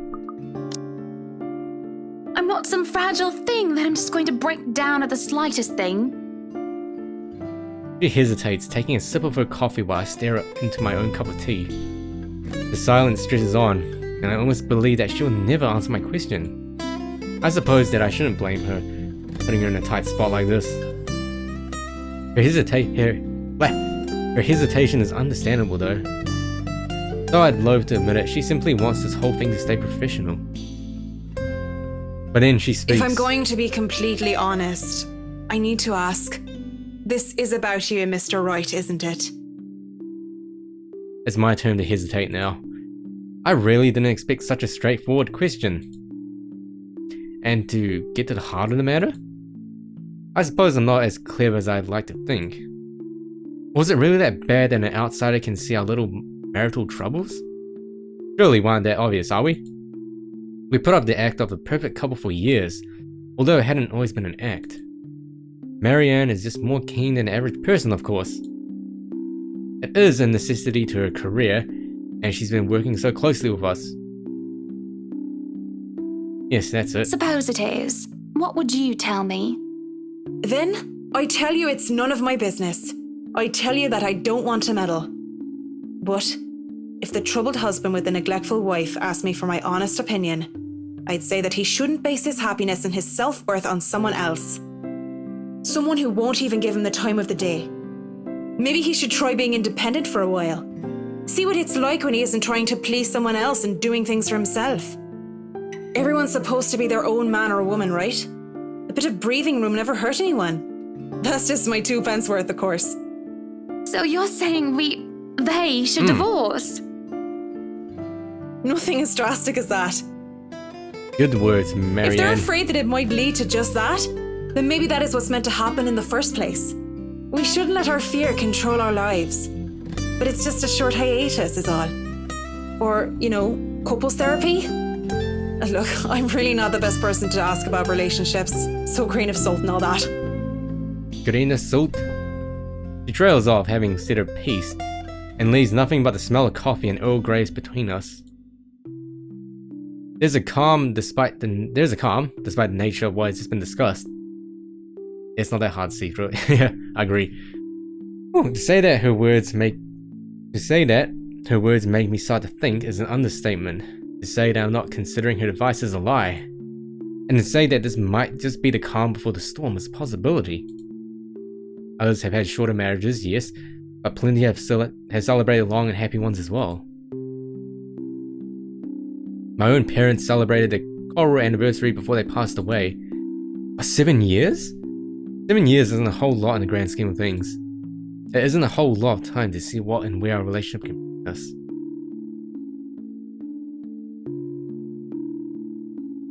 Eating coffee at the same time at breakfast. I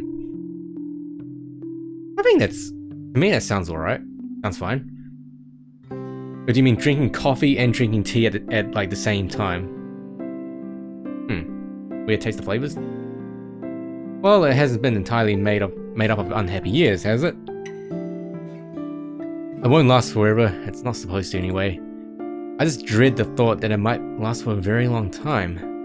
I dread the thought that these small spats, these little disagreements, will turn into an all-out resentment. The idea that we grow to hate each other with every fibre of our being scares me.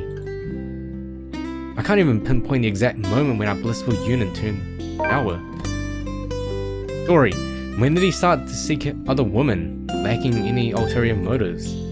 When did we start to cooperate only to serve our materialistic greed and attention-seeking ways? Money and success. Fame and glamour. And those the only reasons we still stay together? Do we get one or the other? I guess so, I guess it makes sense. Yeah, the way now that you put it like that, it's a little bit odd. There's a cough before Marianne clears her throat.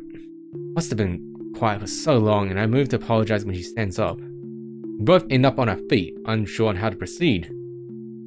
Some sort of odd, awkward shuffle occurs as we decide whether to sit back down or not. Hey, Lord Millen. You've missed quite a bit actually. Exclamation mark uptime. I think we've been up for like nearly 420. Some sort of odd, awkward shuffle occurs as we decide where to sit back down or not. I really should handle what's left of the work. You won't be attending the party? Oh, you really must, Marianne. I'll try to stay and chat. Maybe grab a few bites and a drink, but I can't be around for the entirety of the event. My apologies. Busy, busy, busy. You must stay a while. I'd love for you to meet some of my friends, and they're ever so excited to meet you. You need to say hello to the Lees, at least. If it wasn't for them, I'd never even heard of you. We'll see. So, if I can be excused? Certainly. You'll have to excuse me as well. I must attend to the party before any early birds arrive. Because, believe me, they will throw a fuss if things aren't ready, even when they're not supposed to be here until an hour later. The scene outside the parlor is a great organized mess. Aside from our own household help, we hire the service of the temp agency, which provides staff of right and enterprise in the hospitality sector. I asked one of my teachers one thing that should have been simple, but I got free. Yeah, teachers can be a funny bunch. Yeah, Jesus Christ. Even our very skilled staff cannot undertake a party of this size on their own. It's very annoying when the teacher gives you feedback in written form and you can't read what they wrote because it's all like cursive writing and fancy. Waiters, busboys, hostesses, and their staff captains move about in droves, carrying crockery and serveware good for several dozen people and then some. Damn, Marianne's pretty. Chefs and bartenders held after Johans, like scared little children, as he escorts them through the kitchen and into the wine cellar. They peruse the stocks to select what can be served at the party and what can be used for cooking. Schnell! We have a lot to do, and I believe we did not hire snails. Schnell! Can't wait until you finish the game. Okay, I see peace signs. So, have you noticed things that are different already? So has the choices of chapter 1 affected this chapter as well, already? Snails are for the dishes. A string quartet readies up to play for the evening, tuning their instruments as they fill the air with idle chatter. Floral decor with thousands fill vases, wreaths and baskets, while petals are scattered along the driveway up front. Damn, Kate. Yeah, Miyabi is peace sign because this is during the okay, this is some lore. This is some Draxa stream lore. This happened when I was still playing Senran Kagura, and it happened when I wasn't streaming. I think it was the day when I was supposed to stream, but then I couldn't for some reason. And then Snake and peace sign had some fun in chat. And well, for some reason peace sign decided to change the name to Miyabi Wisco. Yeah. A choice in chapter 1 did have a big effect in chapter 2. Oh, I see. An ice sculpture of a reindeer is brought in carefully by a pair. What's the peace sign? You're gonna have to remind me a lot, because by the time I finish this game, it might take a couple of days, maybe a couple of weeks, and I'll probably forget. Excuse me, what happened? Yeah, it looks like peace sign and a snake are having fun. Behind the scenes, without me knowing. It's followed by a simple cake. The 5-tier white Kaifan with one with white chocolate mousse, fresh berries, and a light dusting of edible gold leaf. But despite the fact that I told Marianne how I will attend to all of this, I find myself unable to focus or care for any of it. I still have our discussion running in my mind, and looking at all of this, I only see Luke everywhere. Writing notes for each chapter. Wow. Damn, peace sign, you're really committed. Thank you for doing that. Am I getting jealous? Nah, I'm happy. These are all the grand things that Luke wanted to have for the party. I had wanted a small, elegant, and simple gathering with only a select few invited, namely the people who I would actually trust into my home. I do not want any bloody politicians or paparazzi in here. No matter how used I am to catering them. At least Peace, be does here anyone- for your party. Damn it, Luke. Okay, peace sign. You haven't told anyone what your backup name is, right? Yeah, don't say it. I want to say, does Luke not being here, was one of the choices I made in chapter 1 have anything to do with Luke not being here? The entire thing screamed Luke Wright. And I can't help but add another question to my growing list of queries. When did I lose myself? It's always about him nowadays, isn't it? What about Hannah Wright? What about Hannah Evans? I used to be my own woman, who made her own name, her own career, and her own decisions. Sure, I was already the social butterfly that I still am today, but it wasn't all empty, shallow gossiping and pretty. Peace sigh. Oh man, that's amazing. I was also lauded for my knowledge and talent. Lauded. Finance manager wasn't just handed to me just because my father owned the company.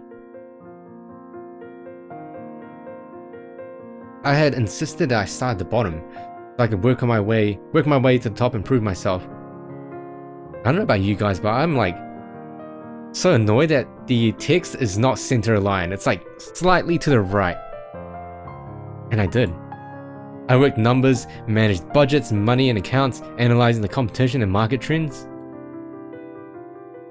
There was the calculation of financial risk, cost reduction opportunities, auditor liaison, and public relations, supervision on staff, and well, I generally had a huge slew of responsibilities. Admittedly, I was already quite the attention seeker even back then, having dedicated most of my young youth craving for my parents' approval. Failing that, I turned to others, looked for praise from anyone who would give it, however fleeting it all was. And Luke, oh Luke, the way he looked at me, the way he watched me and took a genuine interest. He had me disgustingly obsessed since day one, hasn't he? He saw me for me, Hannah Evans, with both my faults and my achievements. The man didn't treat me like some damsel in distress or some prize to be won. I remember the nights before we were married, where we talked about everything and anything. From big things like business, society, and philosophy, to little things such as what we had hoped for had for breakfast, or whether we liked cats or dogs more. We both prefer dogs. I think I prefer dogs slightly more. Nowadays, I'm just Luke Wright's wife. It's mostly my fault, isn't it? They told me that husbands preferred wives who are docile and subordinate. I don't know if I agree with that. A woman who will always be there for him, yet would never outshine him in all aspects except beauty. A wife needs to be at home and tend to his needs, to have children, and take care of them in his absence. They said I have no business working anymore after I was married. I can blame society, but I listened. Before I can fall further into this introspective pit of self-loathing, someone calls my attention. The guests have arrived, madam. Thank you, Zohan. And Luke? Running a bit late, I'm afraid. Late for his own party. That man, I swear. He's probably looking to make a dramatic entrance, knowing him. Open the doors then. We mustn't tarry. Mustn't tarry? Cars line up the driveway, peppering the front of the mansion with vehicles of every kind. Grand Tourers, supercars, even the odd high-end muscle car or two. Convertibles, grand saloons, and other luxury cars can be seen, being parked by valets. A handful of cabs drive off, possibly for those who thought it's too troublesome to bring their own cars. There are at least 2 different media vans as well. They're all here for what may be considered the biggest event of the year for Luxbourne. So far. Who knows what we'll plan for the winter holidays? Welcome everyone. Please make yourselves at home. Some of the guests idle, enjoying the warm, if not strange sunshine we're experiencing before gloomy skies inevitably return. They greet acquaintances and friends with warm smiles, others less so. From where I stand, I can see the hierarchy of power. Hierarchy of power. The ties that bind these individuals here, whether through convenience or necessity. However, there are also you who are not here to further cement their current place in high society. Hey, it's Ash Boy. Such as that young man with his oriental air, ignorant of the looks he receives from women and men alike. Be careful with Shirley, alright? Or that rose-haired woman talking on her phone, while she looks unsure why she is here exactly. Yes, I'm at the party already, Mom. Yes, I'll say hi to her if I can. See Zachary, the photographer, as well. He talks to a few of the other media crew with an air of familiarity. I was just here a few days ago, yeah. And the inside is huge, but the staff are pretty helpful if you get lost. More lore. I had invited Father Norman too. Where's... Wait. Wait. Isabella, is she not here because I went to work? Is that why she's not here? It's the least I can do after he blessed the mansion on my request. Aside from my small donation to the church, of course. But the poor man had taken ill and went through a nervous breakdown of some sort the other day. And then, there are people like the Chief Inspector. People who I can never be too sure about. Oh, he looks weird. Rebecca's chapter. Rebecca's chapter is... Man, it's still really far away. People who stand on the border between being suspicious and being Thank you for the trustworthy. invite, Anna. Husband still missing, I see? I should be saying the same of your darling Rochelle, Lee. The doctors again? She told me she'll just be in the gardens. Bet she's lying and that she's somewhere around mingling, gossiping with the other ladies. It's no offense, but that seems to be all you ladies do at these parties. And aren't you gossiping right now? Rebecca's chapter is the most boring, I see. Yes, well, what about Luke? Oh, Lee looks so weird. Should we file a missing persons report now, or do you want to wait 24 hours? He's around. You know, I can tell if someone's bluffing. Don't tell me, let me guess. He's finally drunken himself to death and not wanting a scandal, you've hidden his body. Oh, see, his voice sounds very I was odd. wanting to give this housewarming gift to him personally, too.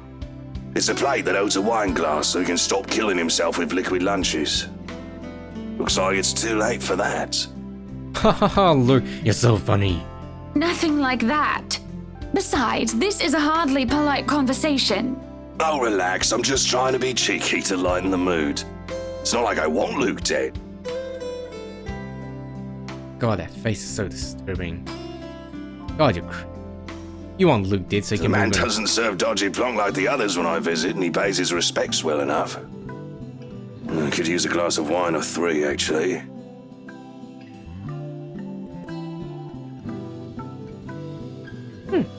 Really? That looks pretty high risk to me, woo-woo. Rochelle's been in a horrid mood. Threw her stilettos at me the other day and almost took an eye out. Stilettos? Not sure if this is how it usually goes, but I blame the pregnancy. I wouldn't know, would I? Still no plans for a baby? Well, I guess that's for the best. If it's this bad now, I can't even imagine how bad it'll be when that little baby bump becomes huge. Have I mentioned how I don't trust them no matter how hard I try to do so? See? At least he brought a gift, I Why don't you suppose. just go inside and have some wine, Lee? Think I will, thanks. Greetings such as these carry on as the gifts continue to trickle in. Whether we have short conversations or merely shake hands and nod heads, I make sure to attend and welcome each of them. As the first hour passes us by, the rest of the stragglers and I adjourn to the ballroom. Any latecomers will have the attention of the porter instead. I have other duties to attend to now. Hosting parties is always the same old song and dance, no matter how big or small it is. You make sure your guests are well fed, have good company, and have them generally enjoying themselves. So when my opening remarks are done, when a band has started to play and the guests have started eating, I find myself wandering around aimlessly until I am pulled aside. For a while, I stay with a small group and entertain them before excusing myself.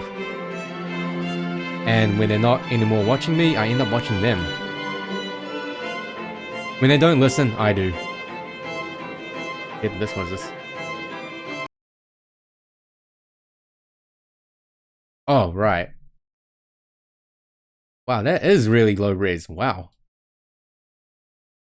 Man. Huh.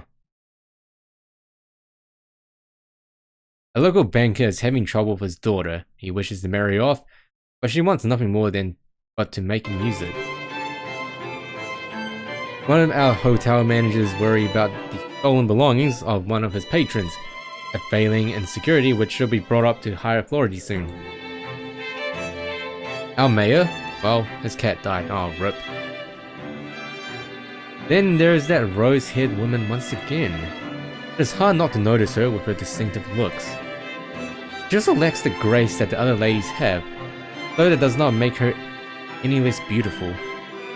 Her stance and the air she exudes instead are strong, and they make her stand out despite her casual attire.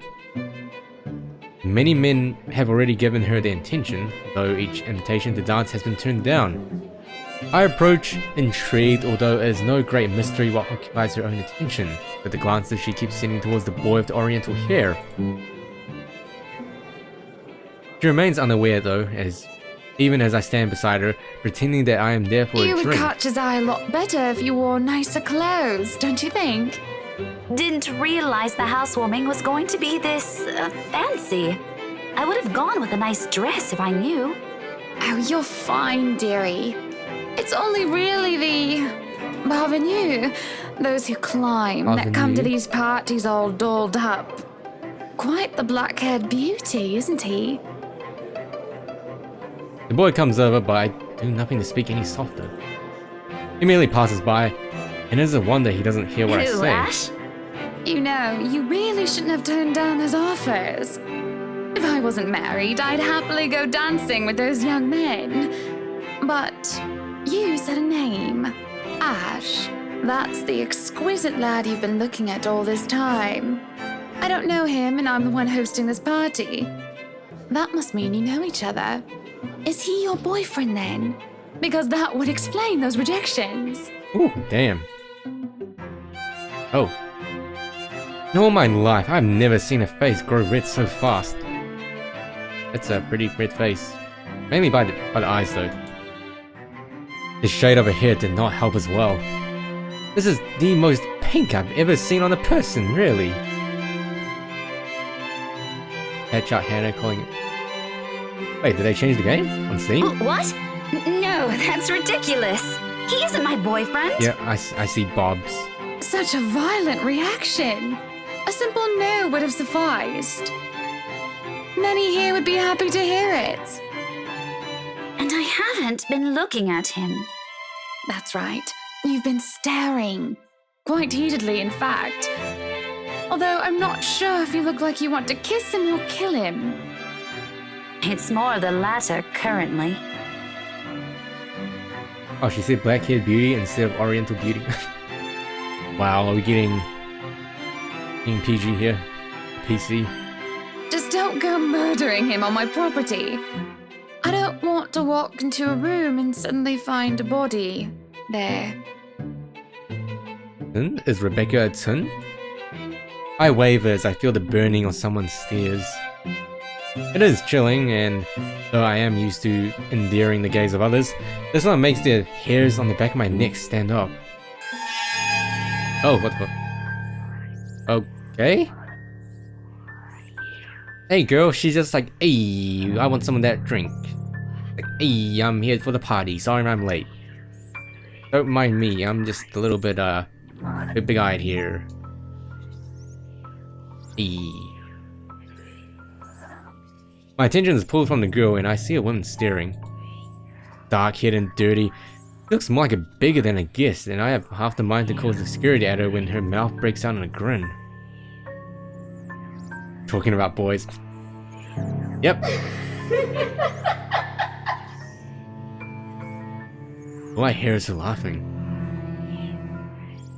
Haunting. The stare makes my blood run cold. He looks at me like I'm nothing but a pig to slaughter for amusement. Want some alcohol? It makes my hand shake and nearly drop my drink. It also makes my munker shake.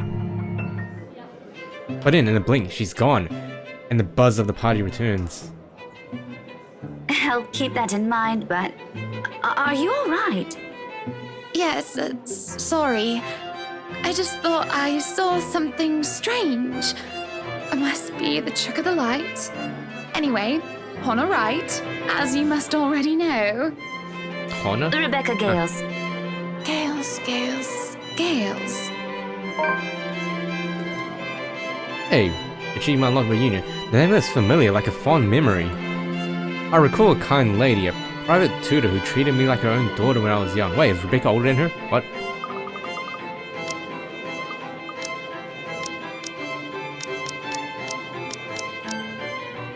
Hannah's 31. I mean, Hannah's 31 years old. How old's Rebecca? She didn't even bring me food when there was no need to do so. Usually stovies, which I honestly hadn't been too keen about, although I ate them nonetheless because she brought them for me. Oh, the professor! And your little Becky! My parents couldn't make it since they're in Scotland right now. And Mom says hi, by the way. Colin, there you go. He's 29? Oh, okay. But yeah, that's me. Little Becky. We met once before. Yes, oh, I remember you! You were the cutest little thing with glasses! Where's the glasses? God damn it. Here's context. And when we met, you were having boy troubles with this lad called something with an A. What was it again? Aaron, Alan, Adele, Albert, Alexander, Andrew? The more I list off names, the more red and more quiet Becky gets. She starts to look a bit miserable as her body language shows discomfort and stiffness. Perhaps I've triggered a horrid childhood memory. Just throw a JP or glasses on her face. That could work. Surely I hadn't been mean when she visited with her mother. I don't quite remember all of it. Ashton! Ash! That man is that boy! The same one. Oh, goodness me, after all these years! I can see why, though. He's quite dashing. He is quite dashing indeed, sweetie. You don't really need to announce it to everyone with an earshot, you know? Keep it down.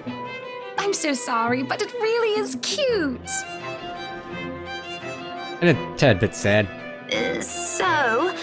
This is a nice party, Miss Wright. Please, Anna's fine. We're friends of a sort, aren't we?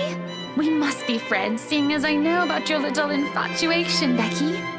Don't you worry, dearie. You'll have your happy ending yet. I'm not too concerned about that, am I?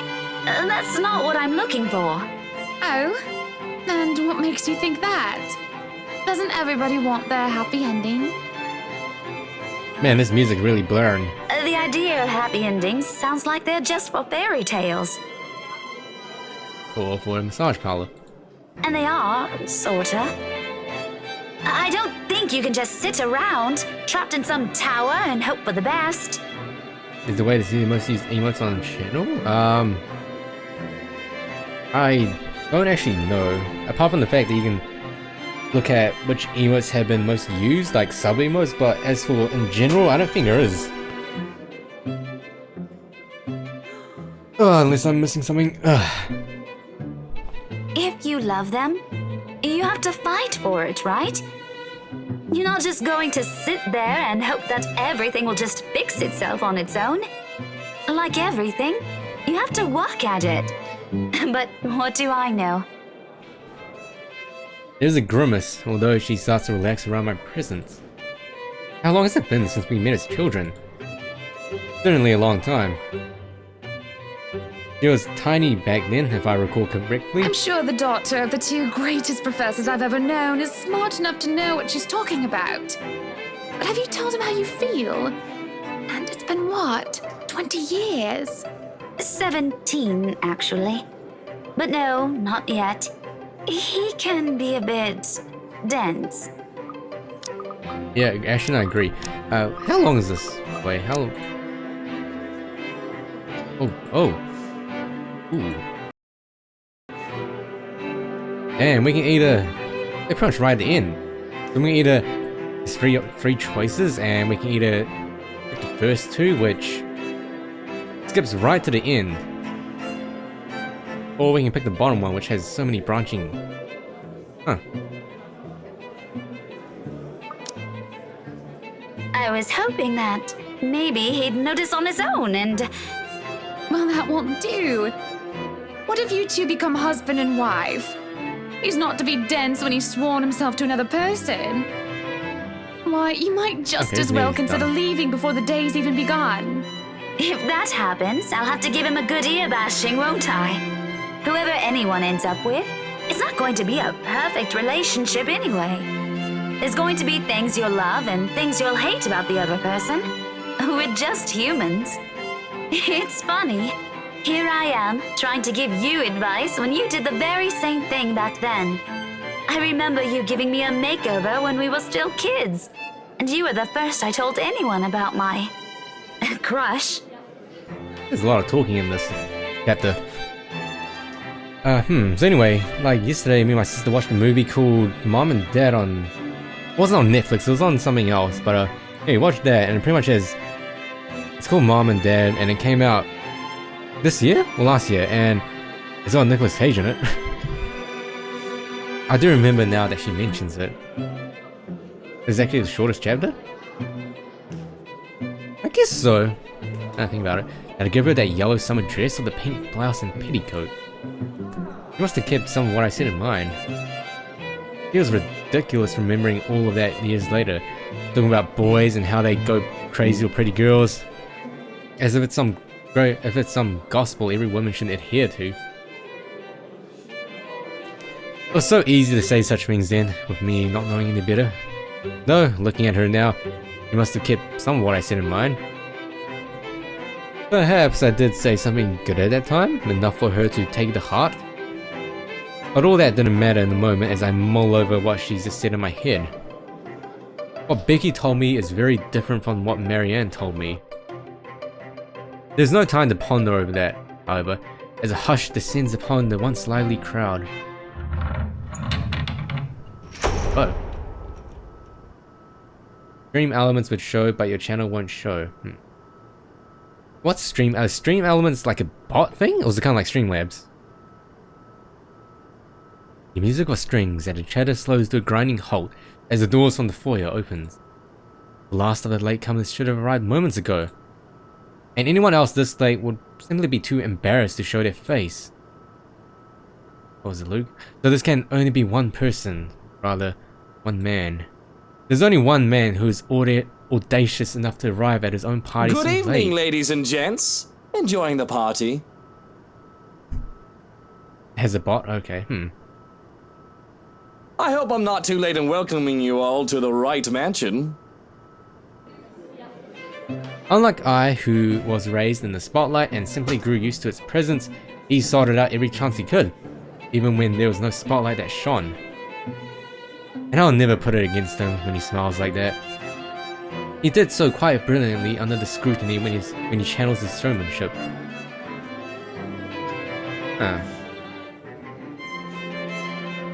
I think I saw stream elements. I know there's some there's been called extensions on the Twitch page, which only I can see because it's on my channel.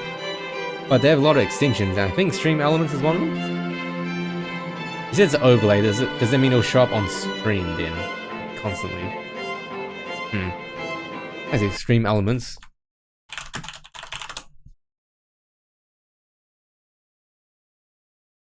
You can tell by the way people's eyes light up as he speaks. How they listen, enraptured, even if all he's doing is a simple greeting. I guess I'll look into it later. The little wave of his hands here and a little smile there and a bit of swagger. I always tell him that if he is not to be a businessman, he will do well as an entertainer. I love the sight of him, especially when he looks at me and he beckons me over to humbly share his place. Not a single second is wasted as I excuse myself from Becky's side and I make my way to Luke's. Welcome one and all to our humble abode. Tonight, if you have yet to find yourself in your roles, you are all ladies and lords of the court of your king and queen, if you would excuse my presumptuousness. So, enjoy the feast that has been laid out for your senses as we only allowed the best to be served. Enjoy the rest of your night, everyone!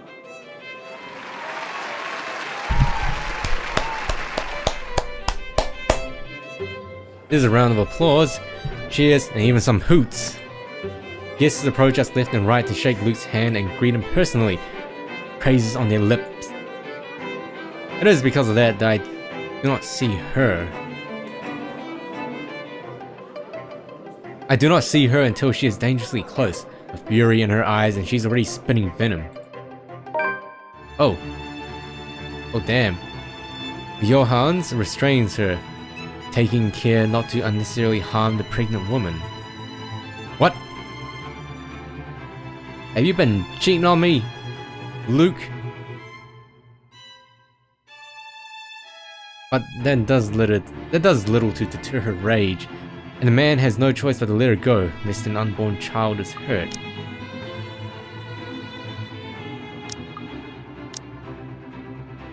Although it might be too late from there, as I see an empty glass of wine in her hand. How much has she imbibed? Are you feeling ill, Rochelle?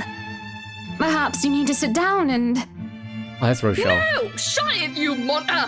I ain't talking to you! I'm talking to this scumbag over here! Wait, Rochelle is Officer Lee's wife, right? You bloody bastard, standing there with your smarmy smile! She interrupts me, jabbing her finger in my direction before she rounds on Luke. Even as whispers and murmurs break out among the guests, all I can focus on is the heat of the moment. Obviously intoxicated and judging by the smell of alcohol in her breath. I'm not ticked off about this little display of hers, at least not yet. But I am absolutely pissed by the fact that she'd endanger her own baby by drinking. There is a considerable amount of restraint and grace that I must exercise while I wait for her tantrum to subside. I keep a patient, a tight smile on my face. Luke's expression, on the other hand, is indecipherable. Watch your tongue! You're on thin ice, Rochelle. Where's your husband? Who even invited you? I did. And I told you with great emphasis not to. Now we have a drunk, hormonal, pregnant woman causing a stir. What is even going on? I'm just about to ask that exact same thing. I don't know. But Rochelle, do calm down before you hurt yourself. I can't understand a word you're saying. Where is that husband of yours? Lee! Collect your wife right now! Don't you fucking talk like I'm not here and you're not responsible, you ass! You told me that I should wait for you in the gardens! Oh, damn, we have some cheating triangle happening right now. Excuse me. What is this nonsense you're going on about? Crazy talk! That's all it is! Just completely and utterly mad! Has anyone seen the Chief Inspector? I am pregnant with your little bastard! You promised me you'll take responsibility. Oh boy, oh my god, the drama is palpable. Someone give me some popcorn.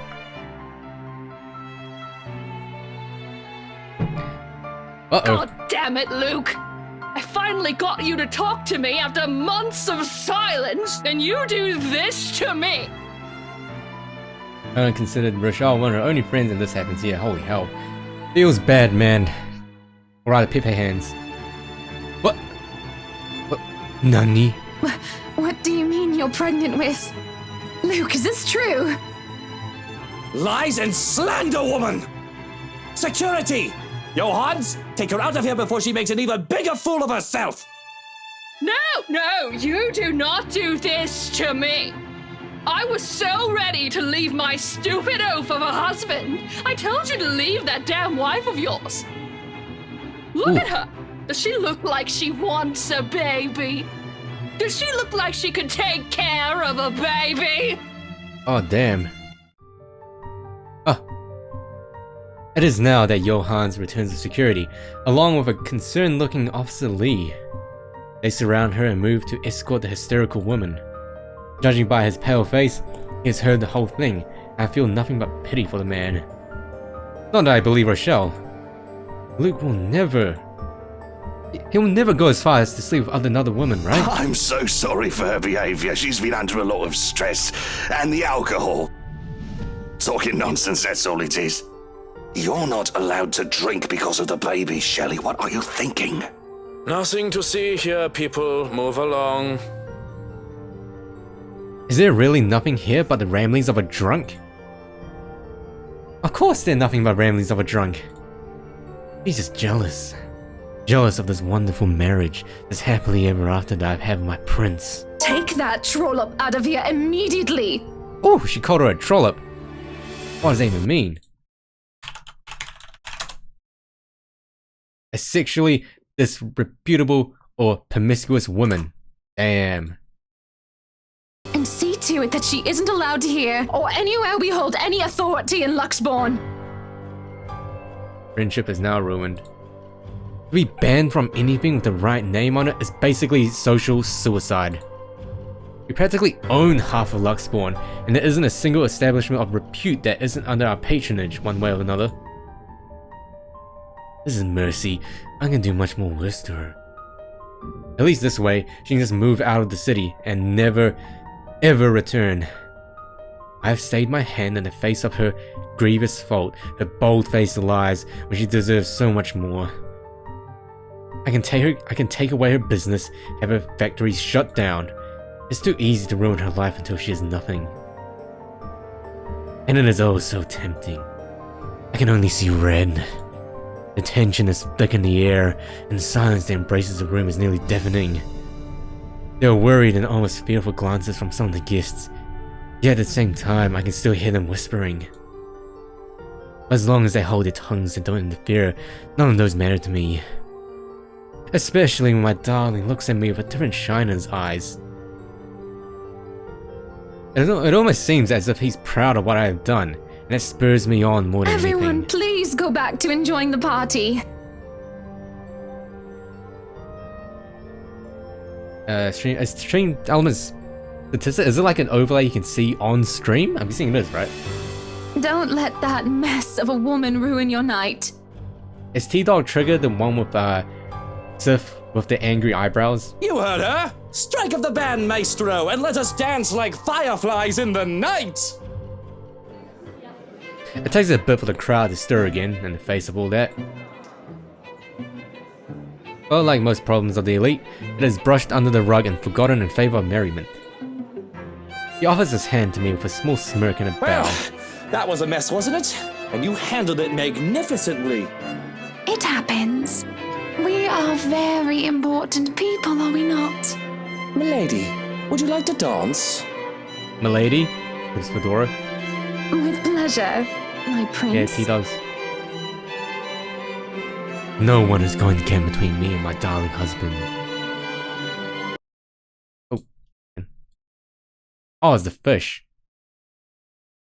Huh. Not Rochelle or any other rich, snooty scrubber. Not some common whore or an ambitious maid. No one is going to get near him in that manner, not when I'm around. And if I have ever anything to say about it, no one is going to get near him at all. Oh, she's becoming a yandere. She's becoming a yandere.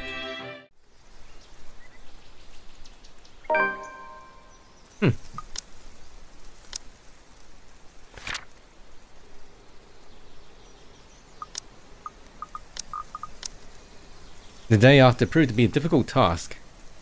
My darling prince is a man of many connections, a man of the people. He is always talking to one person or another, and I am always left alone, unable to stay at his side at all times. It is frustrating, but I have to be understanding. Did I actually cause that? Did I actually cause it to become like this? Besides, I don't see why he can't just stay at home. The least I can do is make sure I have his time while he's here, which in and of itself isn't as easy as it sounds. Not with that bloody valet of his tailing him around. Johns! Where's my tie? I can't find it anywhere. Have you looked around your neck? It should be there if it's not on your clothes horse, sir. Classic Johann. It isn't often that I'm awake this early, at least early enough to find my darling preparing for the day with his valet attending to him. It is an old-fashioned way to go about the morning. He's able to dress himself after all. But he says that it really makes the day easier for him to have someone else do this tedious task, albeit with a grimace. Though if that manservant of his dislikes this duty so much, I'll gladly do it instead. I've got it, my prince. Come here. No, Hannah, why you like this, Hannah? I mean, Hannah. No. Well, someone's up and at them especially early this morning, huh? No, Hannah, you're not like this. I thought you'd be knackered by all the dancing we did last night at the party. And after that, well... A saucy little wink and a smile is what he offers me as I draw close to fix his tie. Oh. Been live for 5 hours, thank you, bot.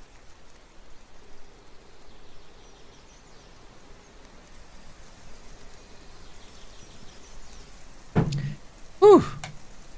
Anyway. Yeah, I think I've nearly drank 1.5 liters of water, so I'm pretty sure I'm good. We good. And when the valet reaches out with his perfume, I quickly take it and shoot her aside. This close, his scent fills me with the smell of white flowers, cocoa, cardamom, and almonds. It is intoxicating, and the sight of the two of us in the vanity mirror is picturesque and perfect. What is going on with you, Hannah? Can I help it if I feel a bit resentful that another person gets to do this for Luke every morning when I could have done it myself? No, I You're can't. dismissed, Shrokin. I have this. Go on then. You'll be summoned if you're needed. There's a curious look, furrowed brows before any sign that he cares. Any sign that he cares is wiped from his expression. Very well. If you need me, I'll be somewhere that isn't here. No, Johann, please don't leave. You could have let the man do his job. And I say there's no need for him. I can take care of you just fine, my prince. Just where are you off to this morning anyway? Hate the thought of him leaving me. What is going on with you, Hannah? Why did he suddenly turn it? Oh my goodness. It feels like an eternity without him here in this lonely place that doesn't feel like a home quite yet. Although the mansion is really growing on me, slowly but surely. I want to be at his side, yet he fails to see such an obvious thing. Where else? Why can't you just work from home? You can afford to, can't you? Business needs a firm hand and a personal touch, Buttercup. Besides, I can't stay cooped up forever in here.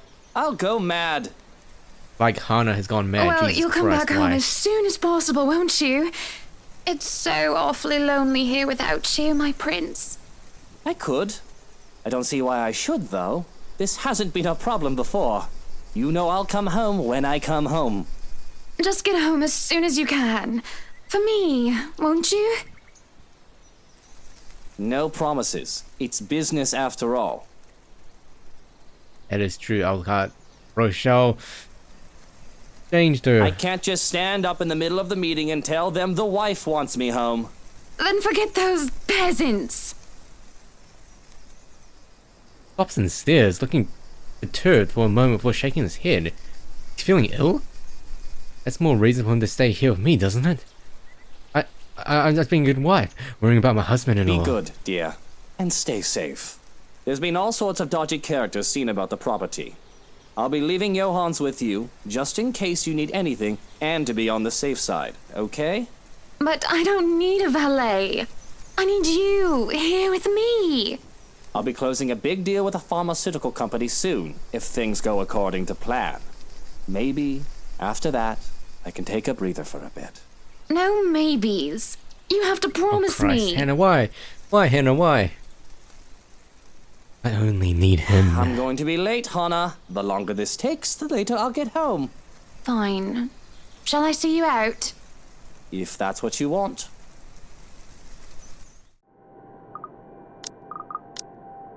At the front door, his valet waits, ready to accompany him for the rest of the day, when he's told to stay and attend to me. Still don't like it. Looks like he doesn't either. But I ignore him in favor of the one who really matters. I hold Luke's hand in mine and give him a deep kiss. It makes my heart flutter as I see the way his eyes close during a moment of passion. Parting for air, I can Have only a good smile. day, my prince. Right. Off I go. What has happened to Hannah? God damn it, this is not the way it's supposed to happen. Still don't want him to leave. He should just stay. Wherever. If you could let go of my hand, please, Hannah. It's just so hard to let go when I finally have him in my grasp. To watch him enter his car and leave pains me so. It leaves behind an aching, gaping hole like her hunger and need. I'm not content until he If returns. it fits you, breakfast is ready in the parlor, madam. If anything, I'll be in a foul mood until he Leave returns. and go practice your bloody sodomy elsewhere. Hey, don't be rude. Don't be rude to Johan. Come on. When I turn around to hiss at him to leave, he's already gone. That suits me just fine. I want to be alone, without anyone bothering me. I want to be alone with myself and my thoughts. With only these halls as company. These damned halls which will hold our memories, just he and I. There's no one else I need but my prince. Not some cheeky servant who's just living it up because he's Luke's right-hand man. Rubbish like him deserves nothing. He deserves to be thrown and locked in. Oh God. Without realizing it, my feet have brought me in here. This empty, lifeless room. The longer I stare at it, the harder it gets to breathe, as if the walls are moving in on me. Yet at the same time, it pulls me in, air whispering, and curiosity get the better of me as I look under the bed.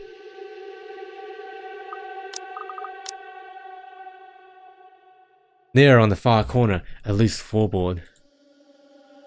The wood, despite having swelled and warped over the years, is strangely familiar, comforting in its feel. Though it's not merely what my hand searches for as I reach for it, it takes quite an effort, but soon I'm able to lift it.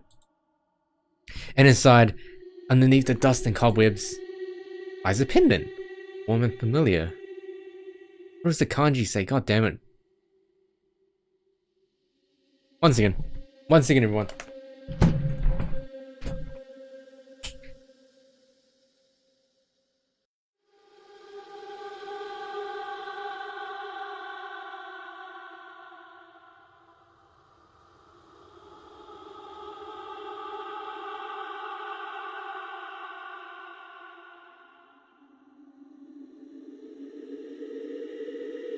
这是什么？不是那个虫子，这是一个人的名。哦，这是个人的名字。哎。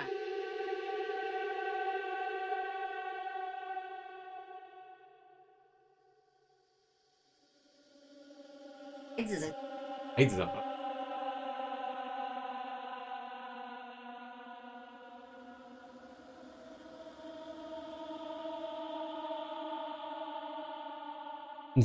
Okay, apparently someone's going to my mom, it's someone's name. Like, child. Or something like that. Huh. Interesting.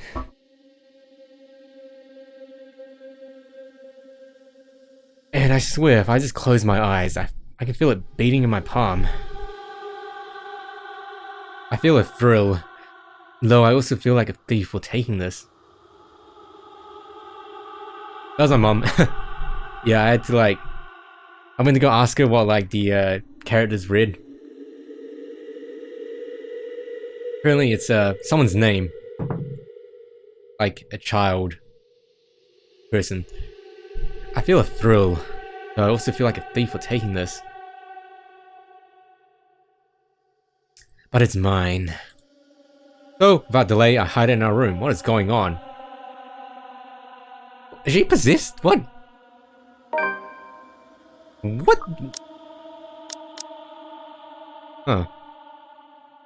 Hannah was being extra clingy to her husband and grew easily irritated whenever someone would go near him, including their butler. While wandering the mansion, she found an old locket hidden under the attic's bed. Ecstatic over her rare find, she immediately wore it, replacing the Evans heirloom she had always... What? In front of the vanity, I see the ways my eyes shine as I remove the clasps of my old necklace and put on this new one. Oh. It's a lot better than the old one. I can feel it as it weighs on my chest. What is going on with this plot? Right where it belongs. Oh Christ. Oh my god. Oh. Thought. Oh. Whew.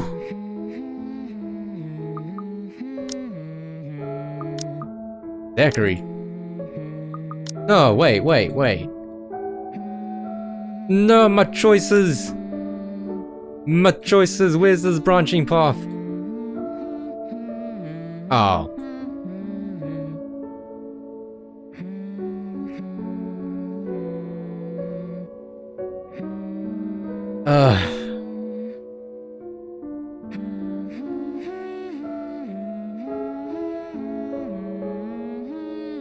I mean, we can do Zachary tomorrow, but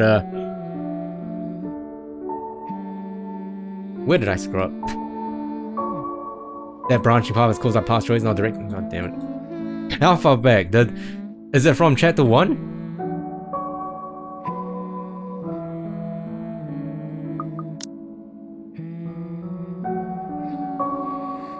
I've chosen a lot of top answers. I've chosen every single top answer.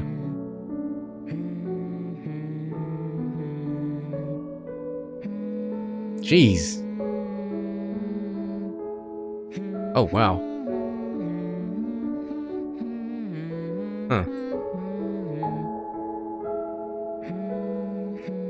Yeah, sure, fine. Yeah, which one? P sign.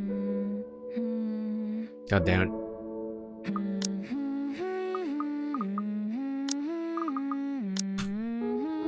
Whew.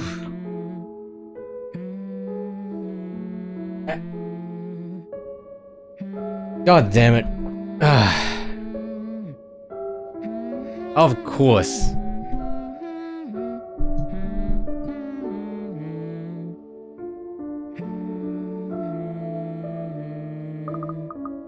That's what you get for being curious about the death scene.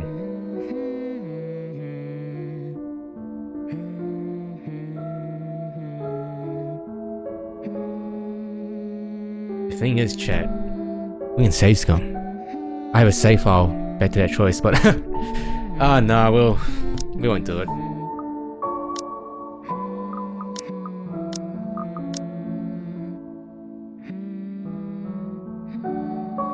And the head choice you didn't choose is affected by relationships, so that one has two possible route endings.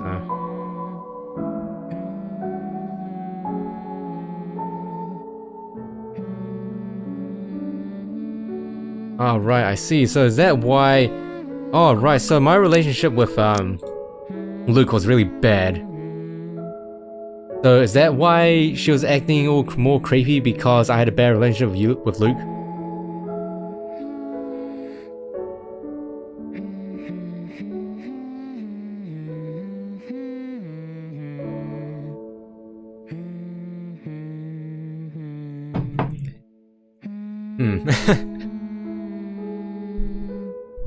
Well,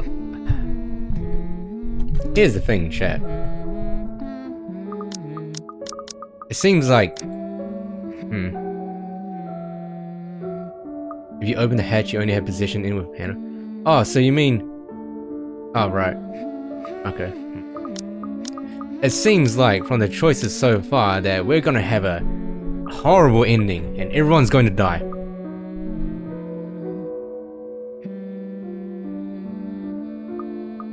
I see. Everyone's gonna die. I hope you're looking forward to that.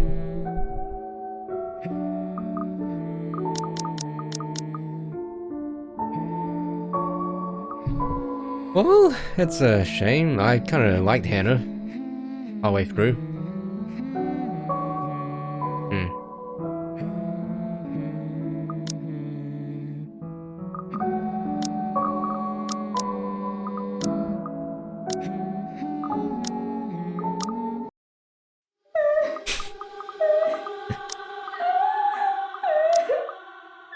No.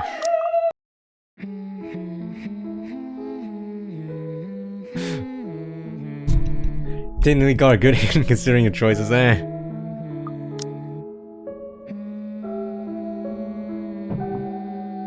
Oh boy.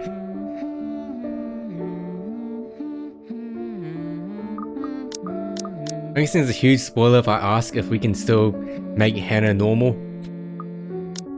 That's it, right? She's forever possessed, and that's the end of her story. Zachary. See what happens if you didn't open hatch when you finish the game? Okay, I guess. Alright. 31 years old, huh? 6 feet. Before his parents' death, he lived in New Jersey where his family owned a diner and bakery. He and his older sister were orphaned due to a hate crime, and they were forced to move to England where their grandparents lived. Let's go back to chapter 1 to get the best thing. Oh jeez. Oh jeez. Now I'm guessing the best ending has like a lot of different dialogue, right? He had loved cooking and helping out. Forsen E is the top emo. Is that his... Is Forsen E the haha one, or is that the... Or is Forsen E the smug eyebrow raised one? He had loved cooking and helping out with their older diner, but grew lazy and disinterested after the incident. It did not help that he was one of the few blacks in the predominantly white community at the time. His passion for the visual arts was sparked when he found old Polaroids and old Polaroids and home movies of his parents. Freelancing helped pay his rent, but the man long set his sights on the indie film scene. It was during the creation of his first documentary that a robbery occurred and Ashton was there to investigate. Being in the wrong place at the wrong time led to Zachary being placed as a suspect, but the rookie detective helped him clear his name, I see.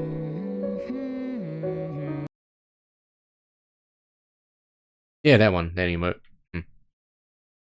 The goddamn purple lady face by Moon Moon.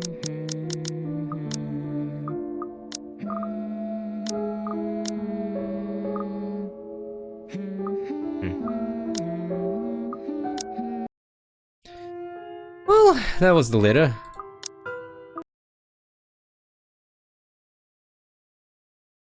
Well, this time, it's not bad. 5 hours of the letter, it's not too bad. So we finished 2 chapters today, right? So we finished Isabella and we finished Hannah, even though Hannah is pretty much a devil now. I'm sorry. I'm sorry to all you Hannah lovers out there. I mean Hannah lovers. I'll see, the game's pretty interesting. How long have I been playing it for? Been playing it for 8 hours. Anyway, I'll see if I can pick this up tomorrow. It depends though. If TGI video games is still Monster Hunter, then I might stream. But then if it's anything else, like if it's something interesting, then I will probably watch that instead.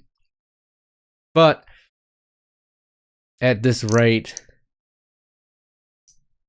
it's most likely looking to be another day of TGI Monster Hunter World with Cry, Rust, Solo, and Snake. So yeah, So stream elements, I guess I could check that out. Anyway, that's for a different time, so thank you all for watching. And I will see you, let's see, maybe tomorrow. If not tomorrow, then Okay, so how long did that take? Like 3 hours or 4 hours to? It took like 3 or 4 hours to finish one chapter, right? So that means we probably can't stream it on Saturday before late night because 2 hours is probably not enough time to go through one chapter. Oh boy, Zax is longer.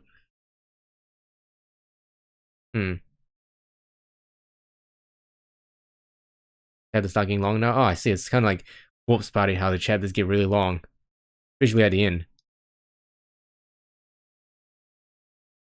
I was thinking of doing like, you know, one chapter a day, and with judging how long this one chapter took, it might take a while to finish the game. We'll see. We'll see when I finish the game, my first playthrough, and then we might, you know, might get the good ending. I don't know. We'll see.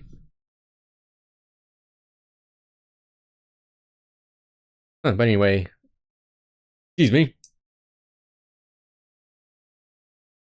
Rebecca Onward is definitely too long to finish in one stream. Really? Is that long?